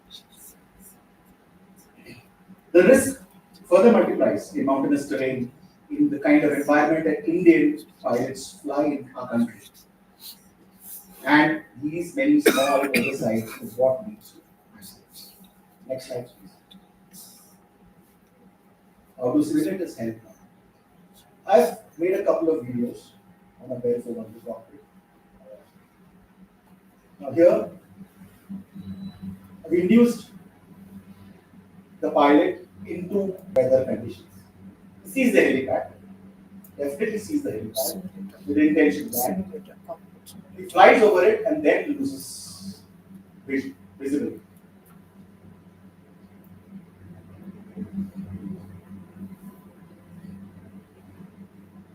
Next slide, please. And this continues. Being a 40-year-old veteran pilot, he did manage to fly for at least 4 minutes. At the end, finally he misses the land completely and hits some creek, scale platform.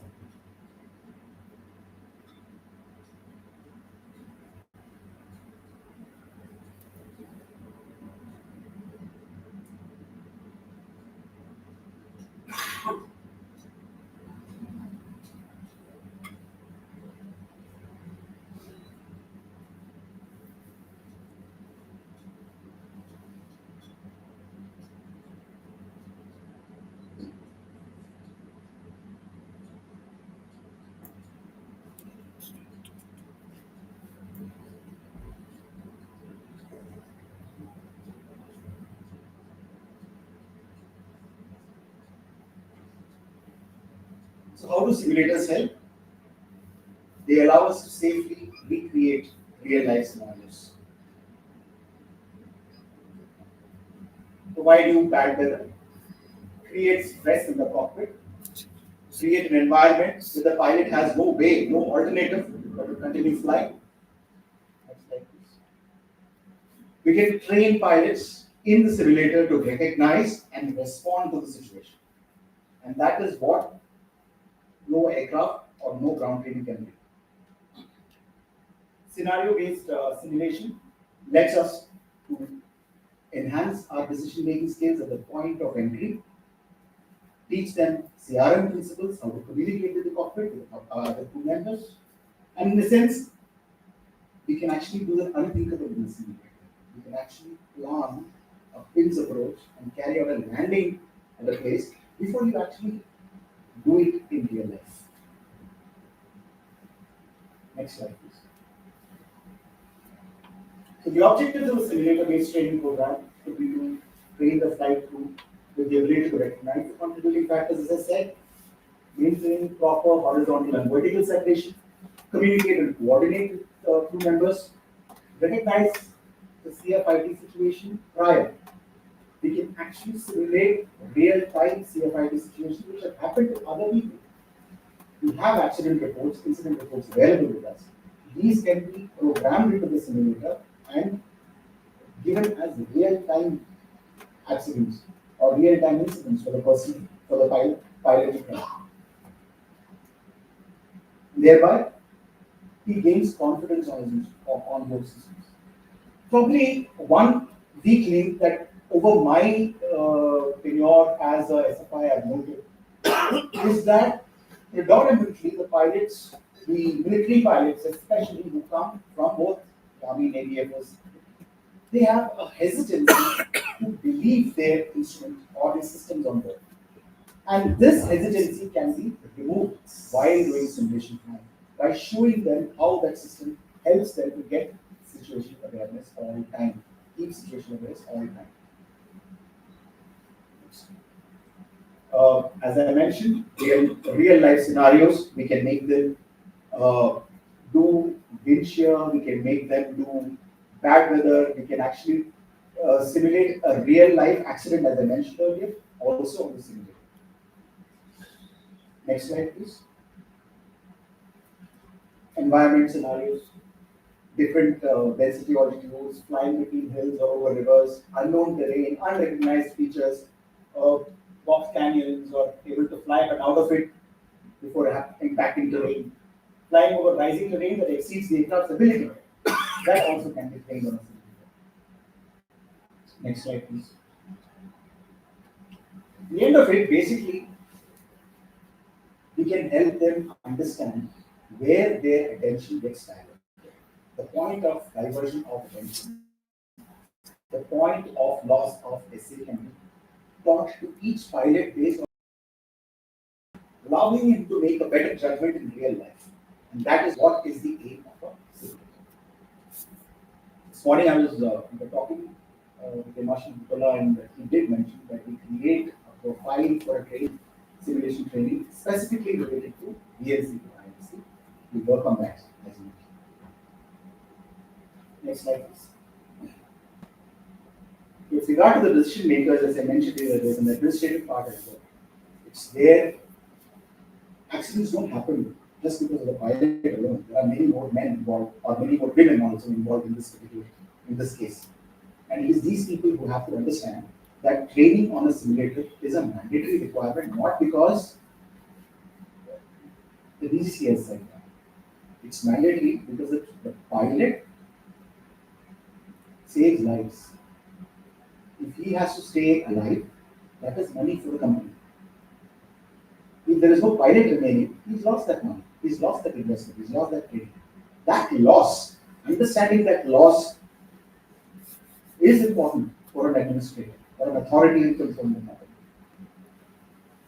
Here, see, again, it's lacking as of now. Next slide, please.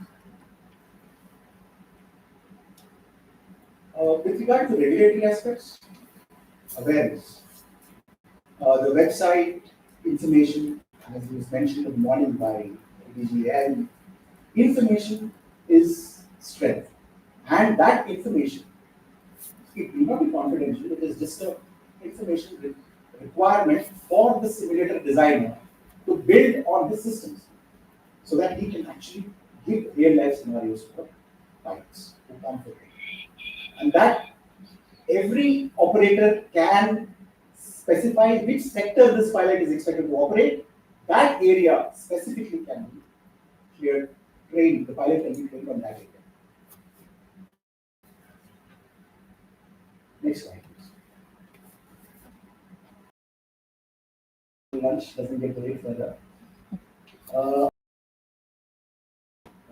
When a pilot enters the cockpit, despite all his systems on board, despite all his training, and all that he has, he should always answer one question.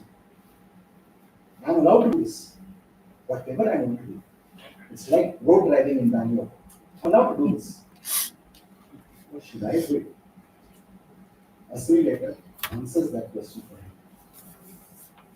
Thank you, gentlemen, and the missing lady.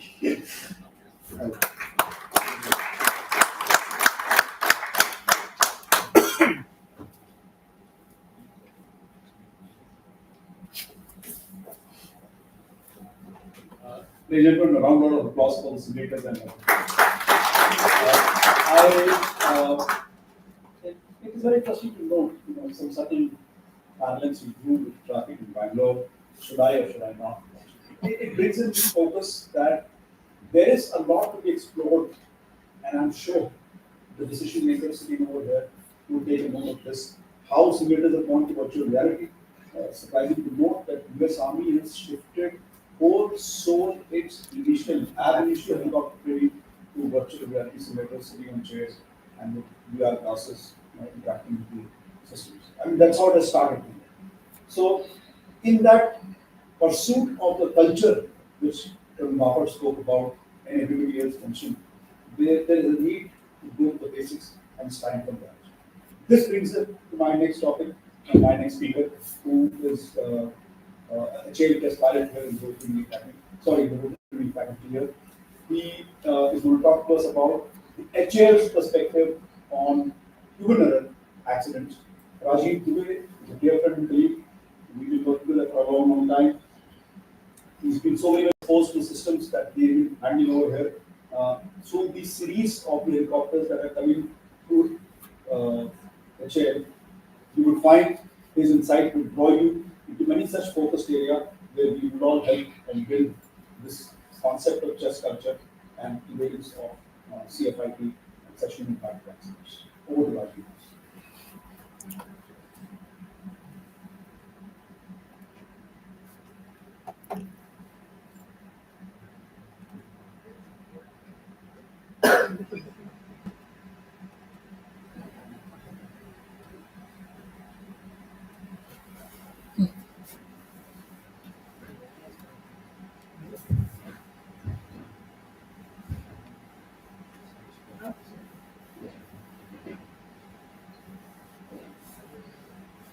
Good afternoon, everybody. Good afternoon, sir.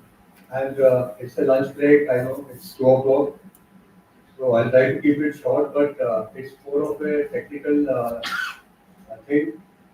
The major thing which comes out of CFIT is we lose a perfect, serviceable, and aircraft and human being.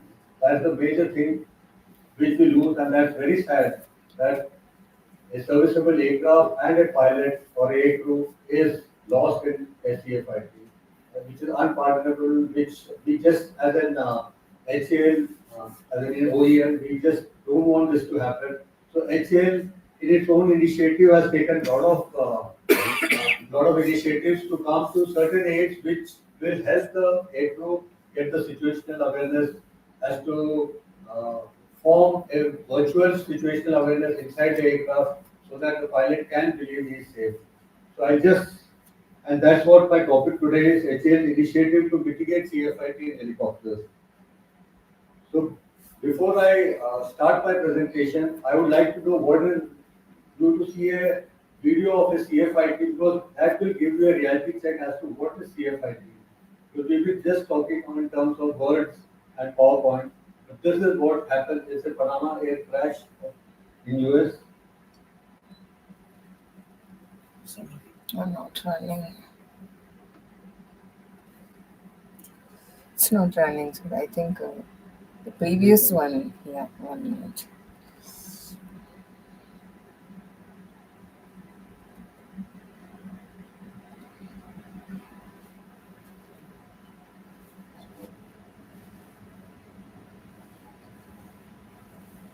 This is hell.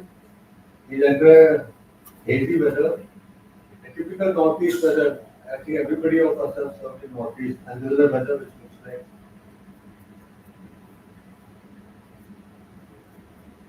He's trying to negotiate weather now.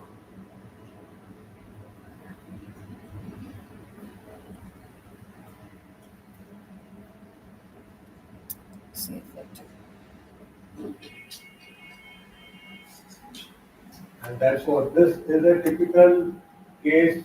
You fly northeast. Few of us, I have seen, all of us have seen this weather. Few of us have come out, and few of us just filming. That's what is the reality. This is what happens in a CFI.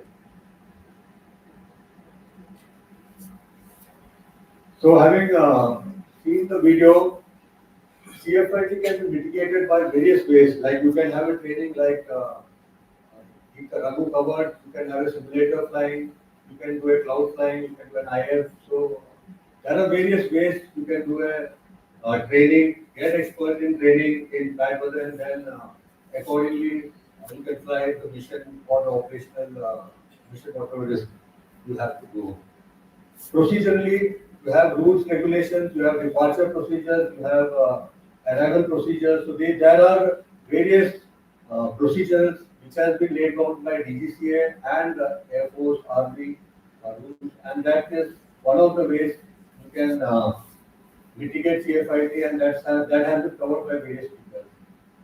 So Yes, sir. Okay. Okay, so what would I cover today is mainly the avionic aids which HCL intended to put in its aircraft so that the CFIT can be mitigated to a larger extent as compared to the aircraft which we are flying today. Okay, so before I go to the aids which would help us, these are few phases of accidents. Like we have, like it has been told, 70% are human error accidents. and CFIT is a major contributory factor. So now where does this CFIT happen?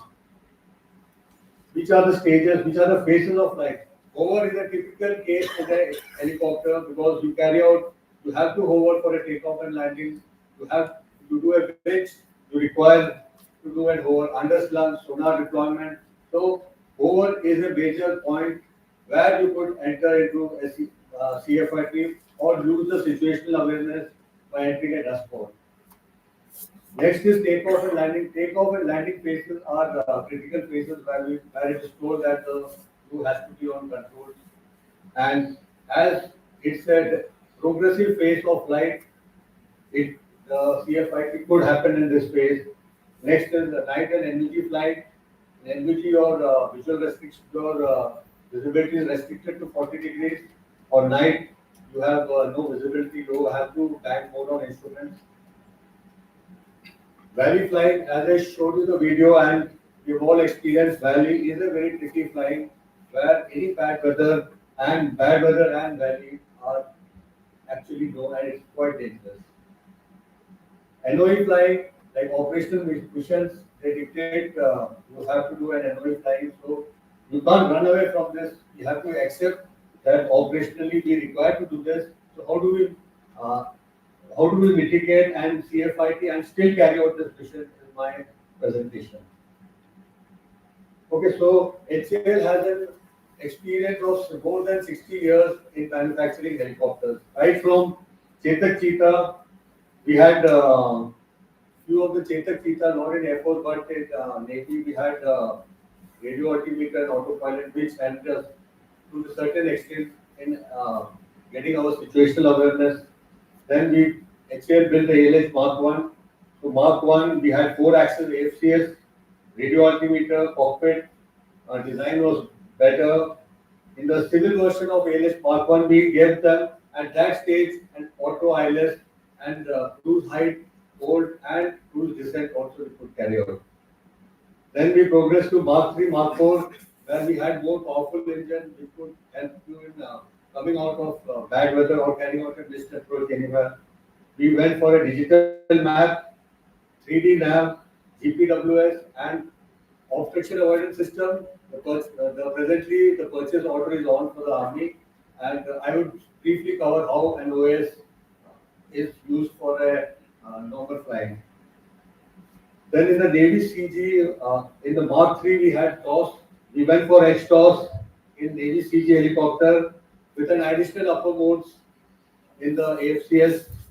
Then the next ALH NG, which is the next generation ALH, which would be delivered to common hands. We had HTOS. This is a Genesis cockpit. I think the Genesis, they will be covering the presentation after me. But the last cockpit is of Genesis and which would have HTOS, SPS, and RMP, like avium assist. Has covered what are pins approaches. So you have to. So that is what will be coming in this last cockpit. And later on, IMRH and DBMRH AI generated features, which I'll just give you what could we expect in future. Okay, so what are the aids in helicopter to prevent CFIT? As a manufacturer pilot, as a test pilot, there are certain things like we had a radio altimeter in all the aircraft. But then what happened is no one used to set the decision height. So what we did was, as soon as you start up the aircraft, the decision height is already set to 15 feet. So if by chance you don't set the decision height, it is already default, it is set to 15 feet. At least it will help you in some time while flying. Then we had the 4-axis autopilot. So this is how an autopilot, like being a pilot, I would like to see always a glass cockpit. And so that's how I have brought my the Mark 3, Mark 4 MFD. It looks like this. So this is the auto AFCS. It has an upper mode, it has an hover height, altitude, airspeed. So we've given everything. Any feature which is there in a fixed wing helicopter is there in this helicopter, be it using height to hold, you want to trans down, trans up, you want to have a rate of descent, you have to have a rate of climb, you want hover height, you just want auto hover but not in height hold, or in height hold not in hover. So that all features are available in this. So the whole part of it, which is the critical portion for Navy CG because of sonar deployment, and for us for SHPO, range underslung SAR. So there, please, the hedge dot height is a savior in case you get disoriented. Also, whenever you use a hover height, we have a, you can see the center, this gauge. So this is one gauge which all of us have used, which is called a hover meter. So whenever you engage in autopilot or a hover height, please monitor this gauge, because this is, in case you have a poor visibility, it is giving you generally the direction of the aircraft movement. So once you engage hover height, see this Doppler hover about, it will give you generally the idea as to where the aircraft or the movement of the aircraft, and you can accordingly correct it. So you can't just bank on the equipment. You have to even monitor in case there is a failure of the autopilot. Then we have 2D toss, which I'll show you. 2D toss and S toss I'll cover slightly in detail later.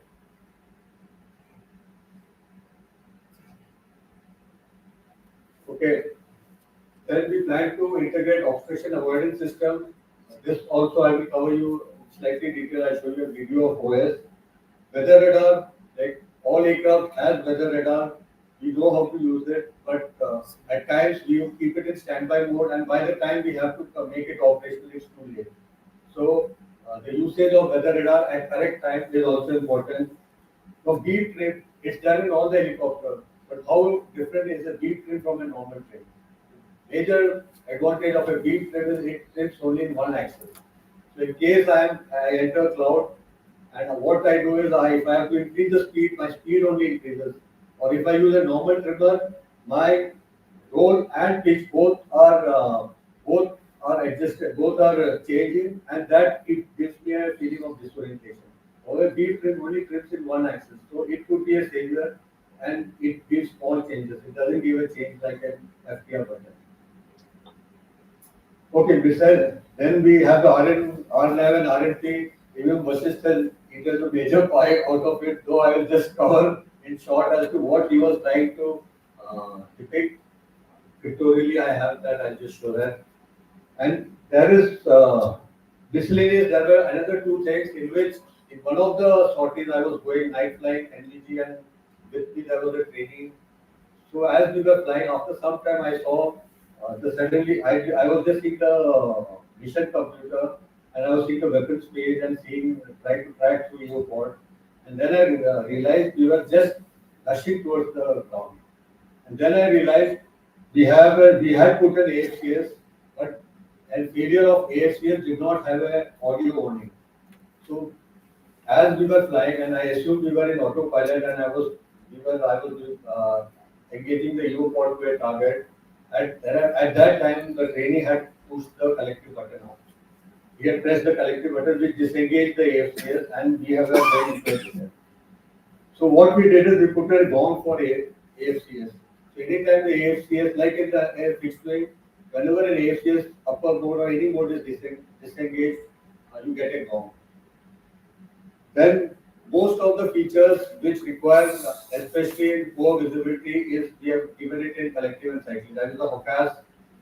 So disengaging AFCS is there in cyclic collective B, in IMRH, DBMRH, and UHM. The engaging features of AFCS is there in the cyclic collective. So you don't have it. If you feel you want to engage the heading mode, you just have to flip the switch, or the altitude, or the speed mode. The major player in the cockpit, in addition to captain, is the co-pilot. We have to use him judiciously. These all features cannot be handled by a single person in case it is a twin cockpit. So when you enter a bad weather, you should know what is I have to maintain the flight parameters, and co-pilot sees the HTOS, TOS, or the map page. So you have to know, you have to share your duties. You cannot be, you have one page, you have the map, you have the PFD in one other page, and nav, and you are just struggling between all these three pages, and you don't know. So you should know when you enter a bad weather as to what is the aid which will help you come out. In just giving this aid will not help any pilot come out of any bad weather situation. So this is the OES DBE system which we are integrating in RB ALH is a LiDAR based system. So Sir was telling that trees are a hazard. So this in addition to cables and obstructions can also recognize, it can give you, if you go for a DBE, then it will give you the trees, the locations of tree, your distance from the tree, your distance from the wires. So I'll just show you a video of that. Yes, sir. So this was the general. So this was the general parameters which we decided in case we wanted to select an OS. Mainly it has to give a sufficient reaction time to the pilot that there is a wire in front of you and he should be able to maneuver the aircraft in case he sees the wire.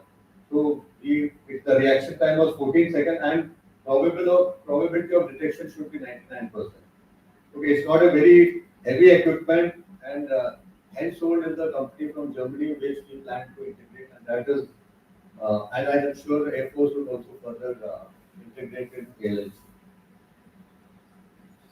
Okay, in addition to this, AST is also doing a trial as an OAS, which is a millimetric wave radar OAS.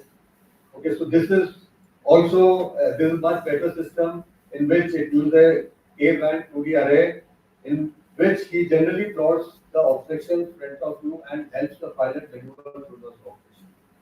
The autonomous vehicles which are going to come in car, those all would have a millimetric wave, and this is how they would avoid obstruction and go.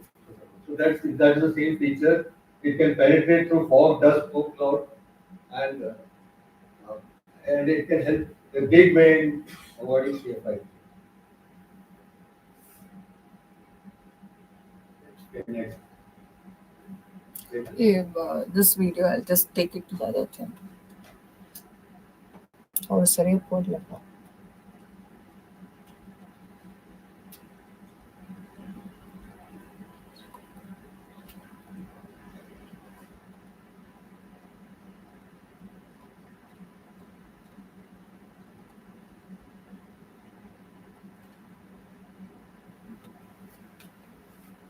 Okay, this is the DB system. So this is the HUD display. This is your HMD in case. So you don't have a HUD in helicopter. So this will be the HMD display. And this is how you can see the obstruction, and this will be your glass cockpit.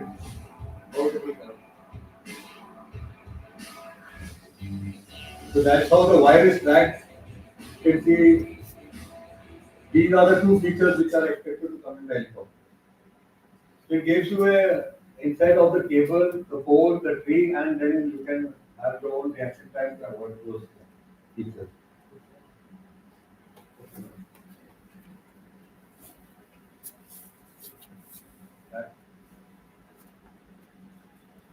Okay, this is the HTOS. So this is the 2D feature which is always there in an aircraft. So this is close to 5 nautical miles, and as you are flying, whether you select or you don't select, this is one feature which will be continuously on, and it will keep looking ahead by 5 nautical miles. In case you have a red, this is the velocity vector. In case the aircraft vector is going to an obstruction, this will turn red. So even if you are in clouds or in bad weather, this is one page. If you just see, it will give you an idea as to whether you are having a terrain clearance or not. In one of the accidents, generally because when you do valley flying, this gets on. So what is the, you try to switch it off. And once you switch off, you may lose the HTOS feature, but you never lose this feature in the map page. So this gives you a terrain warning, which is amber color, which you can adjust from the system for 20 to 60 seconds. However, the pull-up, which comes in red color, will always come in 10 seconds. So in a valley flight, in case you are going and you feel the warning is continuously coming, please adjust it to the lesser time. Like you can adjust it for 22 seconds, and you know when at 10 seconds when the warning is coming, you know that is a valley turn. In case for a small stage you enter it into a bad weather. In addition to 2D, we have a 3D which we have put it in nav, AV and CG, and in the civil aircraft, the Genesis cockpit also has the same feature where you have a forward-looking terrain awareness where you get terrain and pull-up. When you have an excessive rate of descent, it's like slightly modified fixed wing features which are there in TOS. So we have an height loss after takeoff, like at night when you take off, you will start sinking, so it has don't sink, or you lose an airspeed while takeoff, so it will tell, it will give you a warning to check airspeed. Then we have various radio altimeter versus IS features for NOA flying. The combination of this feature will give you a warning depending on your height and speed. And also IS and top, because you could suddenly lower collective and have a speed, and then that will give you a forewarning as to you have selected it or it has happened. So these audios will wake the pilot up that you are going into a critical situation. Please, you have to take over or engage the autopilot. And lastly, we would put a glide slope, like as Indian buses is covered. We will put pins finally initially into the Genesis cockpit and then to all the aircraft which comes later on.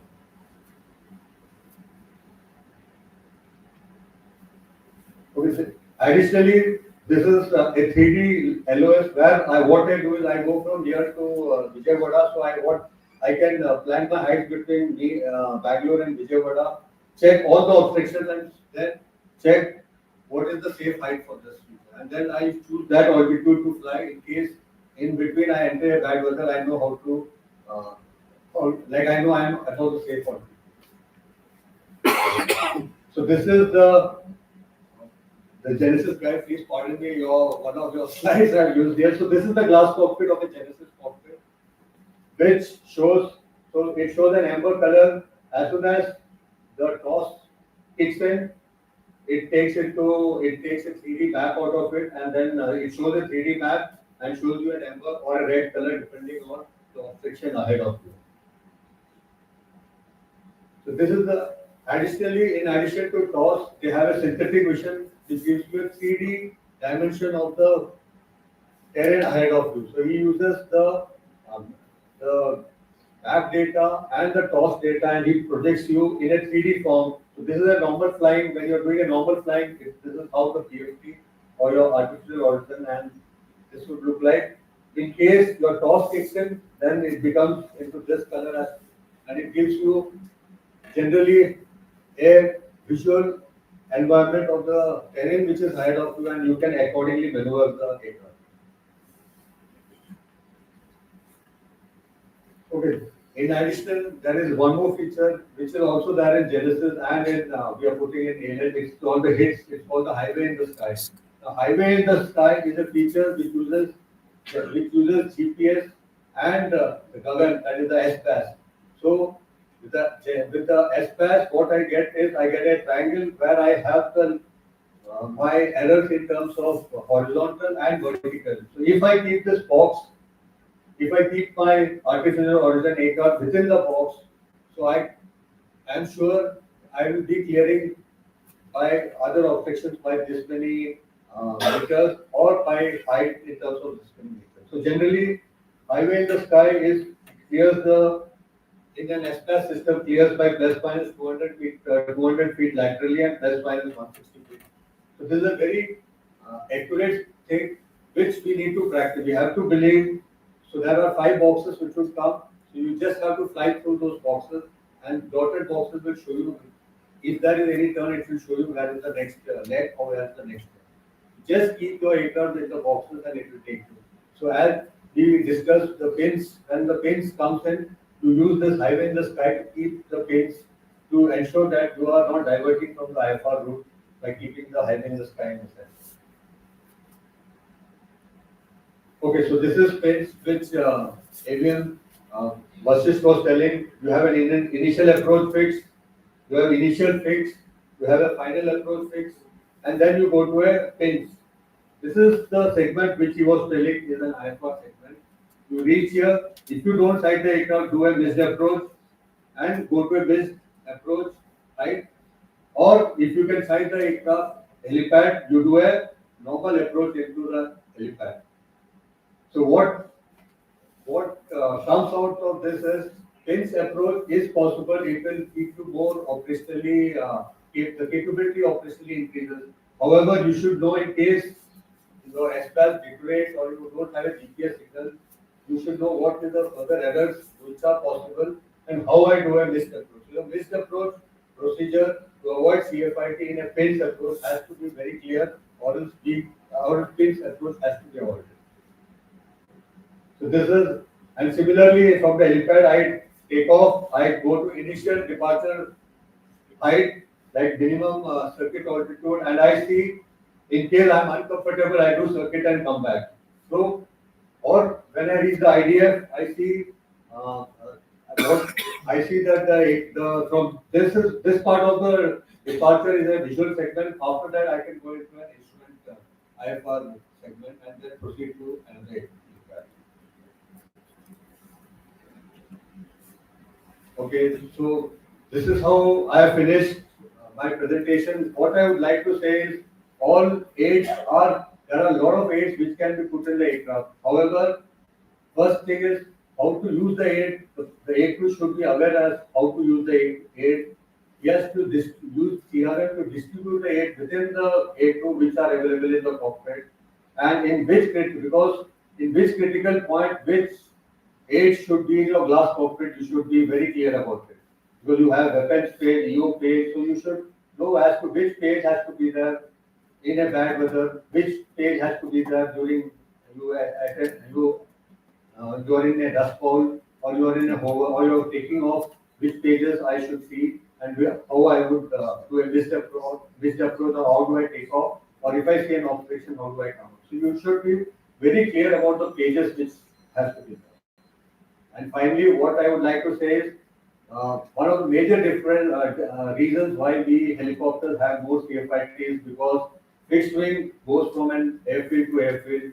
It's a 9,000 feet airfield, you go, but a helicopter pilot, maybe he carries on 20, 30 landings at different helipads, which maybe he has landed once or twice. So the terrain makes all the difference. Right.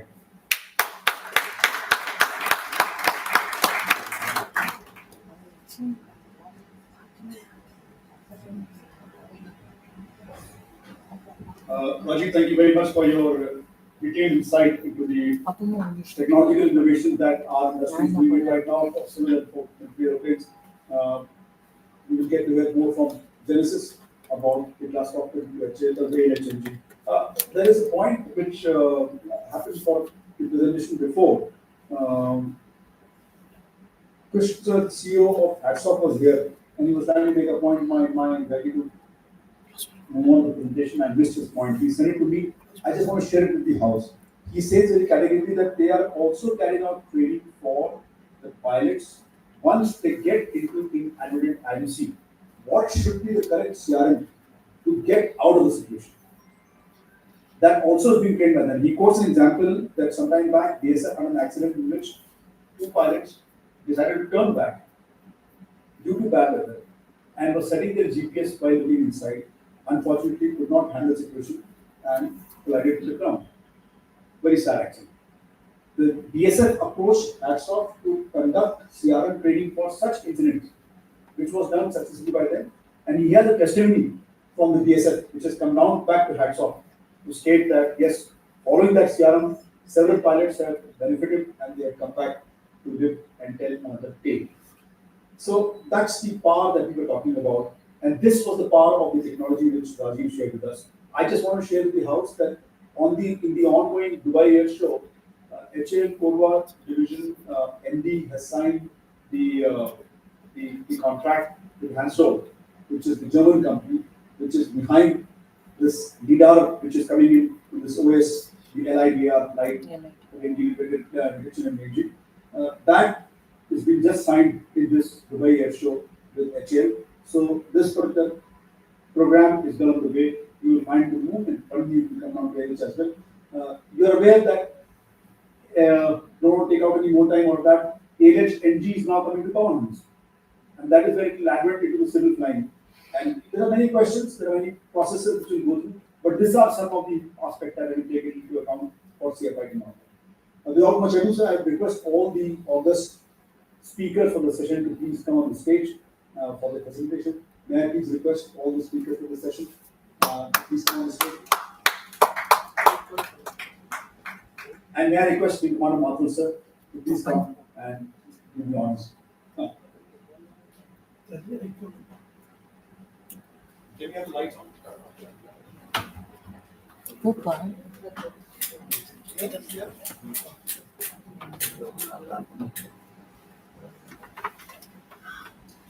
Officer, ladies and gentlemen, please put your hand together for Indian message.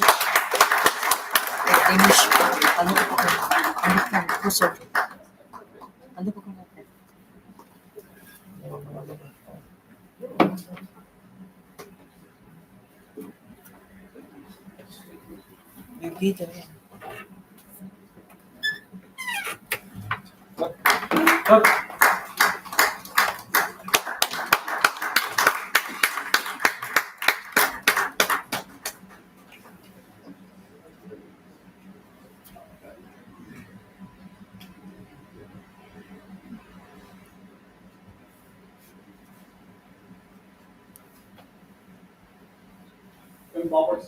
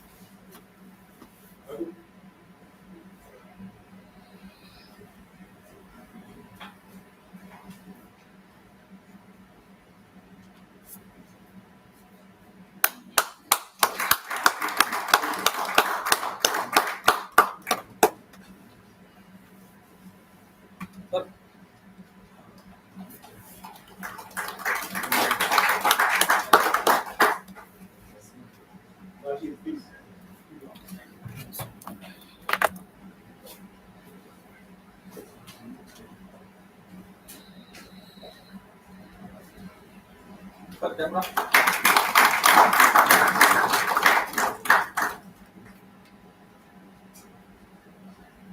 Yes, sir.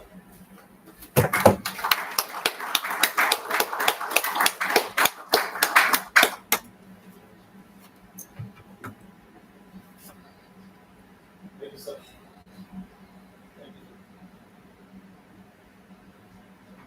And the good news that I want to share with you is that we're just 55 minutes behind the schedule. So we're catching up very soon for that. So may I please request the Congress captain to step outside for lunch. A quick lunch will be helpful.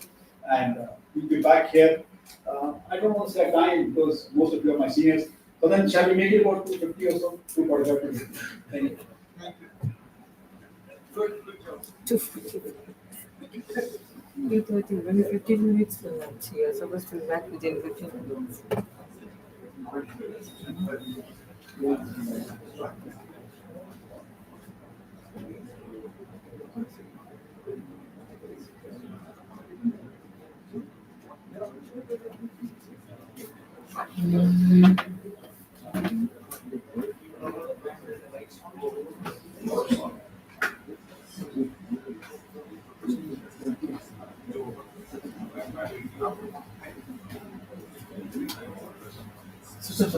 Sir, yes.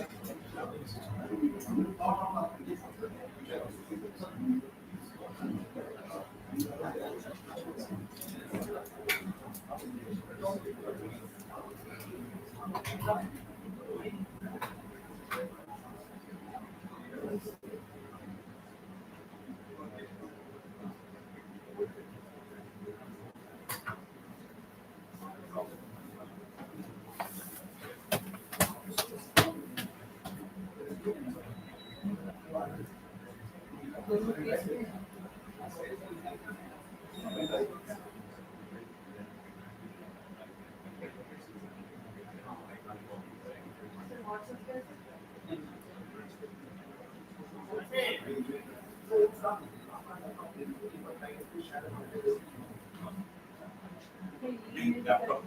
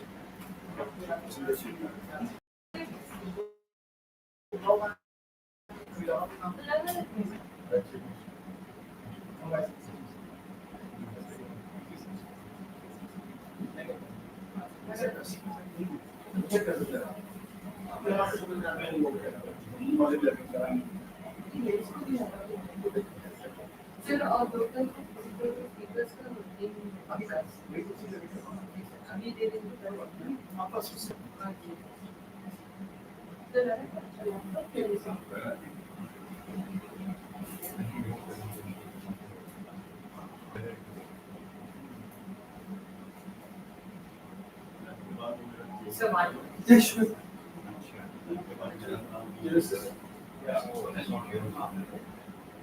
Aligodu, excuse me, can I put your presentation right here? Oh, yeah, sure. Actually, we gave it to answer and can you just do that? From my, if you have a. I don't That one only, right? Yes, sir. That Yeah, is ready, yeah, sir. because it's not simple. Would you like to use? Because that's okay. Go for lunch. हाँ sir लगा लेंगे sir मैं लगा के दूँ हाँ sir photograph So we'll check your video Yeah, now. it's on the desktop, man. No sir, I've copied it to the respective folder. The one on the desktop, I'm saying. Okay, you can. Uh, So the bottom one, the last one. this one, right? Yeah. You can just play it. So, They're talking about something else. Okay. so give me a second. Sir. Yeah, I understand. Yeah. You just want to test this video. Just, No worries. Yeah. Yeah. The audio comes up. Audio, it will come sir because they have muted the audio and gone for the lunch. Okay sir, it will come sir. We'll take it. It's coming. Nothing to worry actually. Right sir? Yes. Can you check out? Yes sir, definitely sir.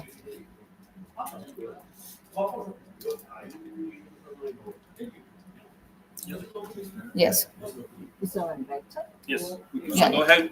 Yeah. So I do animation. So for that, as I'm talking, you can just, for this page, Yes. you can just slowly, like every 20 seconds, you can just bring a new word up. I'll be in sync with you. If You'll I be do in a sync. mistake also, just signal me. I'll take it. Exactly. He will not have a slide advancer. Is there sir? But since the sensor is here, it's not recognizing it properly. It's okay, it'll work. So go ahead, a few more clicks. Yeah. Just like that, and then the rest is just pages. Okay. Give the one more. This is not a video, right? This is only a page, No. right? Yes. I couldn't get a video; it's too large, so I didn't try. Yeah. Next. Yeah. And then the same thing. So there's Yeah, two I slides understand. like that. Yeah. So as I'm talking, let's just make it a natural progression. You can just bring those I'll up. take it. I think you will. Yeah. And then the rest are just strict fixed pages. This is the only animation where it kind of progresses through. Yes, sir. See? Yes. All just slides. Yes. Coming up on the big screen as well. Yeah. It's coming out beautifully. Nothing to worry. Yeah. Yes. Perfect. Yes. You did. Yeah. You did Yeah. good. So you can do that. Those two slides are a little different, and we'll just. So you want to put a thank you slide in the last? I will speak it. No, you want me to do it for you? I can do it. So for at you. the end, after the last slide, Yes, sir. we'll just go to the black screen. Yeah. And I will speak to the. That's Perfect. Thank you. Yeah.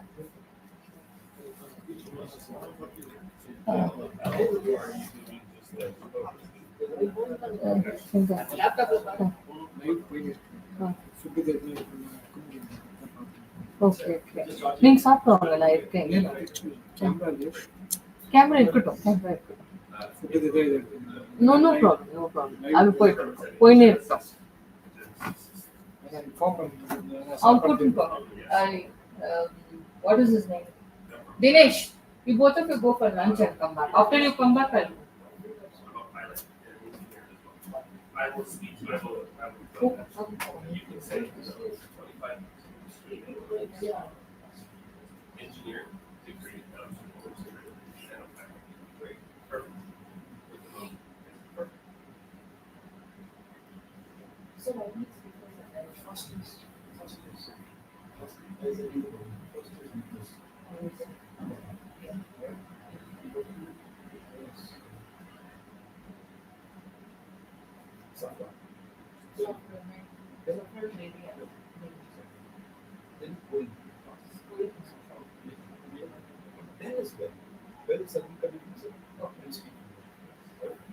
And last is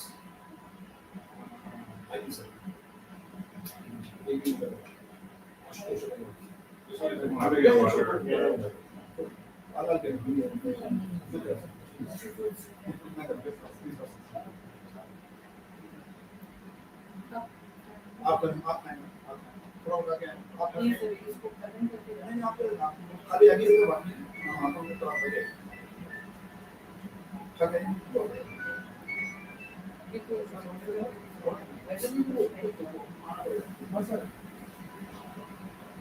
At the end of what we do, my financial director of both is here. So I'm going to bring them up and so we can talk about the collaboration happening. आगे sir ठीक है sir आपका presentation आपके पास है ठीक है तो जब क्या सेशन शुरू हो जाएगा तो लोगों के आसपास में लैपटॉप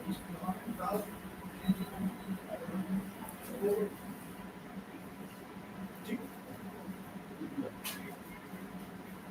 मेरे पास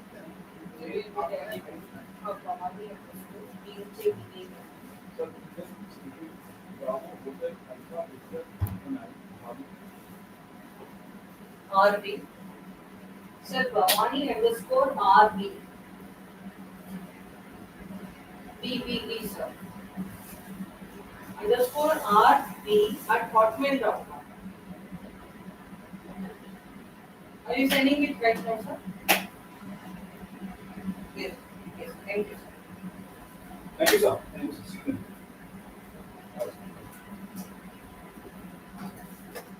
So what happened? You have to have your own.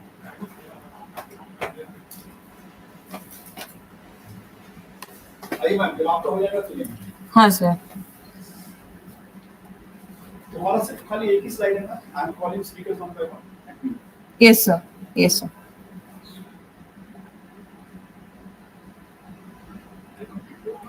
हाँ आई जस्ट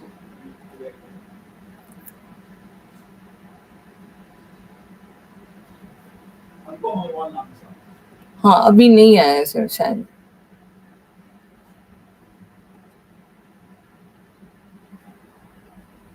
और बीएल सर डायरेक्टली करेंगे ना उन्होंने भी नहीं भेजा है हाँ सर पांडे सर नहीं भेजे हैं सर मेरे पास नहीं है हाँ जी सर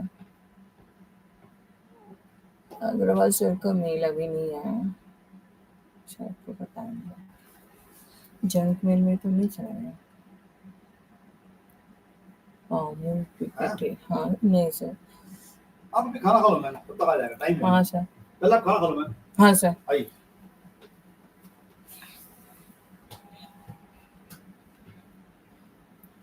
प्रदीप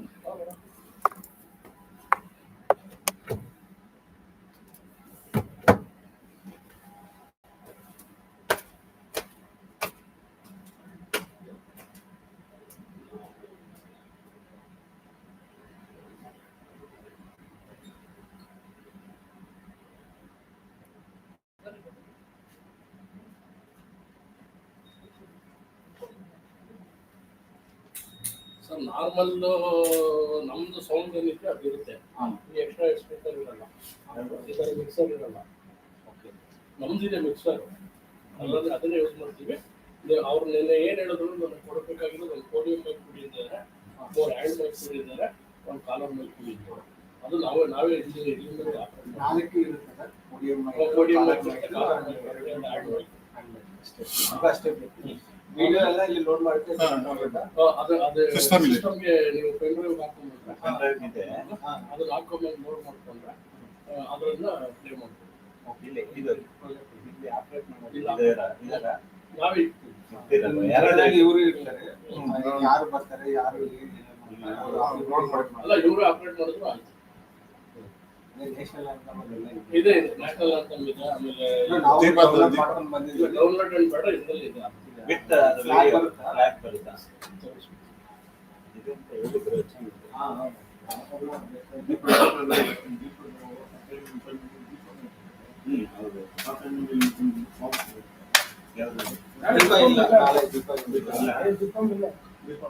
ಖಾಲಿ ಇನ್ವೊಕೇಶನ್ ಸಾಂಗ್ ಇಲ್ಲ, ಬ್ಯಾಕ್ಗ್ರೌಂಡ್ ಮ್ಯೂಸಿಕ್ ಇದೆಲ್ಲ ಹೋಗುತ್ತೆ ಸರ್. ನೋಡಿ ಅದು ಸೌಂಡ್ ಬರುತ್ತೆ ಅಲ್ಲಿ ನೋಡಿ, ಅಲ್ಲೇ ಬರ್ತಾ ಇದೆ, ಅಲ್ಲೇ ಬರ್ತಾ ಇದೆ ನೋಡಿ. ಸೇಮ್ ನಮ್ದು ಅದೇನೆ. Thank you. ಇದಿದೆ HL ಅಂತಮೂ ಇದೆ. HL ಅಂತಾನೆ ಬೇಕಾಗಿಲ್ಲ. ಓಕೆ. ಆಮೇಲೆ ಅದೇ ಇದು ಲೈಟಿಂಗ್ ಲ್ಯಾಂಪ್ ಇದಿದೆ. ನಾಳೆ ಲೈಟಿಂಗ್ ಇಲ್ಲ, ಖಾಲಿ ಇನ್ವೊಕೇಶನ್ ಸಾಂಗ್ ಇದೆ. ಓಕೆ, ಅದು ಯಾರು ಆಡ್ತಾರಲ್ಲ but background music want you can give or nothing, only Singh.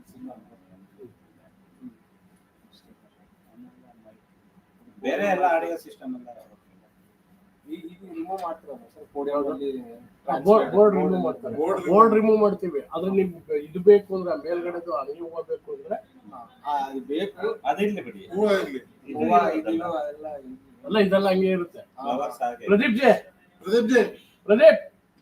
Pradeep Garo Pradeep sir, ये तो फ्लावर मत निकालना। हाँ मैं बोला था कल वो वही यूज करता है। हाँ आपको भी बोलने के लिए मैं बड़ा साथ मालूम है, रिमाइंड करना।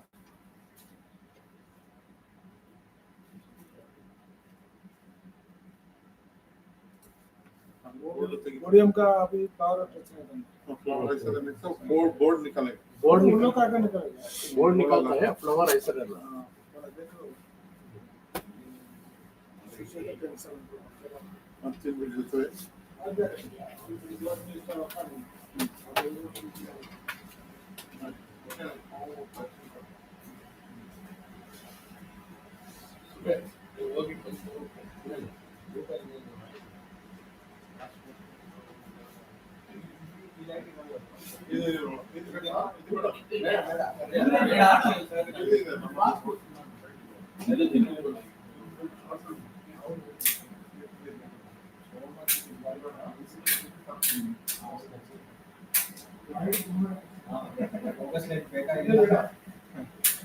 ಇದು ಏನಾದ್ರು ಪ್ರೆಸೆಂಟೇಷನ್ ಕೊಡ್ತಾ ಇದಾರಲ್ಲ, ಇದು ಪ್ರೆಸೆಂಟೇಷನ್ ಲೈಟ್ ಎಲ್ಲ ಆಫ್ ಮಾಡ್ತೀವಿ.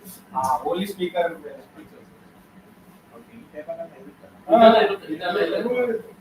ಎಲ್ಲ ಇರುತ್ತೆ, ಅಲ್ಲಿ ಬೋರ್ಡ್ ಮಾತ್ರ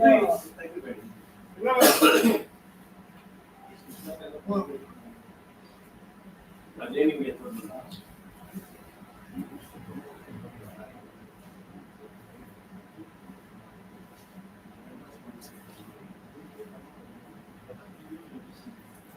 they should have made hindrance that side from here.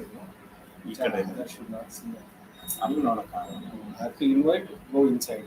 Again, I have to come, you go inside. This is correct. You are telling here, here side ಅಂತ ಅಲ್ಲೇ ಬ್ಯಾಕ್ ಹೋಗೋಣ. ಗೊತ್ತಾಗುತ್ತೆ, ಕಾಣುತ್ತೆ. But here you can hide now. Certainly here you can hide with there.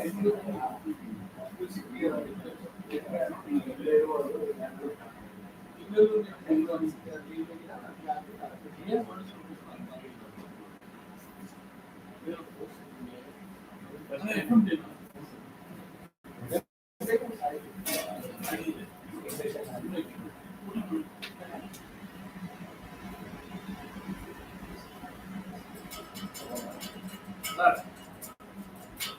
Sir, ಏನಿಲ್ಲ ಅಂದ್ರೆ ಒಟ್ಟು ಪರಿಸ್ಥಿತಿ ಏನ್ ಮಾಡಿಸ್ಬೇಕು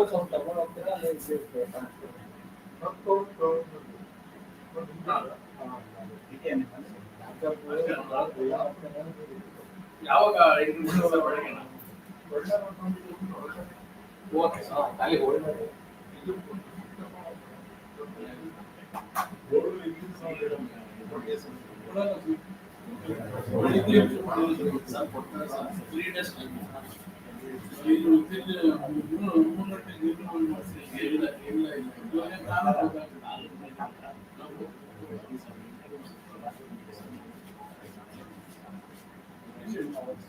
ಎಂಟ್ರಿ ಮಾಡಿದಾರ ಆಲ್ರೆಡಿ.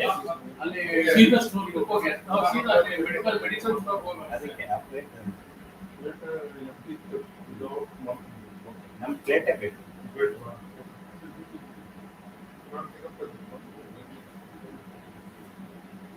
ಸರ್ ಇದು ಪ್ಲೇಟ್ ಸರ್ ಇಲ್ಲ, ಅವರು ಇವರು ಟೇಬಲ್ ಕೂಡ ಹಾಕಿದಾರಲ್ಲ ಅವ್ರು ಇರುತ್ತೆ. ಅವ್ರು ಇವತ್ತು ಬರೋದಿಲ್ಲ, ಡೌಟು ಇರುತ್ತೆ. ಅಲ್ಲಿ ಅಲ್ಲೇ ಇರುತ್ತೆ, ಇಲ್ಲಿ ಬೇಕಾದ್ರೆ ಯೂಸ್ ಮಾಡ್ತೀವಿ. ನೋಡಿದ್ದೀರ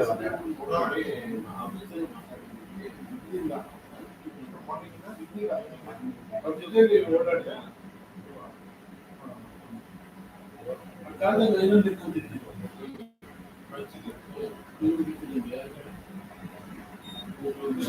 ಸರ್, ನಿಮ್ದು ಎಷ್ಟು ಗಂಟೆ programme? 9:30 to 1:30, including registration and lunch. ಇದು ಸರ್ ಏನ್ ಪ್ರೆಸೆಂಟೇಷನ್ ಅಂತ ಎಷ್ಟು ಜನ ಇದೆ? Presentation with PPT 3 people, only talk is 5 people. ಇದು ಇನಾಗ್ರೇಷನ್ ಮಾರ್ನಿಂಗ್ 9:30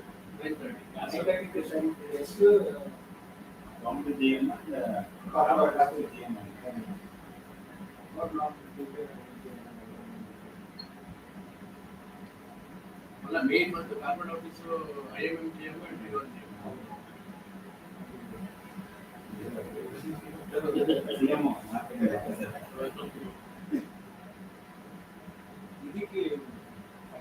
ಆಮೇಲೆ ಇವಾಗ ಇದನ್ನ ಅದೆಲ್ಲ ತೆಗಿತಾರೆ ಪ್ಯಾನಲ್ಸ್.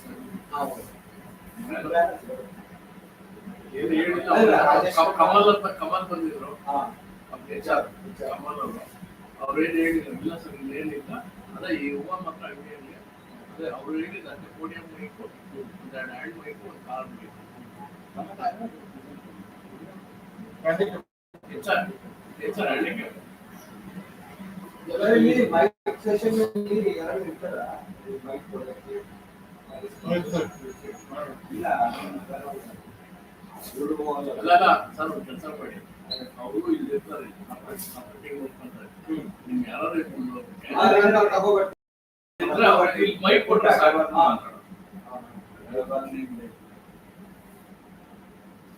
ಯಾಕಂದ್ರೆ ನಾನು ಅಲ್ಲಿ ನೋಡ್ಕೊಳ್ಳೀವಿ, ಇವರು ಮೈಕ್ ಅನ್ನ ಕೊಡೋರು. ನಾಳೆ ನಮ್ಮ ರಾಜ್ಯೋತ್ಸವ ಇವೆಂಟ್ ಇರೋದ್ರಿಂದ ಸೊ ನಾವು ಅಲ್ಲಿ ಹೋಗ್ಬೇಕು, ಅಲ್ಲಿ ಸೆಟಪ್ ಎಲ್ಲ ರೆಡಿ ಮಾಡಬೇಕು. ಸೊ ಹಂಗಾಗಿ ನಾನು ಬಂದು ಹೋಗ್ತೀನಿ ಅಷ್ಟೇ. ಅದೇ ಅವ್ರು ಇರ್ತಾರೆ ಸರ್, ಅವರೇ ಆಪರೇಟ್ ಮಾಡ್ತಾರೆ.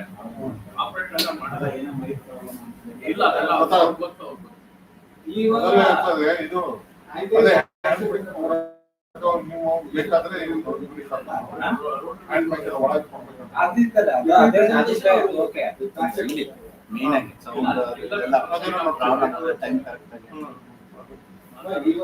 ಮಿಕ್ಸರ್ ಒಳಗಡೆ ಒಂದು ಮಿಕ್ಸರ್ ನಮ್ದು ಇದು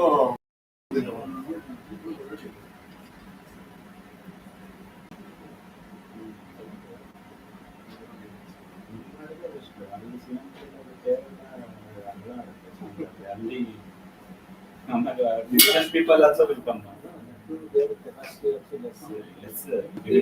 ಅಲ್ಲಿ JCL ಎಲ್ಲ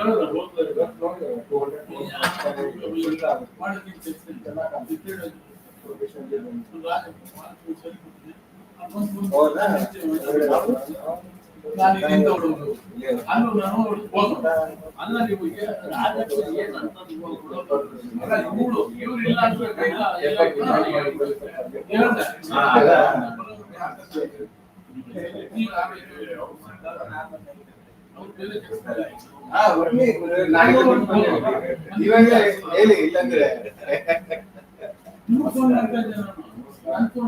ಬೇಕಾಗಿಲ್ಲ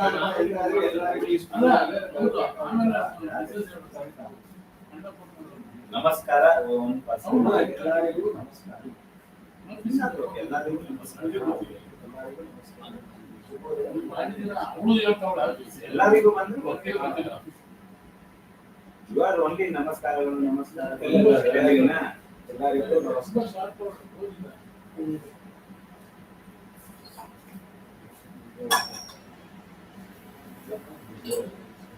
ನಿಮ್ದು ಡೀಲ್ ಸರ್ ಫೌಂಡ್ರಿ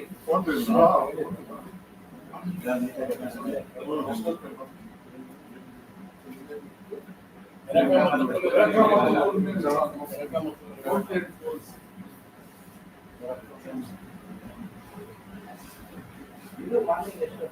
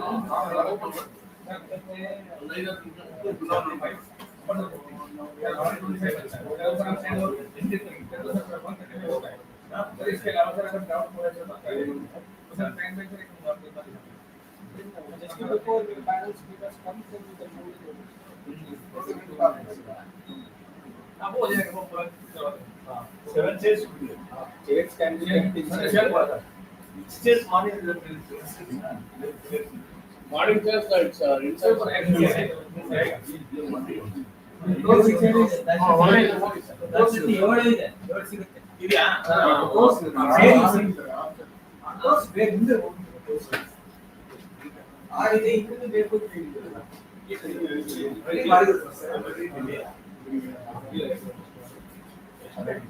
ಅದು ಎಷ್ಟಿದೆ ನೋಡಿ ಎಕ್ಸ್ಟ್ರಾ ಒಂದು ಇರ್ಬೇಕಂದ್ರೆ ಒಳಗಡೆ ನೋಡಿ ಸರ್ 7 ಆರ್ ಇದೆ ಸರ್ 7 ಆರ್ ಇದೆ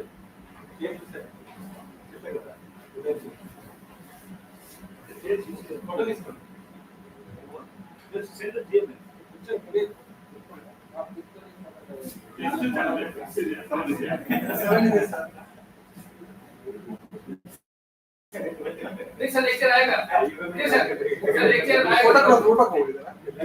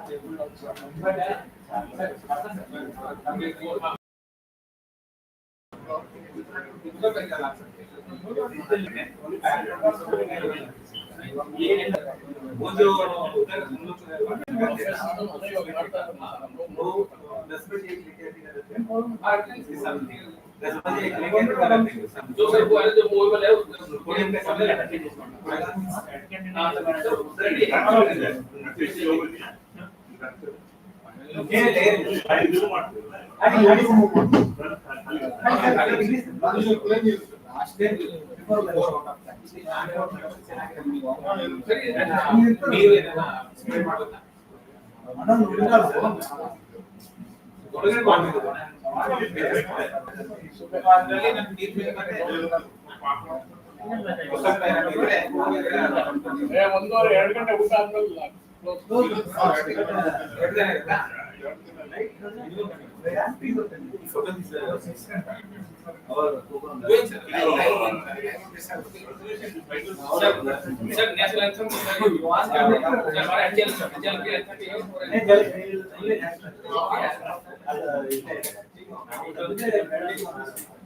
ಇಲ್ಲೇ ಇರುತ್ತಾ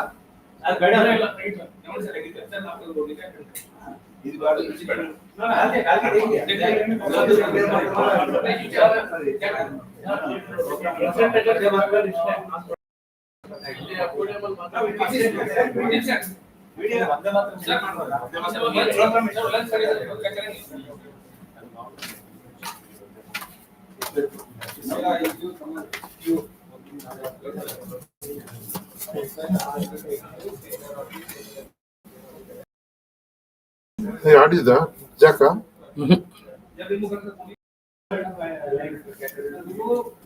ಸರ್ ಸರ್ ಅದು ಲೈಟ್ ಆಫ್ ಮಾಡಿ ಬ್ಯಾಕ್ಗ್ರೌಂಡ್ ಹೌದಾ ಬಿಡಿ ಬಿಡಿ ಇಲ್ಲಿ ಹಾಕ್ತಾರೆ ಸರ್ ಹಾ first I will put background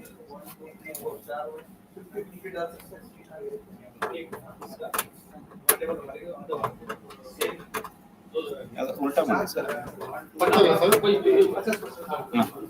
ಬಂತು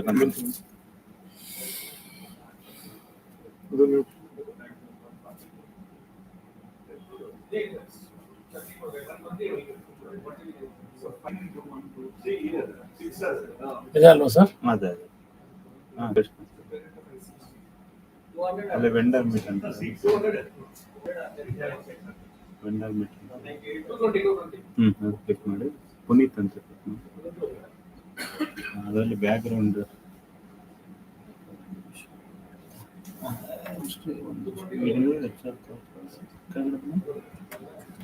ಇಂಟಿಗ್ರಿಟಿ ಪ್ಲೇಟ್ ಇದು ಬ್ಯಾಕ್ಗ್ರೌಂಡ್ ಇದೆ ಲಾಸ್ಟ್ ವಿಂಡೋಸ್ ಮೀಟ್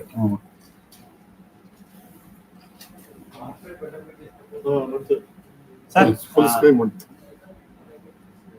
ರಮಣ ಮತ್ತೆ sir down double click. Excuse me. Is it possible for PPTs you can email to me? Madam.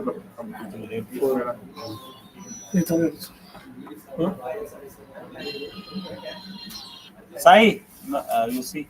Hello. ಹೇಳಿ.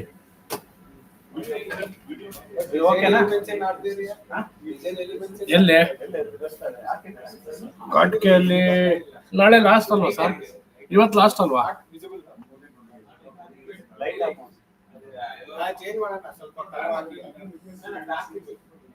ಸರ್ ಅದು actually ನಮ್ಗೆ ಇವಾಗ ಇಲ್ಲಿಗೆ shortage ಆಗ್ತಾ ಇದೆ ಅವ್ರಿಗೆ.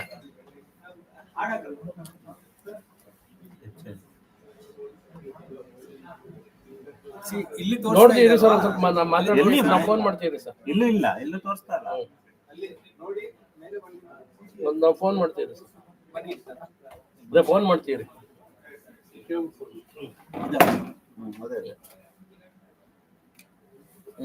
ಹಳೆ ಇದಿದೆ ಫಾರ್ಮ್ಯಾಟ್ 2007 ಒಕ್ಕ ನಿಮಿಷ ಸರ್. ಇದು ಹೊಸ ಇದು ಸಾಫ್ಟ್ವೇರ್ ಇಲ್ಲ ಸರ್ ಇದರಲ್ಲಿ. ಇದು ಹಳೆಯದು ಸರ್. ಇದು 2007 It is opened in old or it's in PPT only. ಹಳೆಯದು ಇದೆ.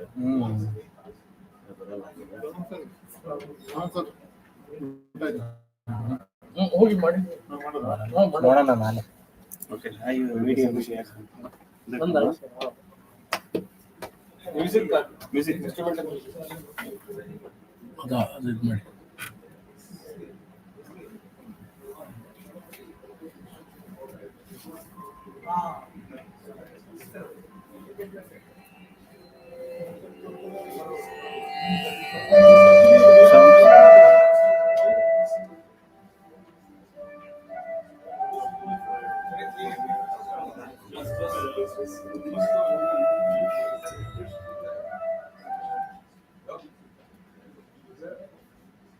ಓಕೆ ನಾನು ಪೆನ್ ಡ್ರೈವ್ ತಗೋತೀನಿ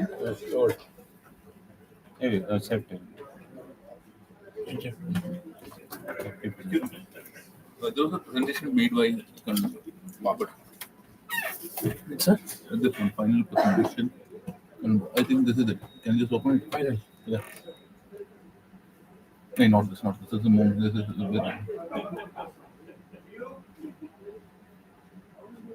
You can just close this one.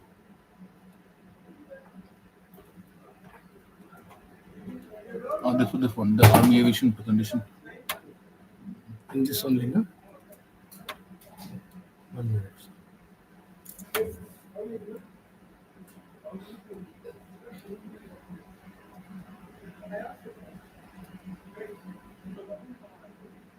One minute, sir. Madam will come. Yeah. Huh? But Madam will come. She had gone for lunch, no? Yeah.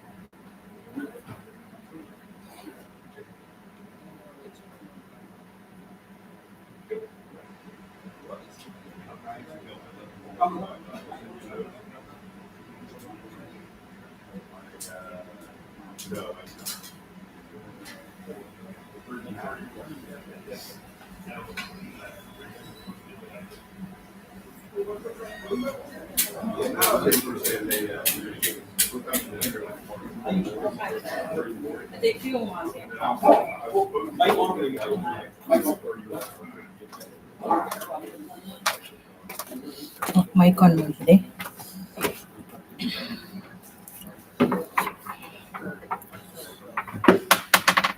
Vijay alle?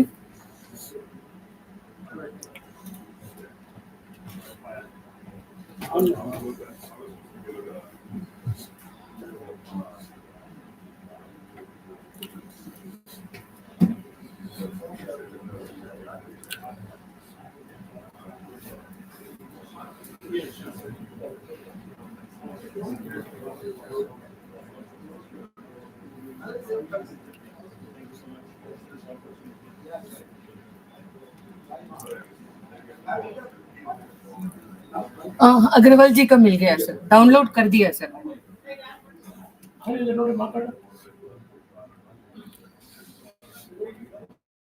Check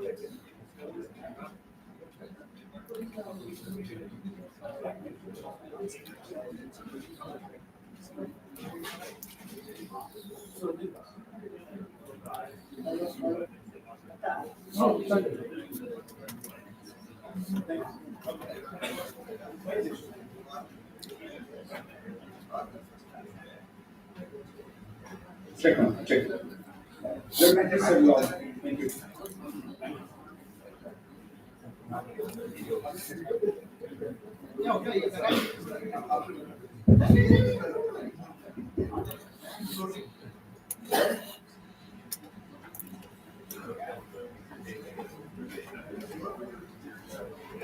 Hello, ma'am. Can I take 2 minutes? Yes, sir. Good afternoon, sir. All PPTs, is it possible to email to me? Definitely, sir. I'll share my email ID. Sir, you just WhatsApp me, sir. I will send it. Yes, sir. In fact, you have not got the form now. No, sir. So it is there, but what I do is. Yes, sir. Sir, आपने खाना खा लिया, sir? खाना खा लिया. Yes, sir. हाँ, sir. अभी, sir? Okay. Oh, sound इतना. I have. Yes, sir. I have forwarded the link. Yes, sir. Link. Yes, sir. Yes, sir. Please give you a form. Yes, sir. I'll print it and I'll get it signed by anyone, any member, and correct. Okay, Or if not, you just send it to the office. I will sign it and get it done. Okay, sir. Yes, sir. And I will give you my Yes, sir. email ID on PPT so that we'll print them in our magazine. Yes, sir. Thank you, sir. One minute. Yes, sir. Yes, sir. Increase. Definitely, sir. Definitely, sir. Yes, sir. Volume watching. Shall I play the video? Yeah, play it once again. This is a short clip by. Step into Atral's next generation VR-based flight simulator on 6DOF motion platform. Experience the skies like never before, where every control, every motion, and every decision feels real. Take command from a two-crew cockpit with interconnected controls designed for seamless coordination.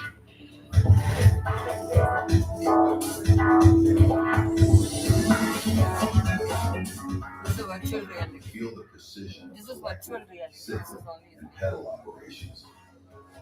Train smart with the instructor operating station.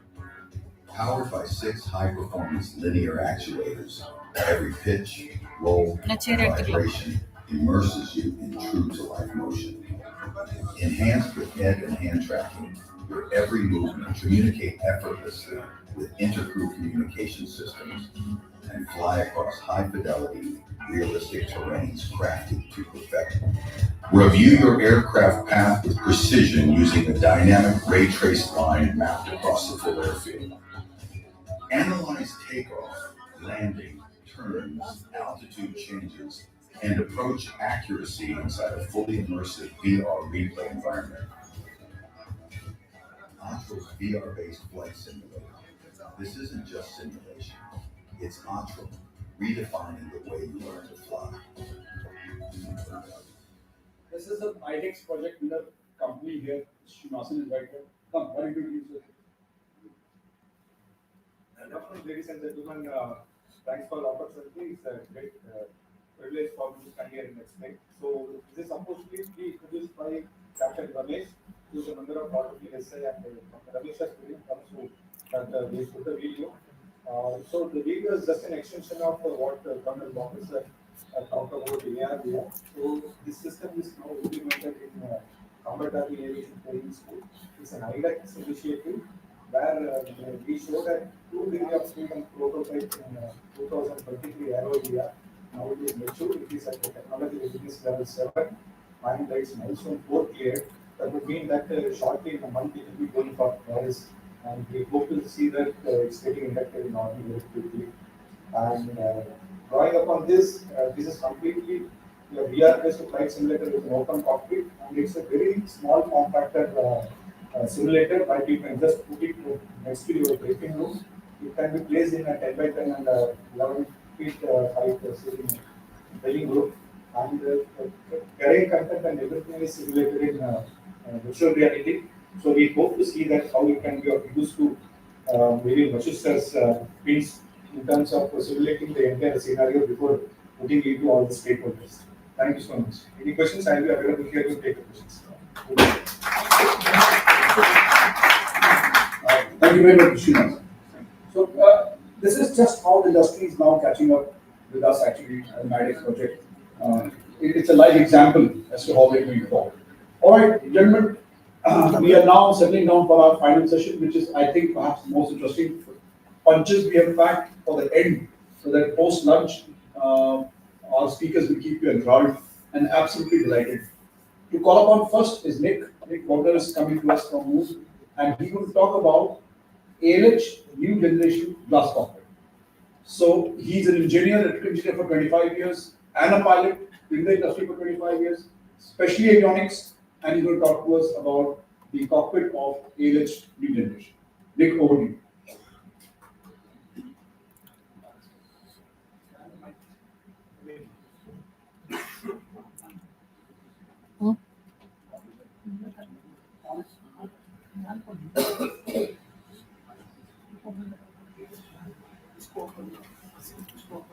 On. Vijay. Vijay, on. Vijay, okay?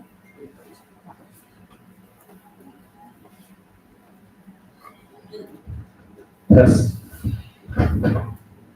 Vijay, take this. Don't sit. Okay, thank you. It's very nice to be here today. Welcome, and to be welcome. My name is Nick, as discussed. Genesis Aerosystems was acquired by Moog about 5 years ago. So I'm here to talk about the Genesis cockpit avionics suite. And we're very excited about some of the projects we have here to discuss and some of the capabilities that we're bringing into the cockpit in some of these different aircraft that we are working. So, please. I've really appreciated some of the discussion that we've had today. We've talked about safety, we've talked about the different drivers of safety, crew awareness, we talked about CFIT, we can advance. Yes. Lack of situational awareness, so it's nice to have that background from the day, as I don't need to go into all of those details. What I want to talk about is some of these different pieces and how we're taking that to market, how we're actually making this accessible to operators. The problem we have right now in aerospace is we have over 1,000 helicopters flying with legacy equipment, sometimes 10, 20, 30, 40-year-old equipment. So what I want to discuss about some of the technologies we have, some of the things we're doing to advance the industry, and how we make it accessible. Because if the technology is there and it's not available to operators, it's not helping anybody. So it's a very key component to the theory to bring it to the real reality of the world. Against the wall. So we do have lack of RMP equipment in some aircraft. We have limited situational awareness. We have traffic technology that is not being utilized in many aircraft as well. We have equipment that fails. We have unreliable equipment. We have SFAS capability with GAGAN in many systems with the GPS system. We don't always have that available as well. So these are the challenges facing us as aviators. Terrain and CFIT we talked a lot about today as well. And then lastly, obsolescence. There are issues that we're facing that is inhibiting smooth operations and that ultimately affects safety at the end of the day. So our product set to make a full glass cockpit consists of different elements. We have flight displays, but they're not just flight displays. There are smart displays. They have PFD, so primary flight. We have flight management systems within. We have terrain alerting systems within, and we have engine indication. So as you integrate those systems together, the awareness of the health of your machine and the health of your flying conditions increases. Additionally, we have radios and audio management. We have autopilot. So with our autopilot system, both in fixed wing and rotorcraft, we have 2, 3, and 4 axis rotorcraft. So if you think about these different systems, including navigation radios, including GPS, including flight management systems, as you integrate those, all of that information is now coupled to your autopilot. Lastly, oral indication, we talked about knowing that the autopilot had disengaged or had failed, I think in a prior discussion today. Well, we have integrated into the audio system the health of the system. So it's not something that you have to monitor and check every time. When there is an error, things come to the top priority. So then there's a little bit of an assistance happening for the pilot so that we can provide the focus of the situation as needed in a more complete way. Sensors and interfaces are very necessary. One of the cool things we're doing with, we talk about spoofing and GPS denied situations, whether that be from spoofing or whether that be from mountains and different, conditions that can cause intermittent behavior. We have sensors. We can integrate to LiDAR systems. We can integrate to IRS systems, which is an inertial navigation system.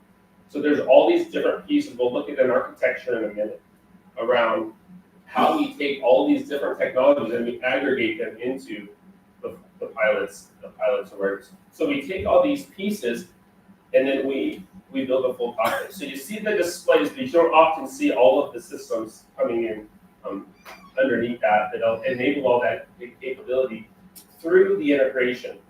For instance, our 4-axis autopilot has to know your torque. It has to know what's going on with the engine and transmission.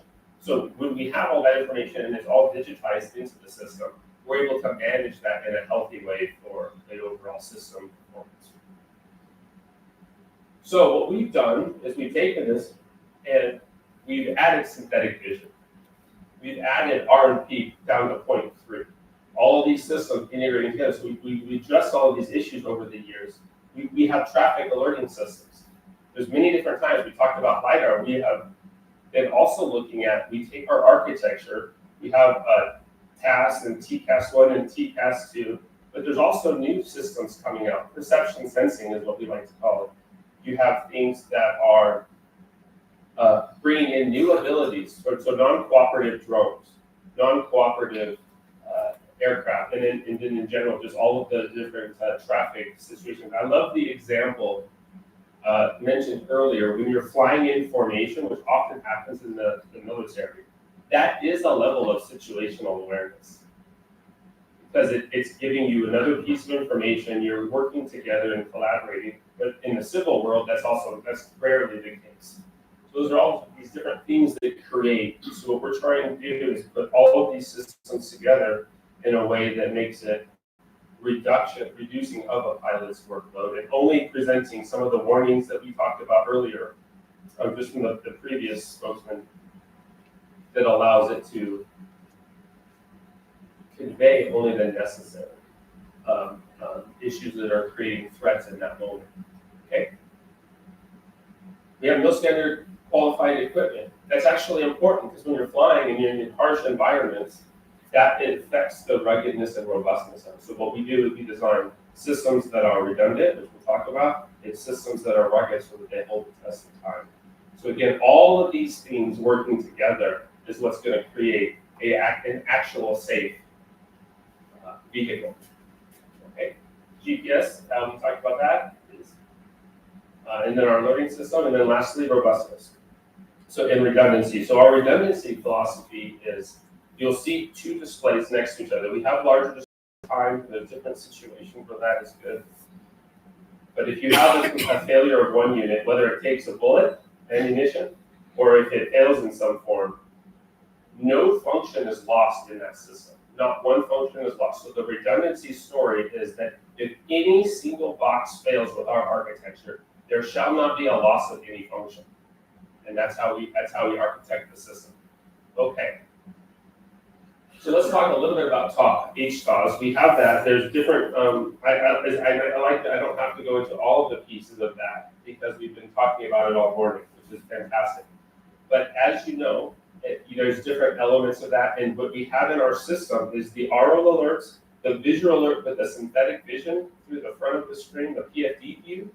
Then we also have our top-down, our topo view for all of the different color coding. And all of those things integrate together to allow those threats to be provided. So we have forward-looking terrain alerts as well. So this is an interesting one where if you're in a turn and there's a predictive algorithm that predicts the destination and it's aware of the terrain in the system in the surrounding area. So if you're in a turn, let's say, in the clouds, and you're on track to be a terrain threat, you will actually be warned on that too. It's not just when you're looking straight. So the sophistication of that warning system is paramount so that you actually address an impending threat to the vehicle. Next. Simulation, very important. So I subscribe fully to what was talked about earlier today. We were talking just at lunch, and when pilots technology, sometimes there's different threats to the training environment. As we support different functions, different modes, failures of equipment, we simulate lack of database, lack of GPS position, and that what we do is we have a software package that we work with simulator companies all over the world to build the right simulator configuration so that it's true to life. And that's all part of our offering with our cockpit display. So simulation is very important. So if you have the technology and you don't have training, you don't get the full safety benefit. If you have the technology and it's not accessible in an aircraft, because we have all these legacy fleets out flying, that's also not helping. So it takes multiple components and building blocks to actually achieve the safety that we're all talking about today. I've dedicated 25 years of my career to avionics. It's been avionics with autopiloting as well. And it's all about making that technology actually accessible to the aircraft operators. Next. So let's look at one case quickly of a CFIT, and I want to explain the angle I'll take based on the morning discussion will be very specific to, how awareness is achieved and how just because you have a digital system doesn't mean you have the situational awareness that you expect. So there was a situation in Indonesia. It's on a C-130, so not a rotorcraft, but it's almost more of an egregious case because the aircraft was deviated from the runway center line by almost a mile in bad weather. So let's go to the next slide. This was the track. We studied the position. We did some simulation of our own to reproduce some of the imaging here and the exact location of this accident. So the aircraft is 1 mile off of center line, and you can see in a normal weather day, you understand what's going on. You may have your navigation equipment. You understand what you're looking at a little more clear because you've got that extra perspective on. So next image. This is what it looks like to a pilot. We saw some videos earlier. This is what a pilot is seeing. Unless they understand what they're looking at within the. So this is what happened to these poor fellows in this case. So go to the next. So the system they had was digital at the time, but the situational awareness didn't achieve the desired result. The instrumentation didn't provide. It wasn't found. There was no issues with the equipment. So that's when we talk about synthetic vision and a proper warning system. It couples with all of your navigation indicators. So you can have the navigation. Things happen in a cockpit, workload increases. So if you don't have the proper indication, and if you're not trained on that indication, if you're not trained on those things, then you will not reap the benefits of having that technology on board. So we have different cues, we have aural alerts, and that allows us to provide, I will never forget, so as a pilot, flying through a cloud, that's a different experience. And I think we all, as aviators, understand what that's like. But people don't really, until we talk about technology, we talk about situational awareness, but until you're in that cloud, until you're in that bad weather, then you truly appreciate what you have and what you need and how things get very difficult workload-wise very quickly. A few examples of what we're doing with our technology around the world. We are the supplier for the United States Navy. We work with Leonardo helicopters in that case. So our cockpit is training the next generation of Navy pilots for the United States. So there's about 130 aircraft already delivered with glass cockpits that we have supplied. So the U.S. Navy said we need to train on this. We also have training modes that reduce capability for the training purposes. And so there's some interesting things that happen in the training environment so that the pilots are getting the proper training. But also when they get into their next destination aircraft, they have familiarization with the technology. You can't be overly dependent on the technology, but you also have to understand the technology. So that's what the U.S. Navy recognized, and that's what they're training on these days. So it's been in situ for multiple years now. Next. We just won, it's fixed wing of course, but we just won the United States Air Force training. So there'll be 450 T-6A Texans flying with our system as well. So that's a really exciting application of using this technology as well. Next. Our Blackhawk solution. So we do retrofit, so we're not the OEM solution for this. But what we have is a lot of operators that are flying the A and L models, especially, and we have developed the full cockpit for the Blackhawk. We've developed a 4-axis autopilot for the Blackhawk because those aircraft don't have that today. And if you don't have the technology accessible, this is becoming a popular option for some of our other rotorcraft friends that are fighting fires, that are doing search and rescue, that are doing heavy lift. So that's an exciting time for us as well. Next. We just received IFR certification on an Airbus 145. This is an exciting one as well. It's the one of the few single engine, single pilot IFR certifications. And the only way we can get that certification is from the right combination of capability and pilot workload. Because every certification program includes what is the pilot workload and do I define it safe. So the FAA in this case has approved this system in that application as well. So Airbus recognized the need in the US single pilot IFR is allowed. So it's really exciting for us. So let's talk about what we're doing in India. We have a few platforms that we're working. Many of you have seen the DO228 and many of the branches of the military. We're really excited. We've upgraded almost 100 already at this point. There's more coming. We're very excited about this. Next slide will show you the before and after. So this is the essence of what I'm talking about. You have legacy cockpits that have limited capability. They have limited GPS capability. They have limited integration. And when you don't have those things integrated, you will not benefit from all the situational benefits that comes with some of these technologies. So this was a very exciting program for us, and we're increasing safety in the DO228 fleet. Now let's talk about the ALH. So the ALH is an active program today. We are developing with the same 4 screens, and we're doing a huge amount of work to integrate all of the complex systems so that the data is managed properly, the pilot workload is appropriate for the system. We have the flexibility of our system allows us to take all of the engine and the system applications, all of the actuation, the different sensors that we are interfacing to in that aircraft, so we can pull all of that information, take it front and center for the pilot. So it's a really exciting, so the displays, the sensors, and that integration is happening as we speak today. And that will go to Power Hans, who will be the launch customer for that application. So we're working very hard and very fervently to get that project done, and we're very excited about that. Next. We also are working on a Sea King program.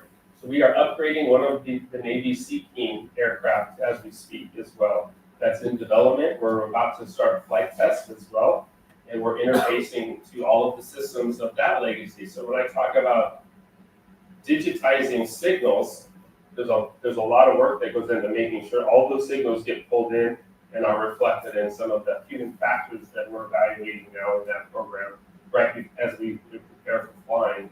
And as we do that design, is all under assessment for pilot workload and accessible information. So we're really excited about that one as well. One thing that the Navy will utilize is search and rescue. So when I talk about integration, when we have all these things working together and we interface to an autopilot in some cases, you have all that FMS has predetermined search and rescue patterns. And if you have an autopilot in the system, your autopilot can fly those patterns reliably and predictably so that you can get a proper search results. Let's say you've got some weather that is challenging. What if it's night? What if you have a spotlight and you're doing your pattern? There's different scenarios for search and rescue. But really it's about getting the right coverage when you're doing a search and rescue mission and making sure that you actually cover the area in a proper way so that you get the right searching result out of that mix. Another platform we do have is the L39. Is a higher speed jet, and it's a trainer as well. So we're actually using that to train future pilots in the fixed wing area and the jet trainer. So that's also an exciting. We've been doing that for many years now. And we have MD helicopters. We delivered some aircraft with our cockpit to Malaysia as well. So again, different sizes, rotorcraft and fixed wing. There's a lot of principles that overlap with our system. We have the helicopter specific functions. When it's in a helicopter, we have the fixed wing specific function there. But synthetic vision is synthetic vision. All of those things are very critical, especially if you're shooting an approach. You need the accurate RFP, you need the accurate indication.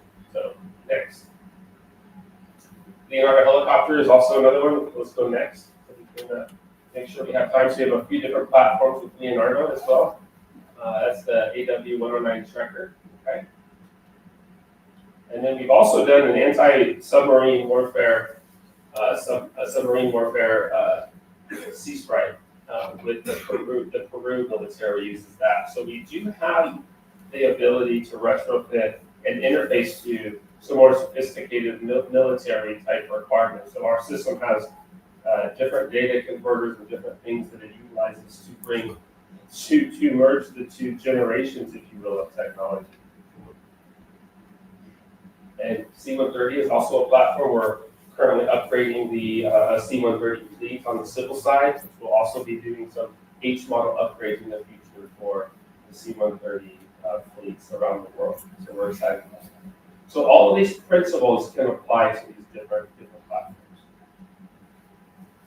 And this is an interesting one. So we have 4 displays that have a lot of integration. So I talk about integration a lot. I talk about data being aggregated into one place and how that feeds into situational awareness. So there's legacy architectures that are very disparate in the sense of all of the different boxes. It requires more wiring. It requires, if a box fails, you have to have multiple boxes. But in our display, it's built in. Each display has its own flight management system, its own terrain awareness system, its own GPS source and navigation. So it's really powerful to be able to take all of the different technologies and efficiently integrate them into one system. And so that's it. So the one other key piece I want to talk about is making it accessible. So Sean, would you please come up for 1 minute? You can use this mic here. I wanted to introduce Sean. I messed up. I butchered his last name. He can tell you himself. But one of the things we're doing to make this technology accessible is we're establishing manufacturing in India to meet some of the IC requirements from the U.S. or from the Indian government. And without that, we will still yet again struggle to make this equipment accessible. So technology, manufacturing and IC, and pilot training all have to work together. It's a very complex system of movement and things happening with us. But Sean, would you take a minute and tell us about your operation in support of this? Sure, I'll be very brief. Thank you very much, Nick, and good afternoon, ladies. Moog India, of course, Moog is a US-based company with a legacy of over 75 years. And then there are different businesses of Moog. There's the aerospace side, then there's the space and defense, and then there's the industrial. The aerospace business of Moog has been present in India for more than 18 years now, predominantly on the flight control systems. Also proud to say that one of the aircraft, the NCA Tejas, if flight controls for that is from Mo. So that apart, we are a technology center. We do design development, but we also have world-class testing facilities within our facility here in Bengaluru in Electronic City. It's a 4-acre campus. We are AS9100 certified.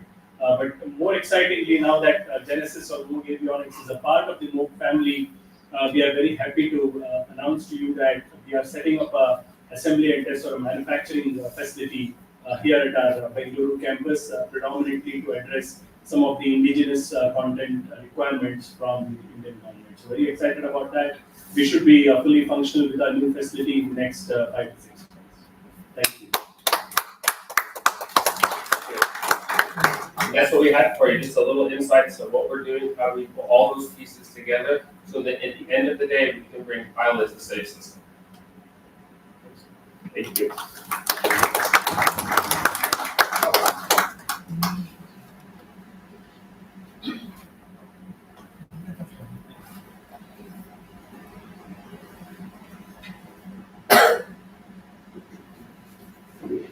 So, ladies and gentlemen, that was Moog Systems, much more than ALH cockpit NGOD that we spoke about.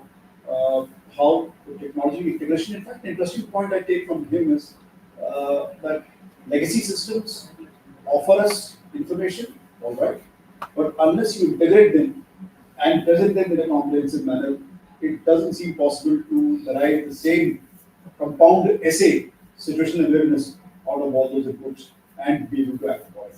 So thank you very much, Nick, and thank you very much, Sean. We, in our entire discussion since morning, have comfortably assumed and presumed that the motors of the helicopter are absolutely okay. Somebody did mention about preemptive maintenance and things of that sort in the morning, but what hasn't been spoken about is how does the engine calculate and compound and give you assurances into this entire gambit of human factors while dealing with situations which are not controlled in the cockpit. We couldn't have been more lucky than one of our sponsors right here, Safran India. We have them with us here, and it is indeed a pleasure for us to welcome Mr. Berry. Air Force background, 22 years, flying fighters, and since then he's been incorporated in Safran. He's here to tell us as to how does engine contribute to safe missions, safe human factor. That means the attention of the pilot is not so much on engine, but on the system that's doing the audio.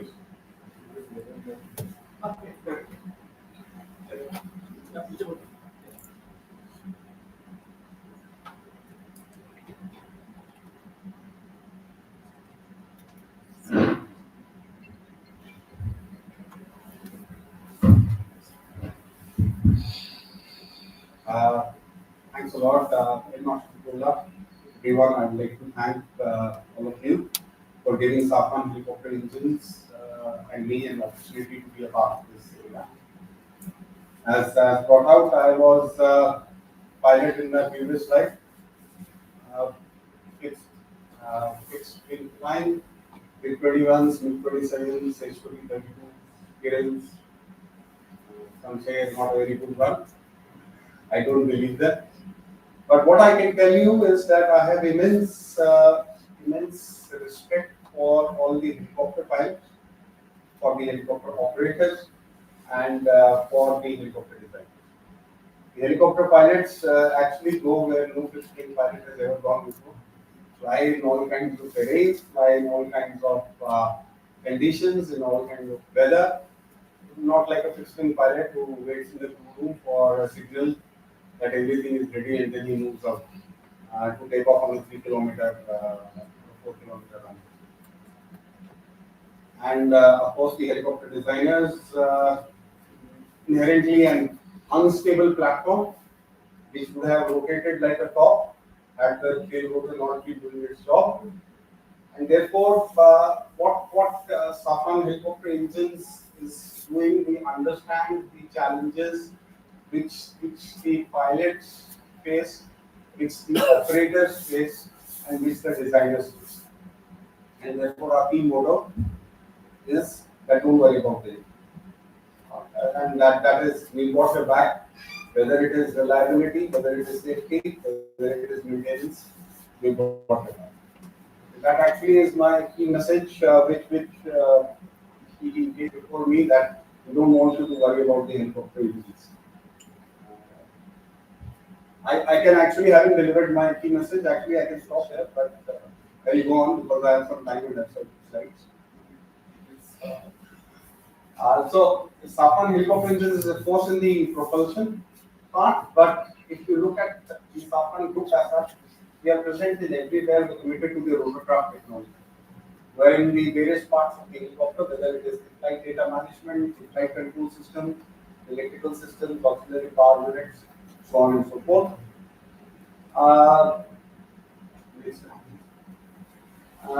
And just coming down to Safran helicopter engines as such, then two things which I would like to point out in this kaleidoscope is that we have 22,000 engines in service, which is a significant commitment and which shows the significant trust which the customers have on us. And we have 2,500 customers in 155 countries, all being managed by 6,500 employees. So, of course, we have the big ones, HAL, the Airbus, but how do we rack up 2,500 customers is that we never say no to even a person or an organization or who's having even a single helicopter.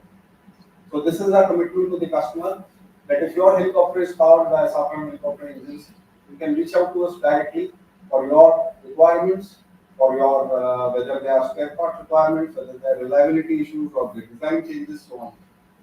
And that is the commitment which we have to our customers, and which we are very proud of. Of course, this shows, this is a survey which was done, and we have repeatedly won the survey of all the customer operators and the OEMs. The Safran AC almost always gets the first ranking among all other engine makers. Starting from 1938, when we first started designing helicopter engines or started designing the compressors, Safran helicopter engine still has the market leadership in the compressor design to the production of the first serial turbine helicopter, wherein we marked thereafter the 100 million flight hours, and now we are moving towards the future with 100% with the engine which can operate on 100% sustainable aviation fuel, and also looking forward to now hybrid engines. And that is where the helicopter engines is now, Safran helicopter engines is now working. Starting in 1950s, in our partnership with HAL, where the R2 engine was first built under manufacturing, was manufactured under license by engine division. From there, we are proud to say that we are the partner of choice for HAL helicopter. And each and every domestically produced, designed helicopter from HAL is powered by our Safran helicopter. Can we have the audio? Sir, audio. Could you just go back? Yes, sir.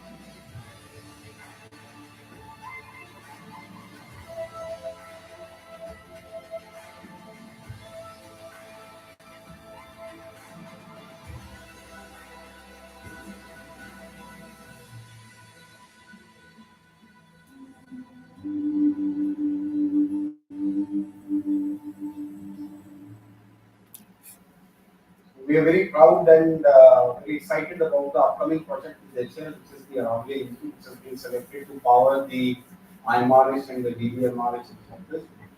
It is one of the first engine projects of its kind in India, where both companies, which is Safran HE and HAL, are investing 50% of the total requirement, total fund, and thereafter they will co-produce and co-design this engine, and it will power the upcoming IMRH and DBMRH. Next, as I said, our motto is to make reliable and safe engines, and while technology developed over decades, make sure that there is no technical issues, or rather no safety issues. We have backed it up with an airworthiness organization which works seamlessly with the technology to make sure that not only the initial design is safe, but through the life of the engine, we continue to monitor and upgrade where required to make sure that there are no issues. So this is one of our most important targets of the organization. And our maturity is well recognized by EASA, where we are now the type certificate holder of 18 types of certificates, including 60 engine models, and we are a DOA approved organization with a satisfaction rating of more than 90 on 100 seats. And the trust of EASA in our design, in our capability, in our processes is evident by the delegation which it has granted to us in the various systems, where we are authorized or we have been delegated to carry out most works, whether it is classification of design changes or certification documents. And of course, other than HAL or the Indian MOD, we also have recognition from other military authorities such as the UK MOD and Defence. Moving on to the safety management system, it is not only about the engine safety which we talk about, but we also talk about flight safety. As an organization, we are also equally involved in flight safety, and whether it is about design applications or safety assessments, our safety assessments are not restricted to the engine alone, but it is the ecosystem which we talk about, and which is the helicopter itself. And I'm proud to say that Safran helicopter engines in the last 10 years, in the last 15 years, we've reduced uncommanded in-flight shutdowns by a factor of 10. And once again, just as a continuation of the last one, it is not just about the engine, it is about the safety management system. And therefore, organizationally, we are structured in a manner that safety becomes the core focus of our organization, of course, with the technology. So that's it. Thanks. Just go to the next slide. Yes, sir. I will just end the last one. Last one. I'll just say that while we power your machines, we are actually powered by yours, and we are very proud of that.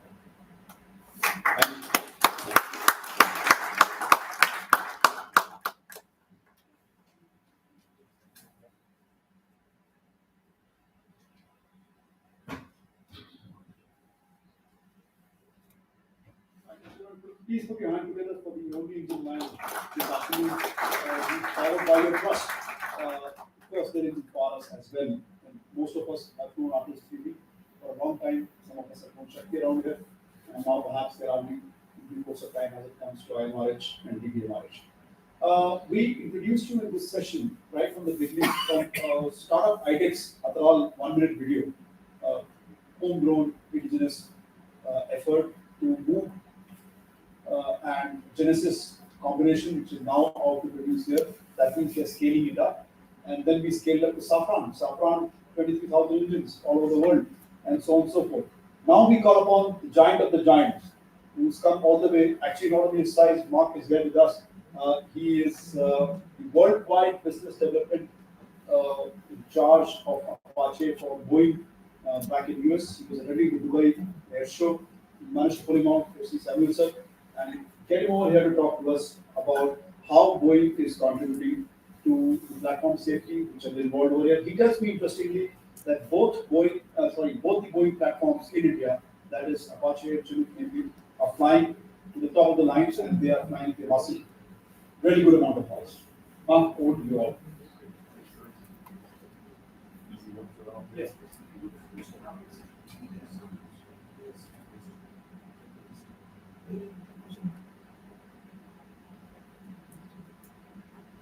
All right, hey folks, how we doing today? First off, thanks to Sam for bringing me over to India, giving me a chance to come back and chat. As he said, my name is Mark Blue. I retired Army aviator, so I'm a Chinook guy by trade. So I have the opportunity now to be the lead salesperson for Chinook and Apache around the world, as well as MX-139 for what we do with Boeing. I wasn't exactly sure what we were going to be looking through here. Let me go to the next chart, please. He just said, hey, kind of focus on safety and some of the things that you're seeing, what we're doing around the world to be able to make improvements for that. So some of the challenges, not only for the U.S., but what we're seeing some other parts of the world, to deal with initial training. What the U.S. is seeing is that they've gone to too modernized of a platform to be able to go through the initial training. They're not having to do pedal inputs, they've got glass cockpits, they're seeing lots of other stuff, so they're not worrying some of our rudimentary levels of training. And now we're seeing some accidents on the rise based on folks thinking they've got loss of tail rotor effectiveness. It really comes down to they're not applying pedal. So we have a couple of them, they've gone through and done the analysis of the accident and not doing some of the basic stuff. So they're looking at what can we do to go through and put back in some of the basis of estimate of challenges for if you don't do these things, these are the things that get you hurt. And how do we really put that muscle memory back into what they've got to do to be focusing on that.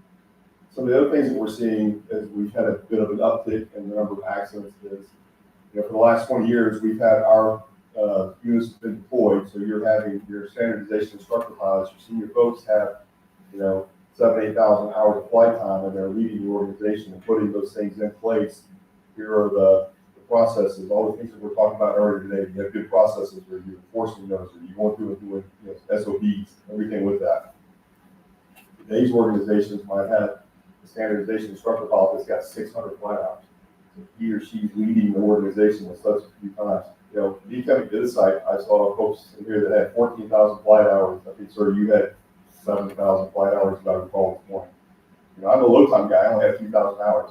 But I don't want a 600-hour person leading the organization saying that's my most experienced instructor pilot morning and doing it. So we've seen some challenges there. How do you build up that?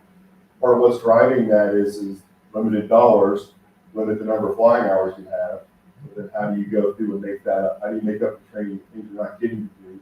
A lot of that is going to be with the simulators. So a lot of stuff that we talk about, how do you get the real world simulations to be able to go and do that. So some of the rudimentary flying to be able to do basic training, more experience in your organizations to be able to drive home the standards, the procedures, things you got to go through and do, and being able to get sufficient flight time on our crews to be able to maintain that efficiency and continue to really look at what they got to go through and do. The graded visual environment, we've talked about that quite a bit here. As a Chinook guy, certainly when I went to Desert Storm, you didn't see, when you come in for approach, I didn't see the last 15 feet of the approach. I get a good rated descent, I got a good forward airspeed, and I get engulfed in sand. So I don't see what I'm doing, I'm planning it from that point on. Same thing for those of you that are flying a lot of snow. I know a lot of you have done some whiteout operations here. So how do you go through and figure out and make improvements working through those systems to improve them? A lot of you have talked about workload management. There's a lot of stuff going on. Certainly if you're an Apache pilot and you're flying at night in a combat situation, you're managing drones, you're getting all the information going in there. You can quickly get overwhelmed with the amount of work, things that have to be done to manage all of those systems and the weapon stuff, fly the airplane, do all those things you've got to go through and do. So how do we reduce the workload required on these guys to help them be more efficient for their mission and be safer? We're going to talk about aviation safety. That's part of it. What are those cues? Whether they be visual, whether they be system, like the feedback you get in your car, hey, I'm about to change lanes without putting my blinker on, it gives me a little bump. How do I put something like that in the aircraft to let you know that I'm getting close to hitting the control limit? And it's just another little reminder to kind of take a little bit of the workload off the crews of what they're going through. A lot of the stuff that we're talking about today, we, at least on the US side, is everybody wants to come and give you, here's my greatest idea for how I can make things easier for you in the cockpit. What they want to do is they want to add another tablet to give you. So a pilot goes into the cockpit, he's got 5 or 6 tablets to do all the different things that they want him to go through and do. How do we, as opposed to making those federated where they're all separated, how do I integrate all that into my cockpit so I've got all the things in there to be able to make it more efficient as I'm going through those types of missions. So a lot of those things are driving the decisions we're making and decisions we have made over the last several decades to be able to, what are the things that are impacting us? We have a tendency that when a unit's gone and deployed into theater or a long-term deployment, we go and talk with them when they get back. What's good, what's bad, what do you need us as industry to be able to go through and fix? And as you well know, most of your pilots in here, pilots will tell you what you need to go through and do to fix and make it easier for them. Certainly the crew members will. If we don't go make some of those improvements, the next time we go see those units, we have no credibility. So we take that serious. That's one of the things we push. Okay, here's what we can go through. So some of the stuff that you'll see, safety enhancements. The U.S. Army is actually looking right now at how do they go back to a more rudimentary trainer. I know Nick from Move talked about the T-73 that the Navy is going to enjoy. So the Army's been looking at that as a platform. You do the touchdown autos that you need to do for flight training. It's got a good instrument package in it. You can go through all the instruments. So that'll be one of the platforms that will have a potential serious opportunity to go through and do that. But they really want to drive into getting back to the basics. What are the basic muscle movements, the memory that you got to do to be able to maintain the safety for your crew? I'll talk a little bit about CAS and DAPIX, and I'll go through all the acronyms about that. CAS is Common Avionics Architecture System. So it's the cockpit, and DAPIX is Visual Advanced Flight Control, so that aircraft helps you do some stuff. APAS is Active Parallel Actuator System. It kind of gives you the movements in the cockpit with control, so you're getting close to an operational impact. So go through and do something different. And then DVEPS is the Great Visual Environment. I'll also talk about MOSA, which is Open Systems Architecture. Those of us that work for industry, we want to control all the intellectual property. We want to be able that makes it cost more expensive for India to come and say, I want to make a change to the aircraft. So if we have Open Systems Architecture, how do we put a new system that does what you need it to do, integrated into our cockpit? It's not costing a ton of money or a ton of time to be able to go through this. That would be important as we move into operating performance. Launch effects. When we go into, that's going to be the future. If you look at, you're not going to fully get away from crewed airplanes, but the percentage of crewed to uncrewed is going to shift. So how do you take advantage of the launch effects? How do you control those? How do you make sure they don't go and impact what's going on with your rotor system when you launch them? How do you collect that information? How do you do things with those? Whether it be a kinetic effect, whether it be an information gathering effect, whether it's carrying cargo, something along those lines. How do you do that? And then how do you do a counter drone mission? If you've got, and as an Apache person, we don't want to take out one drone. I need to take out 40 drones. How do I do that? How do I see where that's coming? What kind of weapon systems do I have? I don't want to do all that off of my own Apache because I've got a lot of firepower on it, but I don't want to use all of that on drones. I want to figure out how I use other launch effects and other things like that. So all those types of questions are what we're thinking through, how we go and solve some of those problems and make that more effective. And then autonomy. We're going to get more and more into, one of the questions I get a lot in the ship guy is, how do I go? I don't want to take a crew of 3 to go into harm's way to do a mission. I want to take one pilot. I don't want to take a crew member. So how do I load and unload the thing autonomously? How do I get it from point A to point B? How do I set that mission up where I can have one pilot go do a mission and he's got to go do it in a contested environment? So all those things we're looking at, trying to answer some of those questions. Next one, please. I already talked a lot of bit about this already. So loss of failover effectiveness, how do we go through and get a more rudimentary aircraft and set that up where we can maintain the aircraft, where they get sufficient flight time and not having guys come in and do a couple of weeks training and then have to sit for a couple of weeks before they get to go fly again. How do we have aircraft that are maintainable, that have the rudimentary things for you to go through and fly and be able to support that? So the Army's looking at how to make that happen. When they do that, they're going to want to have whatever company does that, does maintenance, does training devices, does the ground school, does all of that as one company that can go put the finger on and say, how do you fix these things? You got to have folks, everything set up to be able to do the flight school efficiently, affordably, and get the pilots that are out there ready to go through and do the next thing. And we're also seeing some challenges how to get folks to sign up to come to flight school. For us, it's a 10-year service obligation. 10 years means it's 10 years from the day you finish flight school, which means it's a 12-year commitment and getting folks, how do you get them set up to go? I don't know if you're seeing that kind of challenge. That's something all right, next story. So again, when I went to Desert Storm, I was flying a D-Model Apache, a D-Model Chinook that had steam gauge cockpit, all the things you see in that. How do you go through and fix not being able to see the last few feet of the approach? How do you have the system be able to do things for you? So one of the things they added was the common avionics architecture system. I can sit at my desk, I can plan my flight route, I put it into the system. It brings up a moving map. It's got my flight route planned on it. It's got enemy information. It's got the obstacles, those types of things. If I get a mission change en route, pretty easy for me to plug in what my mission route is. It'll automatically calculate what the flight route is, what you got to go through and do. Makes things, it helps you with all of your fuel management, like weight balance, all of those types of things as well. So it's pretty easy to see. And you can configure the cockpit for what I do want to see. So if Sam and I are flying the aircraft, he might have a different way of wanting to look at his, airspeed, his heading, all those types of things, but how I want to see it. So I can set the configuration of how I want it on my side. He can set it up on how he wants it on his side. So it makes a difference being able to do it.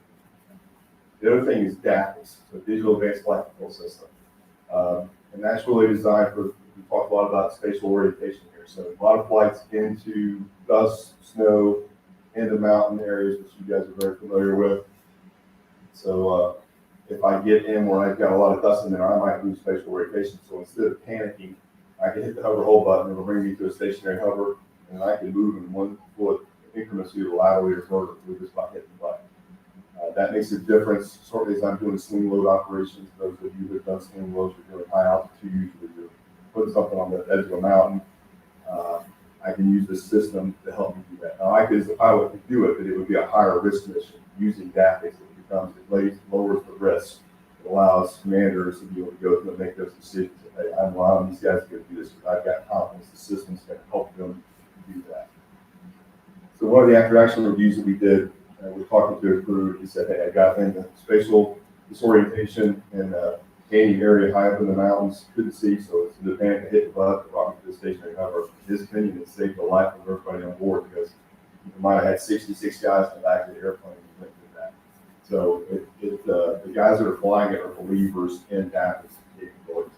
So, and the Chinooks that you have already have DAPS. You already have CAS. Your guys are out there using them right now to go through the missions that they need to go through. So this is the stair step to next. So go to the next chart, please. So next things for us, active parallel actuator system. So the system gives you a lot of information. One thing on the Chinook, you have an aft vertical shaft. If you look at the whole system, if you get into higher altitudes, all the stuff that you do here, you're putting a lot of stress on that aft vertical shaft. So you have to watch a gauge on there. The system now will be able to tell you, hey, you're getting into an area where you're going to hit potential damage to that aft vertical shaft. So go through and do something different. Make an adjustment to your flight control, whatever it is. You're flying along and you're getting too low. It's going to give you the warning. It's going to give you a bump. It says, hey, you're getting too fast. You're getting too much of a bank angle. That vertical shaft and stuff. So all those things can be put in there where it's giving you indications of what you're doing. It helps minimize the maintenance you got to do on the aircraft. It helps minimize the risk that you put in the aircraft and the crews that can't see to do those types of missions. Again, how do I reduce the workload? How do I send a single pilot Chinook into a contested logistics area and have the aircraft be loaded, unloaded, give him or her enough help that they can go do that mission without having to have a second pilot? And reduce maintenance training costs. We talked a ton about simulators here. Again, on the U.S. side, our budget's impacting the number of flight hours we're going to get. So our guys are getting reduced flight hours of what they need to be able to really maintain that efficiency. So a lot of it becomes the simulator. How do you make that realistic enough where it's beneficial to them? They're doing the missions they need to do, and they're confident, hey, we've flown all the systems, we can go back out and do this in the real world, and real mission have that confidence.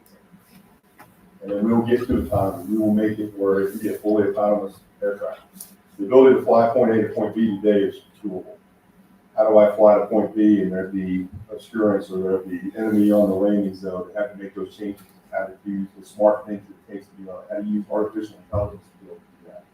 How do I have the aircraft tell me you're getting close to a pressure or temperature, you're gonna have to replace this part when you get back and kind of give you the help on all those things. We're looking at all of those things. How do we use the systems to help us be smarter, more cost efficient, and help do the maintenance?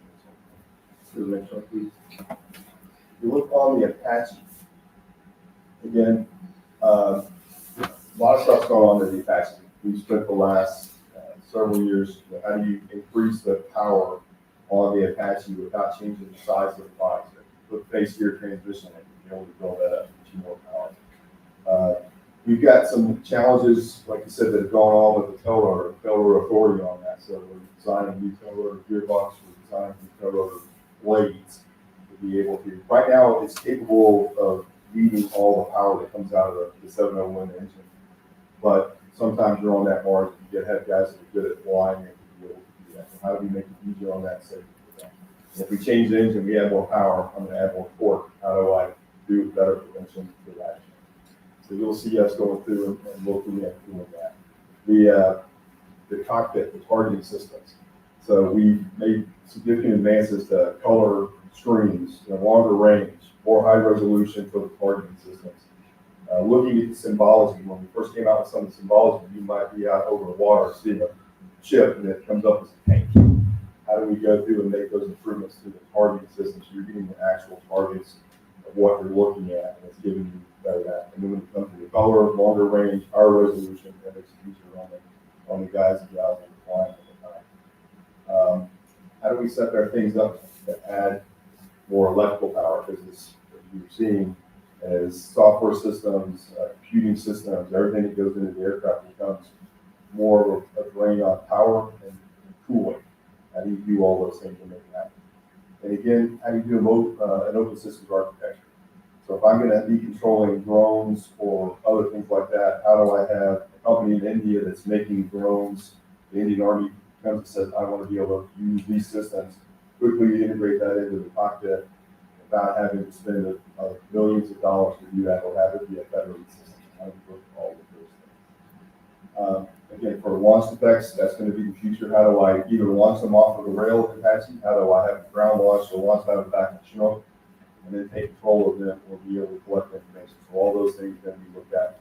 Again, that's going to be the future. We're going to have to figure out how to use and operate with them. We'll put active parallel actuator system on the Apache as well in the loose workload.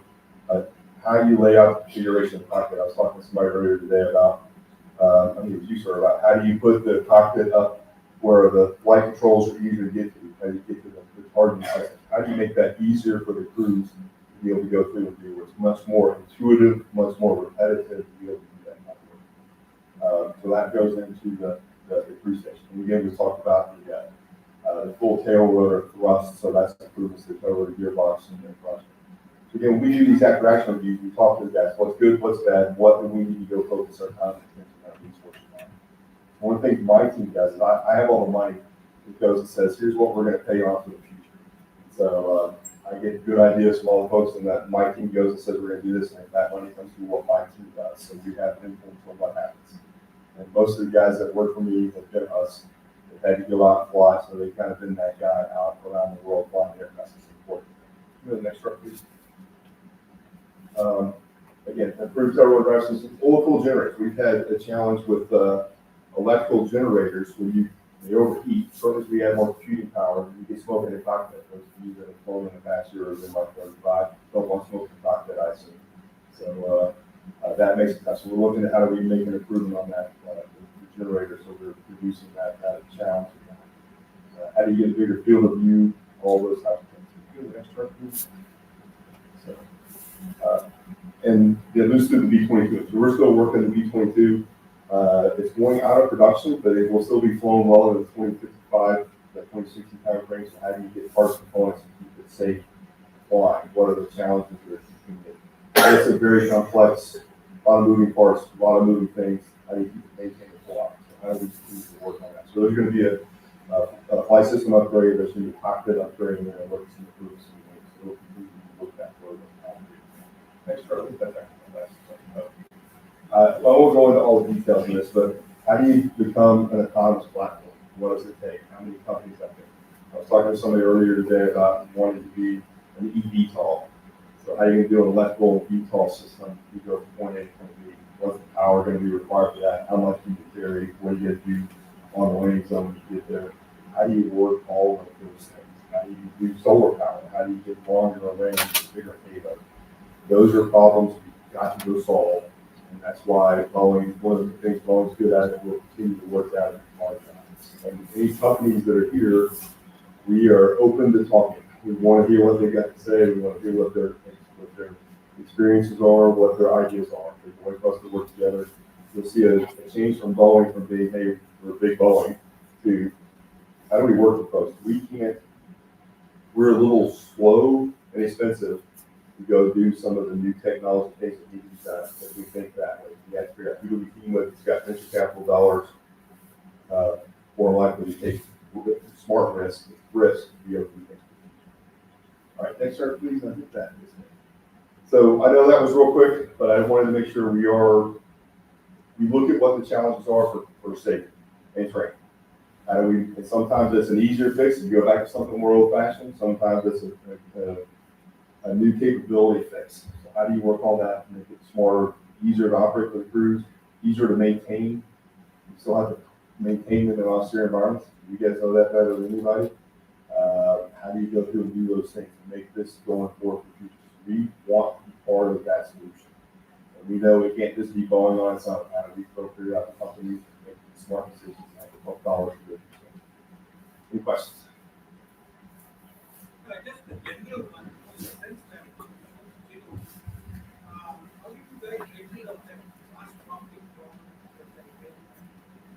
The mass, you say mass bumping? Yes.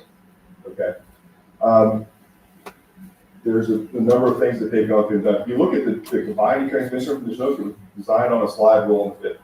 And they've gone and put new material and these types of things like that, and that's not what it's sweet part. But they've also done some of the lag dampers and some of the group stop things that they've been able to go through and do that, be able to overcome some of the materials that they put into the place. I'm not an engineer to be able to tell you all the stuff that they've gone through and done, but a lot of it comes down to the materials, some of the redesign in the head, a little bit of tweaking to the transmissions, and to the group stop, some of those things to be able to get some improvements into that. So, but I can get back through Sam kind of more of the detailed answer. All right, thanks, sir.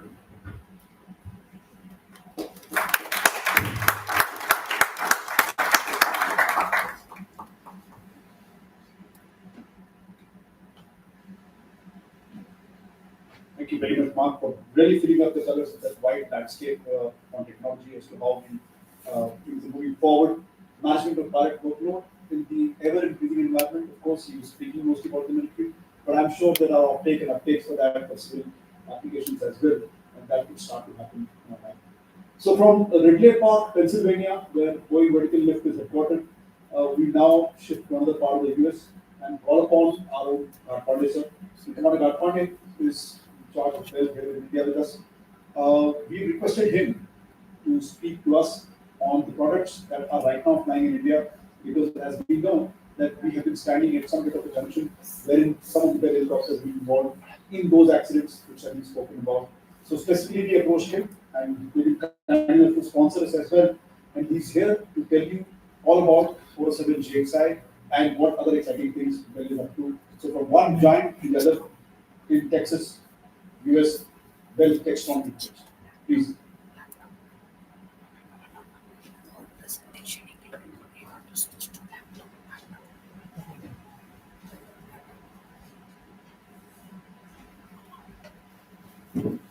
Finish.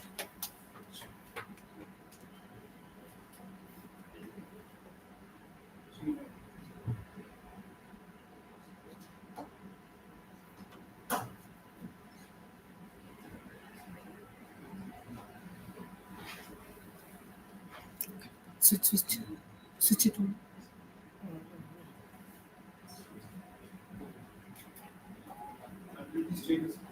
Yes, sir.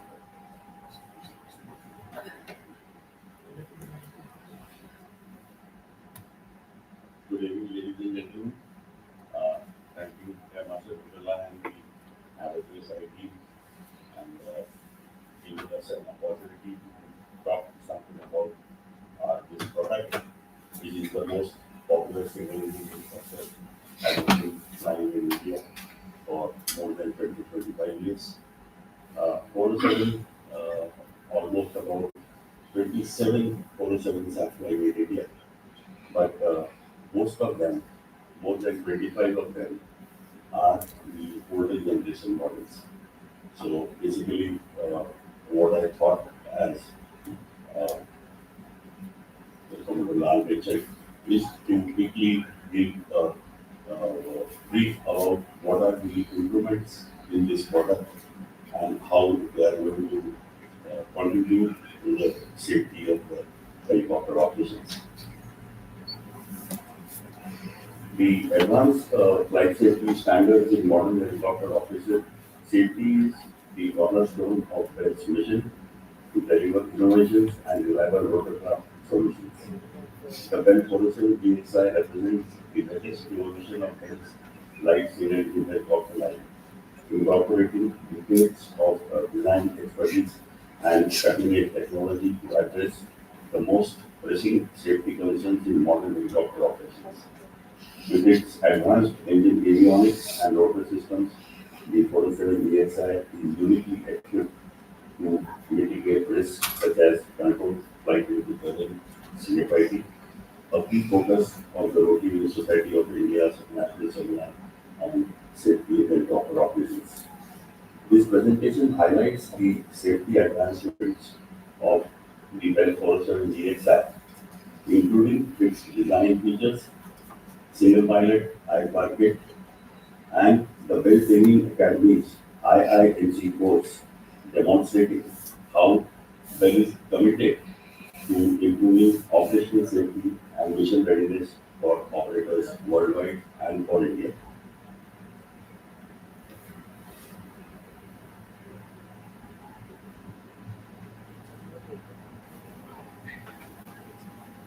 The safety and the reliability has always been the motto with all the Bell products. Brief view on the safety and reliability features of the Bell 407 and GXI. As predicted, that is the operational features with the widest cabin, ultimate configuration allows for maximum versatility, low fuel consumption, and enables higher winter times, loiter times. The safety, we will come more onto the next slide with more of the safety features explained in little bit detail. But the superior auto rotation capability at max velocity, the single pilot IFR certification, the damage tolerant main rotor blades and rollover bulkheads. We'll explain it in a little bit more details. Reliability and maintainability, maximum safety and performance, minimizing operating and maintenance costs, long time between the overall components and transmissions. The fleet hours are as shown. It is a very proven platform throughout the world. The 407 legacy, as I mentioned, that it started from the platform of 206, initially B3, then L1, L2, L4. Subsequently, in 1996, the 407 was certified. In 2011, the GX was certified. So GX stands for the glass cockpit. From the analog, we converted to glass cockpit. Subsequently, in 2015, the model was upgraded to GXP.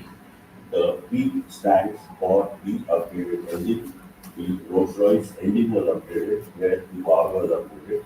And now the latest, in 2018, the version is the 407 GXI.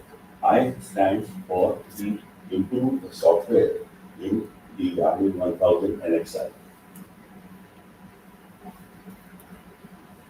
The safety advancements in the both Bell 407 GXI's proven design features for enhanced safety. The Bell 407 GXI builds on the legacy of the Bell 206 family, as I explained, and the revolutionary advancement on the OS-58D program for Indian Army. Please note this, that the OS-58D is the one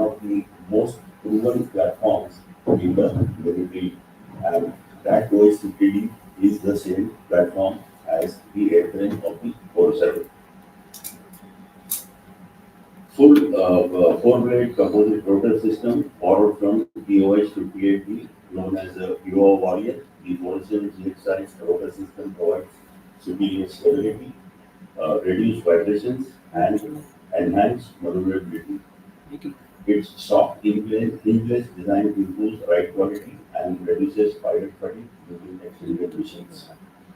Durable and low maintenance components, the rotor hub requires no lubrication and features on condition estimated dampers, reducing maintenance costs and ensuring consistent performance. Hot and high performance powered by the Rolls-Royce M250 C47E-4 FedEx engine, which was the upgraded one with the GHP. Even in extreme conditions such as high altitude operations in India, Chardham sector, you have an exceptional part available for your 407 GXI. These design features ensures 407 GXI is well suited for the challenging environments, providing operators with a safe and reliable platform for critical missions. This once again gives a kind of a tabulated slide on the 407 GXI improvements, and in the engine improvements, here are the credit, the Garmin G1000 NXI, and the NXI software improved version to the version 21.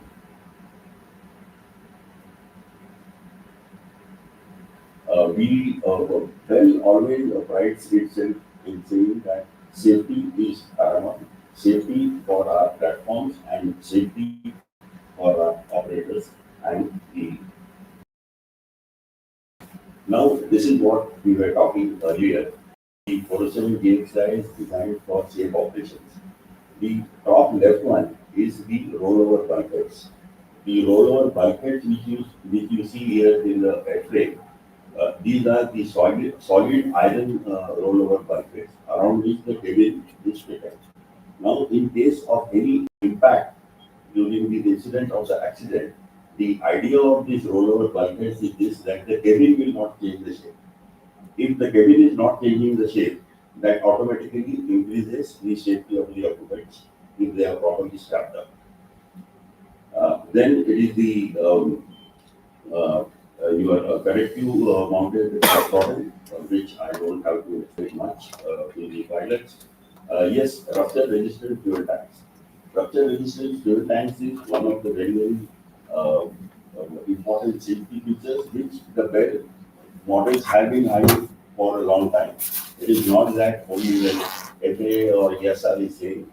So what you are seeing there on the pictures is this, that these fuel cells are filled 75% with the fuel and they are dropped from a height of 50 feet while testing. When they are dropped from the height of 50 feet, as you see, it changes the shape, but the possibility of any fuel coming out of it, that is significantly reduced. And as we all are from the aviation industry, we know that in case of any impact, why the aircraft or the helicopter catches fire, is the fuel gets spilling onto the hot engine.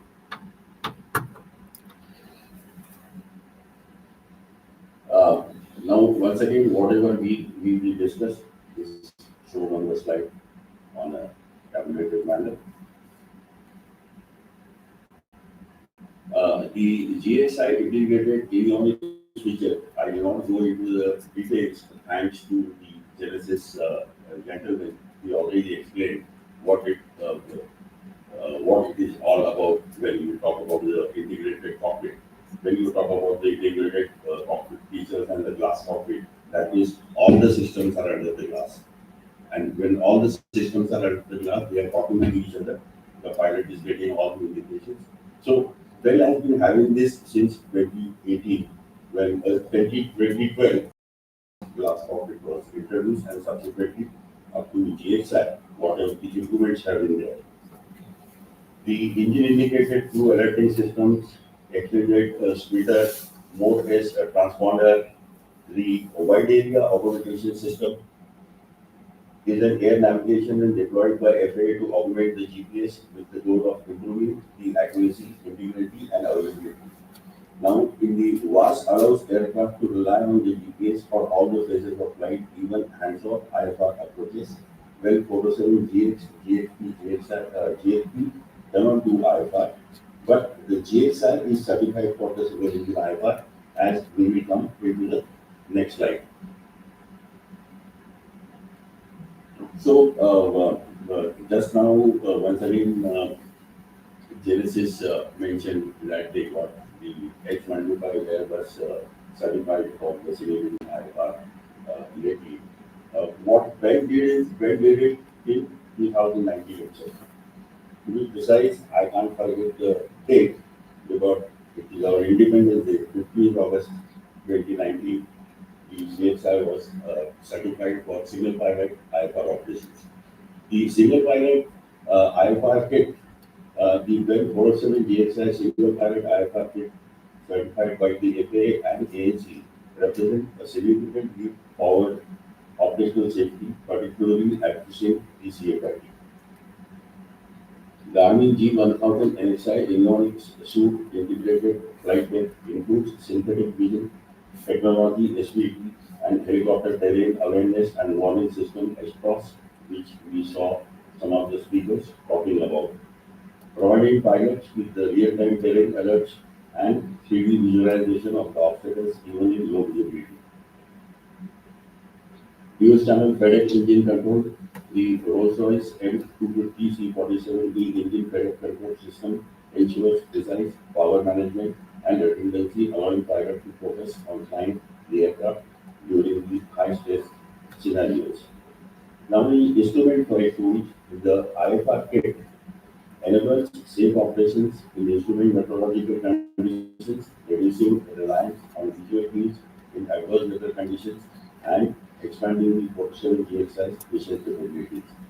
These advancements makes the 47 GXI an ideal solution for operators facing unpredictable weather and challenging terrain, including pilots can maintain situational awareness and avoid CFIT risk.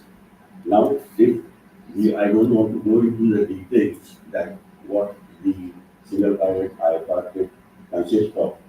Apart from your normal configuration for the VFR aircraft, there are additional kits which are needed like the 2-axis autopilot, the 3-axis autopilot. So there is a full IFR kit. And once again, as Bell 407 GSI, I am very proud to say that since 2019, till today, we have sold more than 110 IFR kits in North America. FAA has already certified this aircraft in 2019, and I have been instrumental in the last 4-5 years on every forum with the Civil Aviation Secretary, Civil Aviation Minister. I have been requesting, so I will now request the GFI that kindly see that the DGCA, because when I spoke to the Minister or the Civil Aviation, they say it is the DGCA to make the rules.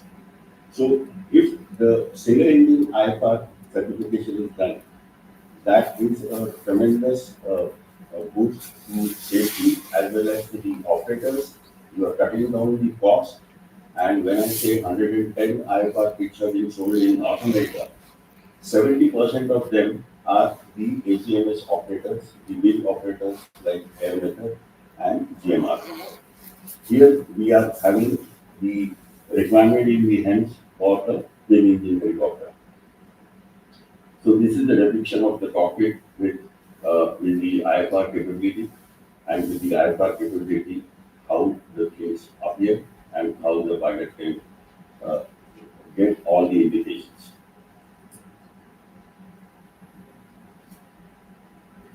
Now I come to my last point. We heard since morning talks on training. There is a training need, there is a training need, there is a simulation need. So, Well Training Academy did it quite long back. They have already constituted the courses which they call as in adventure instrument meteorological conditions, IIMC, or unintentional entry into instrument meteorological conditions. So these courses are already available with Brain Training Academy. The way the courses are available for your initial training, for transition training, for your recurrent training and nutrition training, as per the car of the DGCA, you are mentioning that the pilot should do minimum 6 hours of simulator in the last 2 years. Then see a deputy CFI repeated on the screen that what all things they have added into that form, that when the pilots are going to any of the flight training organizations or the flight training schools, that you indicated that they should do this, do this, do this, do this, do this. So it is already available with Brain Training Academy. What I am trying to say is this, that Brain Training Academy, sorry, Brain Training Academy has already got the very expert instructors. They have developed these modules, they have developed these courses, they have gone through in the simulators the various scenarios where the pilots will get into an unintentional instrument meteorological conditions. So what I am reiterating here is that courses are available with Brain Training Academy, we as OEM. It is the pilots who need to take the advantage of that. Regulators need to tell the operators, make it mandatory to take those courses. So basically, the last paragraph is one of the testimonies of the pilot that he recommends all pilots attend training that positively changes the aviation's operating statistics. Courses like this are exactly what makes that achievable. And at the end, this is just a statement from our side that the Bell 407 JSI is a testament to Bell's unwavering commitment to advancing helicopter safety with its proven design features, single pilot IFR kit, and the Bell Training Academy IIMC courses. The 407 JSI addresses critical safety concerns such as the controlled flight into terrain, ensuring pilots and operators are equipped to handle the challenges of the modern helicopter operations. As the Rotary Society of India focuses on improving safety in helicopter operations, Bell is proud to contribute to this mission by sharing its experience, expertise, innovations. The Bell 407 GXI represents the pinnacle of safety, reliability, and performance, making it an ideal platform for operators in India and beyond. Thank you.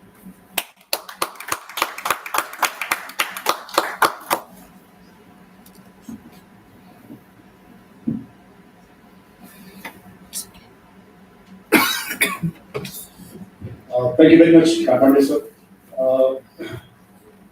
Gentlemen, we have been focused on technology this whole last study session. We started, with our own company zone, and we went on to go ahead with all kinds of technologies that have been thought about in that way. I thought the showstopper for this show should be somebody who comes back and brings the focuses back onto the human factors. And I did not find anybody else more suitable than this, than my dear friend Vivekanand Agarwal, who is here with us. He is very known for his contribution from the medical fraternity of the Indian Air Force over a 40 years long spanning career, in which he has brought out about 12 patents to his name, several IPRs resting with him, so many innovations which have gone through in the human aspect of flight. Less unknown amongst us, and many of you perhaps would not know that he is instrumental in choosing the astronauts of the next generation which have just gone and are about to go into the space from India. He's the person who has chosen them. And for me personally, his ability is that he really stitches up well when we have a drunken fall in the Air Force station where he has been our squadron dog for a long time. So may I please request you to come forward and deliver a talk on human factors in helicopter accidents.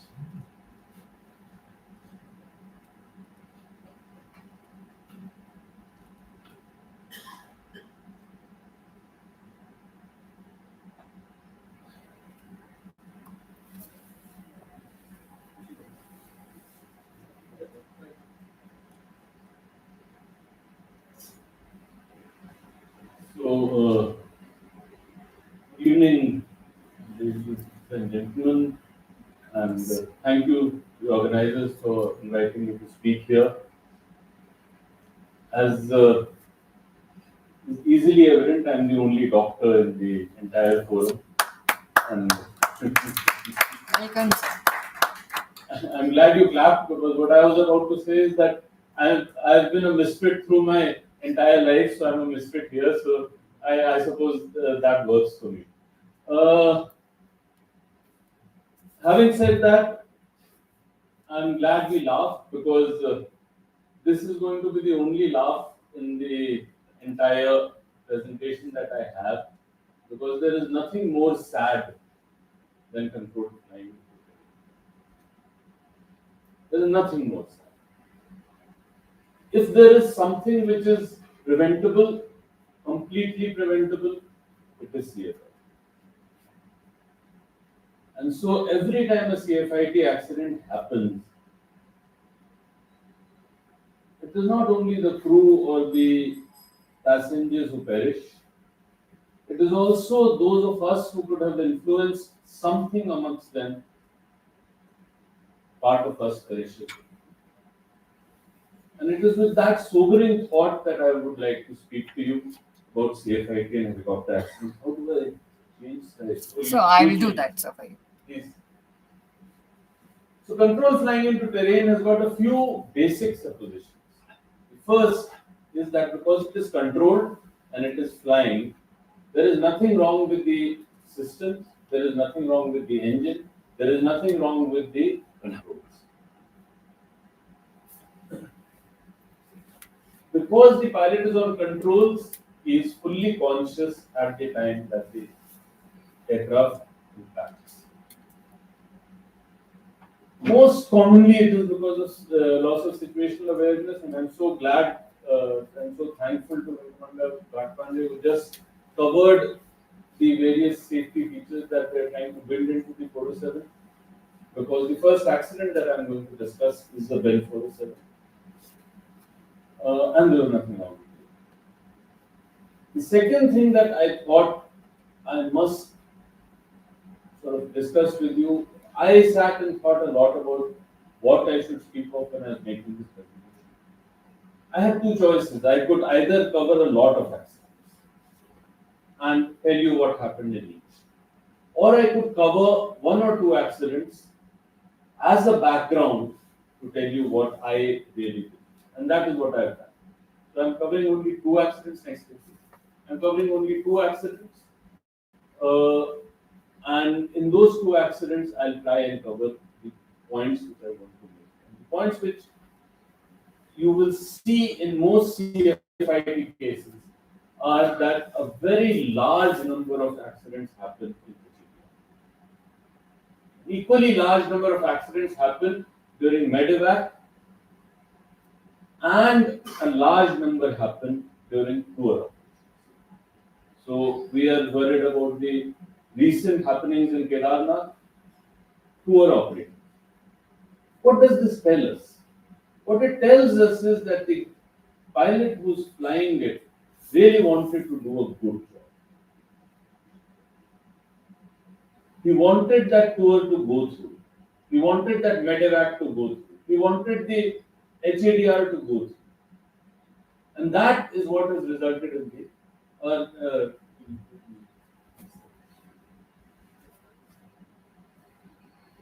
the other thing is that usually you will find that SOPs have been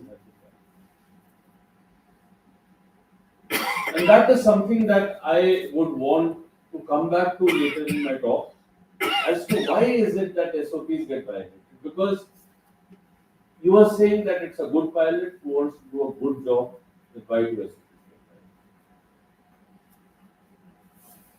get violated? Next slide. What do the statistics tell us? Yes, like about the next slide. Next, yeah. So, like I said, I will cover just two accidents. One is the Kedarnath accident in 2022, which was a Bell 407. And the other accident that I'll cover is an accident which happened in Hawaii. Why do I leave India and go to Hawaii is because this is one accident which very drastically changed the way FAA looks at safety, especially in far flight. It brought in a lot of changes, so there are many lessons to learn. Though I have listed both the 2022 and the 2025 accident at Kedarnath, I will not talk about the 2025 accident at Kedarnath because the AIG report is not. What I will stick to is what the AIB report said for the Kedarnath accident of 2022 and what the NTSB report said about the Hawaii accident. Next slide, please. So I'm sure as the helicopter pilots in India, you would have followed this accident and you would know all of this. Next slide, please. But just to remind you, this is the Kedarnath helipad. Here, the helicopter took off from here. This is the ridge which it hit. Next slide, please. You are aware of what the Kedarnath helipad is like.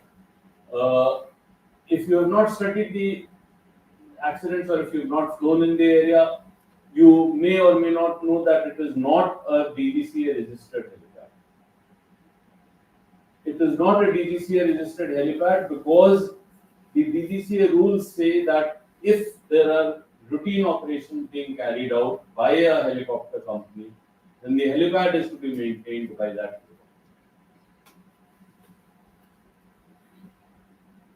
The problem occurs in a helipad which is being used by 8 different helicopter companies that operate around here.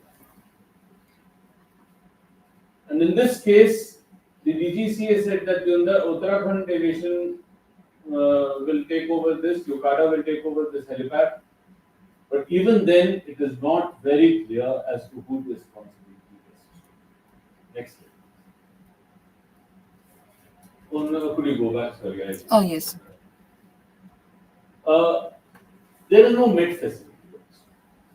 The Met facility is provided by Dehradun. Now, those of us who've been in the area know that the weather at Dehradun and the weather at Kedarnath are two absolutely different things. And so the weather that is provided by Dehradun can be quite dated by the time aircraft takes off. No, let it be.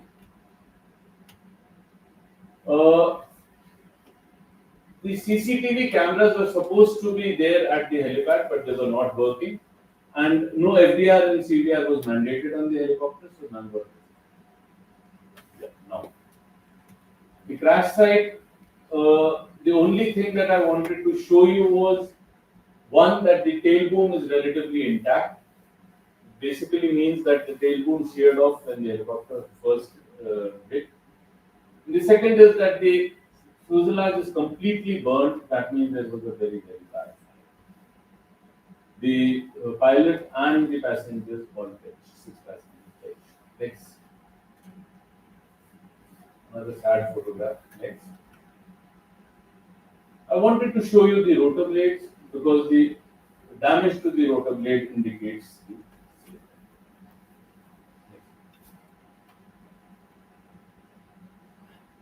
in the 1 year, in 2022,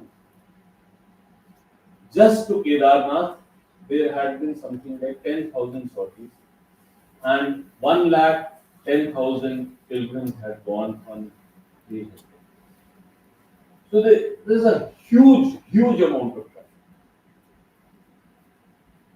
The responsibilities towards the shared helipad are covered. The major issue is that nobody is really clear as to who will maintain the firefighting, who will maintain the radars and other things which are not available at all, and who will actually look at the maintenance.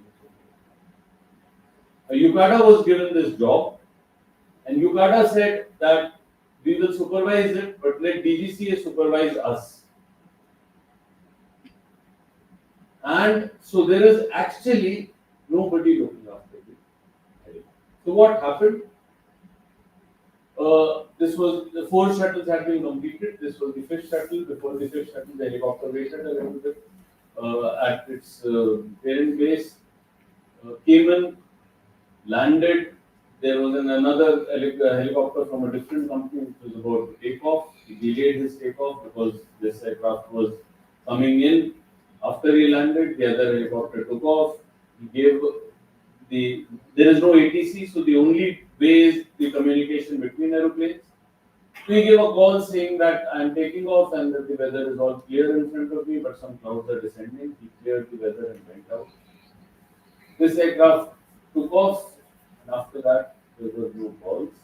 Most probably, there were descending clouds. The aircraft went into clouds.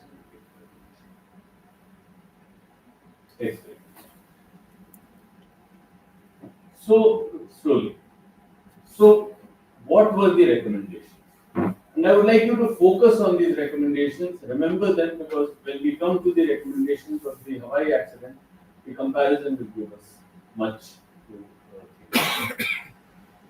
The first recommendation was that you got to set up med stations at Kedarnath. The second was that the DGCA is now, so like I told you, there is no nobody responsible for the helipads. It was now said that DGCA will be responsible for the safety of common helipads. That an ATC will be established at Kedarnath. That the DGCA will ensure CCTV camera coverage, which was there but wasn't working on that day. And none of these were implemented by the time the 2025 crash. And that, ladies and gentlemen, is the bottom line. And that is something which we don't know, because the AIB report is not out, as to what caused the 2025 crash. But we do know that these things have not been implemented in the 3 years that intervened between. Keep this thought in your mind, and we'll go to the next one. This is an accident of Bali High Tour Operators Incorporated. It happened in Kalayo, Hawaii on 24th September 2004. The pilot and 4 passengers were killed. It has a weird link to aviation in India, because the pilot happened to be an Indian citizen, ex-Indian Air Force. The name was very difficult to find, but eventually I managed to leverage ChatGPT to get the name as Shankar Kumala. Retired as a wing commander in 1996, went to the US, finally joined Bali High in August, and on 24th September, he crashed. Very similar. ATC and MET were not available. This was a ridge. This was a ridge which was 2,000 feet. He came, he cleared the ridge. After this, sometime he's gotten into clouds, he's got disoriented. He's cleared the ridge again. He's gone back, and on the third pass over the ridge, he's crashed. This ridge was to be cleared to show a falls which was in this area.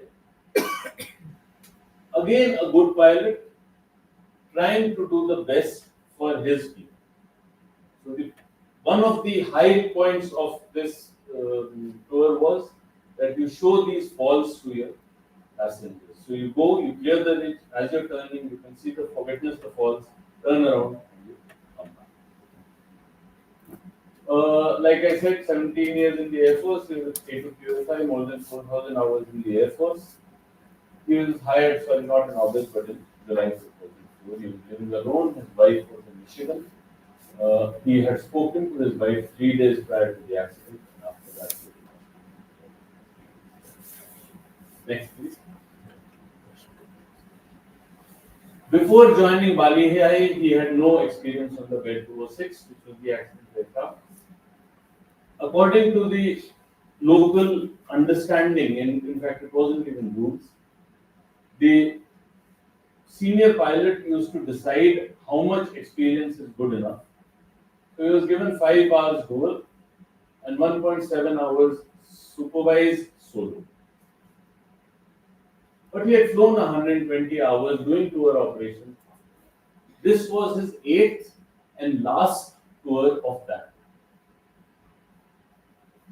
Before this, he was supposed to have gone for lunch, but he decided that he would not go for lunch, so he sat in the aeroplane and had a sandwich. There were no toilet facilities at the airport. There was just one garage, and like the olden days when we were growing up and the front was identify the roads, one would go to the side of the runway and do one's job. That is what one would do, or at best hide behind a fuel truck and do it. He had been on duty for 8.7 hours that. The Bali High helicopter company was a little different. They felt that when the rotors run, every time you start or shut a helicopter, the wear and tear to the engine is large. So they would not stop rotors from the time they were switched on in the morning till you switch them off after the last set. So when you would go and stand by the edge of the runway to do your job, you would call the mechanic who would hold on to the controls. You would exit and go do your job and come back. If you were eating a sandwich, you would eat your sandwich inside the helicopter. If you would go out, then you would ask the guy to hold the controls. Next slide. Bali High had been incorporated in 1986. They had 2 helicopters. They used to fly 1,000 to 1,200 flights per year and used to fly 4 per 40, so approximately 4,000 to 4,500. It was a family-owned business, next slide please, in which the owner was the pilot, the son was the mechanic, the daughter was the office manager, and the son-in-law used to do customer service, which meant that he would come and stand and give briefing to the passengers, and he would also do some amount of it. This was the only company which was flying under Part 91 of the FAR, which was not for commercial operations. So you could do air tour services, but you could not carry load. It was not for commercial operations. All other helicopter companies in the area were flying Part 135, which is a commercial operation. Now the rules for a Part 91 are simpler, more relaxed. The licensing is easier, and they were flying under this. In addition to this, in Hawaii, they had a special FAR called SFAR 71. Under SFAR 71, things are even more relaxed. So, as we come later, we will see that they later change. Next slide, please. This part I have covered. The standard was 7 to 8 shuttles in a day. The shuttle used to be either 45 minutes or 55 minutes. If it was a 55-minute shuttle, they would add 1 extra sightseeing point to the shuttle. But senior pilots have said that they would fly even up to 13 shuttles in a day. It was basically decided by how tired you were. So if you said, "Ho gaya aaj ka," then you could get off. But of course, because the entire thing was a family-owned business, if you did that too often, it would not be a good idea. So the rules and regulations, everything said that we do not force a person to fly if he doesn't want to. But a lot of people who had left the company were interviewed by NTSB. Most of them said that there is an unsaid pressure to fly when you're tired and also to fly during lunch and toilet facilities we've spoken about. Next slide, please. Look at the safety regulations in this case. They said that a person who comes to Hawaii, and this is exactly the same for Kedarnath, this is exactly what happened in Kedarnath. The weather changes are very sudden, and one is not aware. So the people who have flown long hours there, they understand that, okay, if this is happening, this weather is going to go bad. They called it queue-based weather training. They said that because Hawaii weather is like this, queue-based weather training is extremely important for the pilot. And so every pilot should be made aware of queue-based weather. Next slide. Next. They talked about the operational practices, they talked about the lunch breaks, the rest breaks, the bathroom breaks that we've spoken about. Next slide, please. This is the important. They said that FAA is not giving adequate importance to the safety of operations. They have one office which is there in the capital, and after that, everything is the way people want it to be, exactly the way it is. They said this is not an acceptable way to do it. So the recommendations are large, but I will give you the sum of it. The sum of it was that there have to be regional offices even in Hawaii. And from these regional offices, the inspectors have to go and inspect each and every facility. They have to make sure that the training is adequate. They have to make sure that the standard operating procedures are adequate. Next slide. Like I said, the SFAR 71 had got a lot of relaxed provisions which were being misused. So they said that these have to be reviewed and if required, they need to be changed. And eventually the SFAR 71 changed. Next slide. The altitude restrictions said that you had to fly 500 AGL. That went in for a change. That is, I think, understandable. Next. This is the other thing, that the safety standards have to be developed, and the entire weight of this was on the FAA. Nothing to do with Pali High, nothing to do with the pilot, only FAA. That it is for FAA to do this. Next slide. They said that, I don't know, I am a non-aviator, so I am not aware of this. Is anybody aware of this? The ADS-B. So the ADS-B system was not available in Hawaii. They said that the ADS-B system is to be put in place, and helicopters are to be modified to take care or take inputs from the ADS-B system. For those of you who are like me, ignorant, the ADS-B system is a system of multiple sensors and radars. The helicopter can get information from these and calculate its height and other things from the terrain, as well as some limited amount of terrain. Next slide, please. Next slide, please. Most of these recommendations have been implemented. So that is yet another difference. However, before we sort of go ahead and say that the Americans do it well and we are not so good at things. Next slide. It took at least 10 fatal accidents before all the recommendations finally got. So there are lacunae everywhere. But after the recommendations have been implemented in letter and in spirit, the number of fatal accidents have fallen to almost. Similarly, the SFAR 71, it was introduced in the late 90s. Before the SFAR 71 came out, the number of accidents in the area were 5%, not 5%, 5 per 1,000 hours or whatever. That had increased to 35 by the time after the introduction of the SFAR. So the SFAR was one big bugbear which caused that. Next slide. So what are my thoughts? With this in the background, what are my thoughts? We'll go over it one by one. I was going through the brochure of this conference before when I was preparing my talk, and there are a large number of accidents listed, and against each of these is listed pilot. We have seen the two accidents, and my thought on this, and you may disagree with me because you have more experience in the area, I have more experience in human factors. My thoughts on this are that the pilot or pilot's error is not really responsible.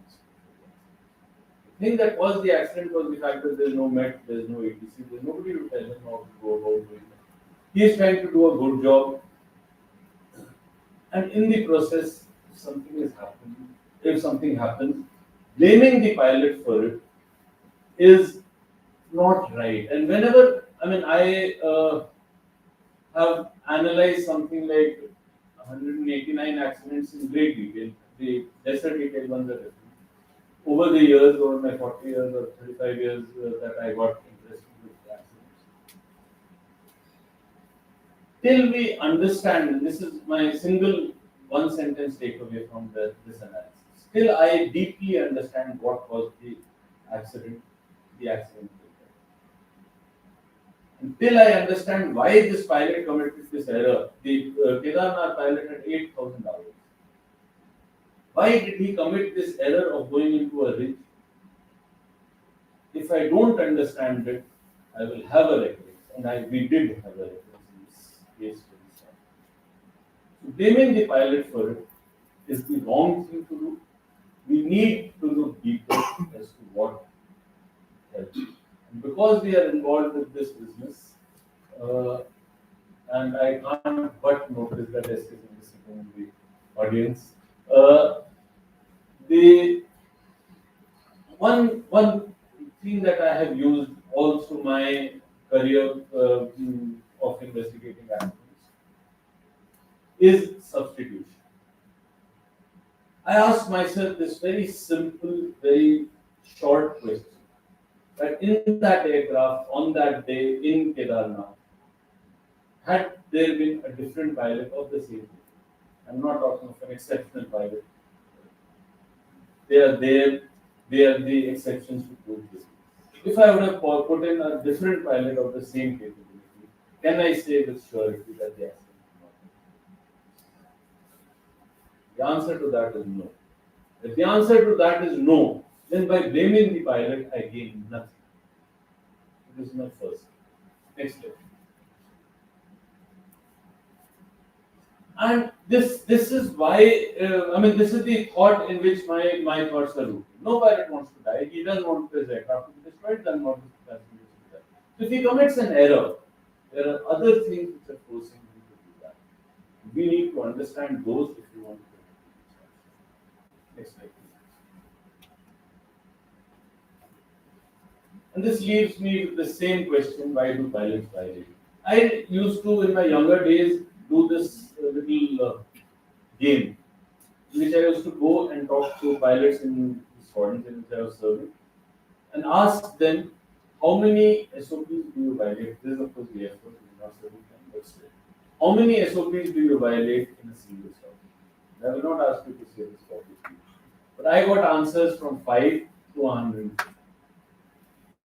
You can think for yourself and take a decision for yourself. My next question was, why do you violate?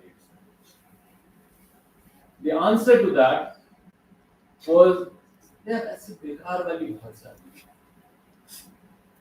So if this is the feeling that a pilot has, then it is on him to decide or her to decide which SOP to break and which SOP to. When you leave this decision with a pilot, then you have created a milieu in which accidents. Next slide. Everybody knows this, so I will not try to explain this. I will just go and look at certain things. So when you say CFIT, then you have revoked this company. When the SFAR 71 has increased the number of accidents 7-fold, if the FAA goes and introduces the SFAR 71 and sees that the number of accidents have increased 7-fold, then there is some taken place, and thankfully this has been fixed in the part. Similarly, if we know that we intuitively know that if there would have been an ATC and a MET sitting there in Kedarnath, this accident would not have happened. If we know this, then we know that this accident was preventable at this step. I will leave out the rest. Eventually, it just comes down to this last guy here, the pilot, who is trying to do a good job, trying to do it well, trying to do it for the people for whom he has undertaken this responsibility. Blaming him will not help us. Next slide, please. So how can RWSI help? You have the heft of numbers. You can use it. The investigation quality, what the investigation says, can be looked into, and if you seriously disagree with it, it can be a point which can be considered. Revert the term blame. It hasn't helped anybody ever. I've spoken at length during the past 20 minutes about the compliance with safety recommendations. The fact that they have not been complied with is something which can be rightfully demanded because it is lives at stake. And that is some place where the RWSI can help. And it is a body like this which can talk to the DGC, can talk to MOCA, can make sure that recommendations are next slide, that should be my last. Human factors issues are usually they go unstudied in many aspects. Spending a little bit more on trying to understand the human factors issues will help. You saw the difference between the way the human factors issues were spoken about in the Bali High accident versus the Jeddah accident. And that is the difference that I'm asking you to get bridged. Independent assessment of findings has been done, not in India but abroad, and the independent assessment of findings has helped. In fact, the first time that human factors actually became a thing to be investigated was in 1989 when James Reason, the guy who designed all that system, etc. He first did a second analysis, and that second analysis was done due to public pressure of two accidents. One of them I remember very vividly was an accident in Antarctica where it was a similar tour operator took off from New Zealand, used to go around. There's a volcano in Antarctica, and that is quite a sight to see because everything is ice, and in the middle of it you've got something. So people go and see that, and an aircraft had gone into that. That accident was reopened 7 years after it had happened on public pressure, and the entire verdict changed. So that is one place where RWSI. And of course, if there are lacunae in SOPs, if there is a feeling that the SOPs may not be doing what they are meant to do, there is a point. That is all that I had to say. I don't know the thing. If questions are there, I can answer. Do we have any questions? Absolutely. Whatever.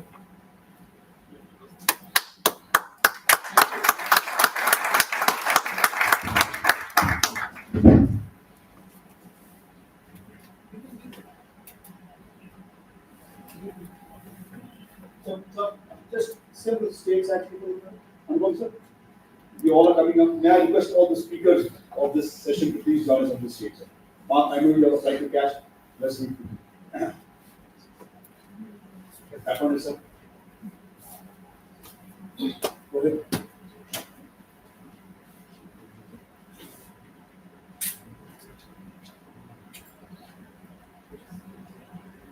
Can I request Secretary of the Region, sir, Dr. Vijay, sir, can you please come forward to the speaker? Sir, please.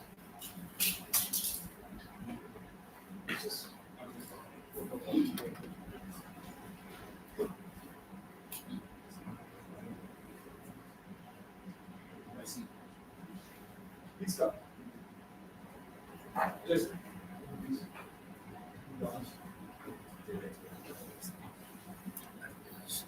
No phone.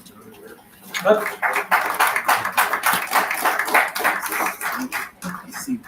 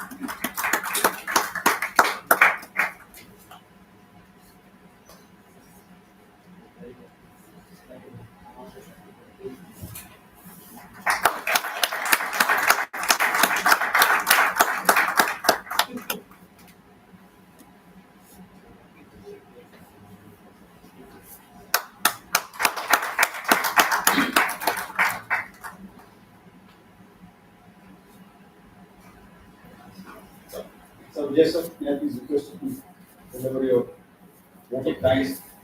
Yeah, he just comes, just picking up his papers.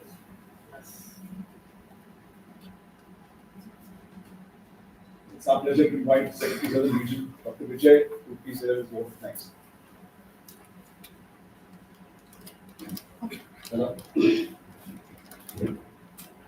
Namaste and good evening to all of you.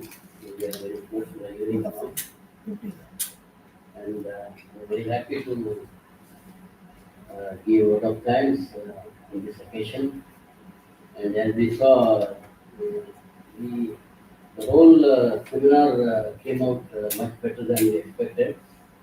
Very brief and to the point, and all speakers were speaking very brief and very academic, and no other extra talks. It was very nice actually to be part of this. When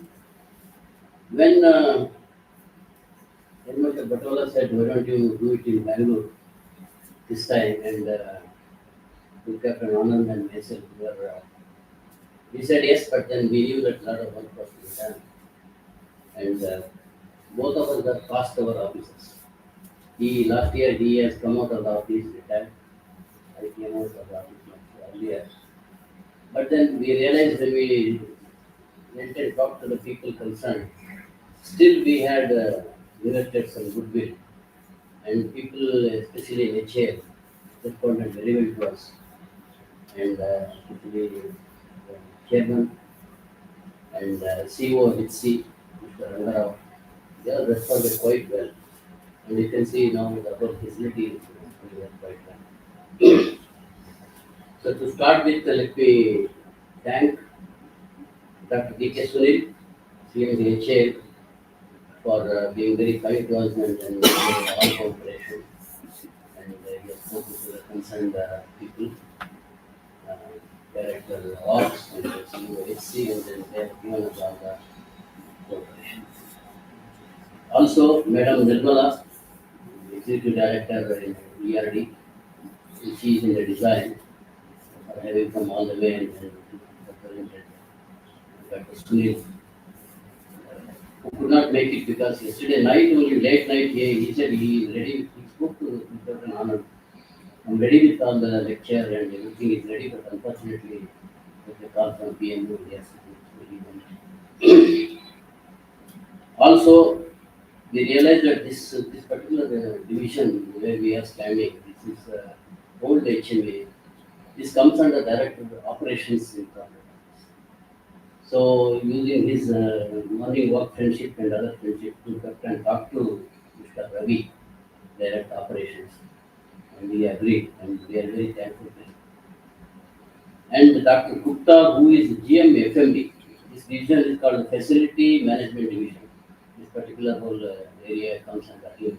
All the services in Bengaluru complex comes under Facility Management Division. Dr. Gupta is the GM, and we thank him for his cooperation. And the next one was Mr. Rangarao, CEO Helicopter Complex. We went and talked to him that he should not only help us and he should also sponsor us. So he has been very kind and he has sponsored given this whole all free of cost to other sponsors they have done. I would say HA has been a major sponsor this year and we are very thankful to him. Mr. Ramesh, who is the GM MRO, who could not come here, and he has been very kind, and Mr. Behra, who is GM Helicopters Division, both of them have been good support to us, even in terms of sponsoring. Then I should also mention the cooperation and support given by Wing Commander John. Current CTP would remain. And he could not make it because he has been to Delhi for some other meeting. He has really given his lot of help and our thanks to him. And Wing Commander Krishna, CEO, hats off, has been very kind and he has given support to us. And yesterday we had a meeting there. And he has even given us some rooms for stay. And HL also has given some more rooms for stay in quarters, the guest rooms. We are very thankful. Then Mr. Jasbir Singh, PD RWSI, he has been very helpful and he has sent his all chief designers and quite a few youngsters. It's actually a design bureau of helicopters. He has sent his people. That's good for us. Our thanks to Jasbir Singh. Then I would also like to cover up all the speakers. Our thanks to all the speakers. Let me read them. Group Captain Ivan DGAIB and Mr. Guru Chaudhary, Deputy CFO DGCA, Mr. Ajit Tiwari, FOI Helicopters DGCA, then Mr. Alok Ranjan JD, AVM Vashist, ACAS PLH, and Colonel Bapat, the CO AIPT, who spoke on behalf of the ADGAA. Then Commander Raguraj from Hacksaw. Then AVM Anupam Agarwal, who spoke now. We are very thankful to all these speakers. And then the sponsors. Actually, when we requested, we got very good response now. Our sponsors are HAL, Bell Textron, Safran Helicopters Engines, Boeing Helicopters, and more. We are thankful to all these sponsors. And regarding the assistance, of the day-to-day assistance that we got, Madam Bhavani, thank you, Madam, for your speech from IT. Whole day she was here, and yesterday they were setting up till 4 o'clock all these networks. Thank you. Then for civil works, we thank Arun and Mr. Arif Mohammed. They have been very helpful to us. And for electrical, Mr. Anand was helpful. He's still here, that will be helping us. Then Ms. Supriya and team, who are actually from CTP RW office. Captain Anand has used his friendship and familiarity. They came here and they helped us. So she was here on the day. And we actually thank Air Marshal Potola, President RWSI, who has been very supportive to us. And then from Delhi, whatever support we wanted, he gave. And Commander Singh Dev, Vice President RWSI, and Wing Commander Mathur from RWSI headquarters. We are very thankful to him. And I also thank Air Commander Ashutosh Lal, our friend, who did all the MC today. He was the master of ceremony. Very, usual, cryptic and he's very good English speaking, and he knew how to really control the crowd. We are very thankful to Ash for you. And also my special thanks to Group Captain Anand, whom we thought it is a simple work, but I think the whole thing, President, we have to do a lot of it because we are not in office. And everything is now depends on it. And our real office is in Noida. So here it's us. Okay. And some goodwill you can ask, but you can't ask too much of help from our old guys. That way we did a lot of work.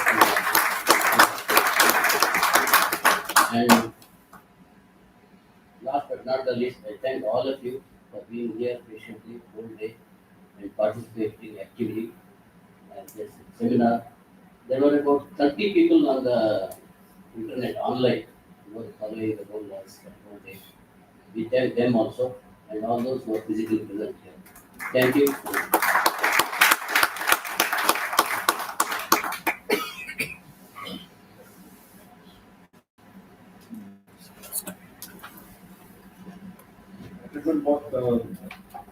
At the end of this very thought-provoking seminar, we will take. It is my proud privilege to invite Thomas Singh, our Vice President, RWSI, to kindly come and deliver this closing address.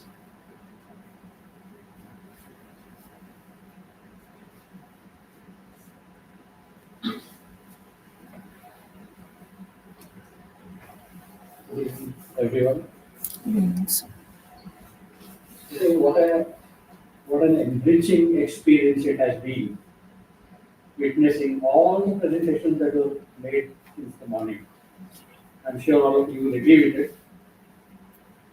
I was associated with the RWSI about 3 years before it was registered, since 1995.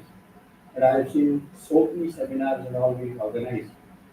And every time the quality, I have seen it improve step by step all the way to today. I think it was one of the best seminars and most rewarding and enriching experience we have had.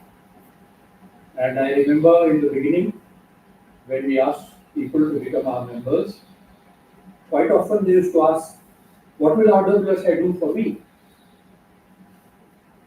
Difficult question to answer those days. But anyway, with the leadership of Marshal Gopala, today we have 1,378 members. And if there is anybody in this room who is not a member or anybody online listening out not a member, I request you to please become a member. And if you ask me today, what will RWSI do for me? I will very proudly and bluntly say, see what we have done today. It's all for you. So with that, we come to an end of today. Thank you very much.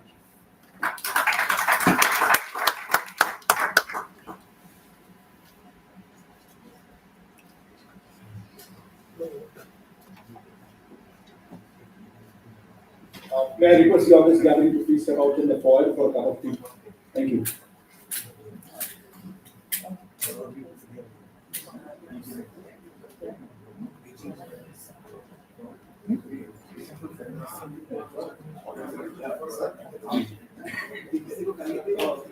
ಮೂರು table ಎರಡು table sir ಎರಡು table sir हमारा खुद का ATM है वो it is not recording is not mic off Can we stop the live stream? Just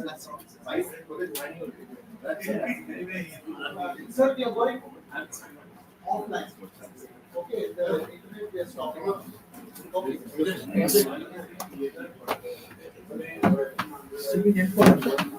End. Sir, end also, Anand sir? Yes, sir. Yes, sir, please, sir. Just one second. Please have tea and go. Just outside. Huh? Please. Thank you very much. Thank you very much. Yeah. Starting end sir. No, Nathan, you are starting. End stream. End stream. Congratulations, sir. Oh, thank you very much. All the credit goes to Arre, sir. no. It's to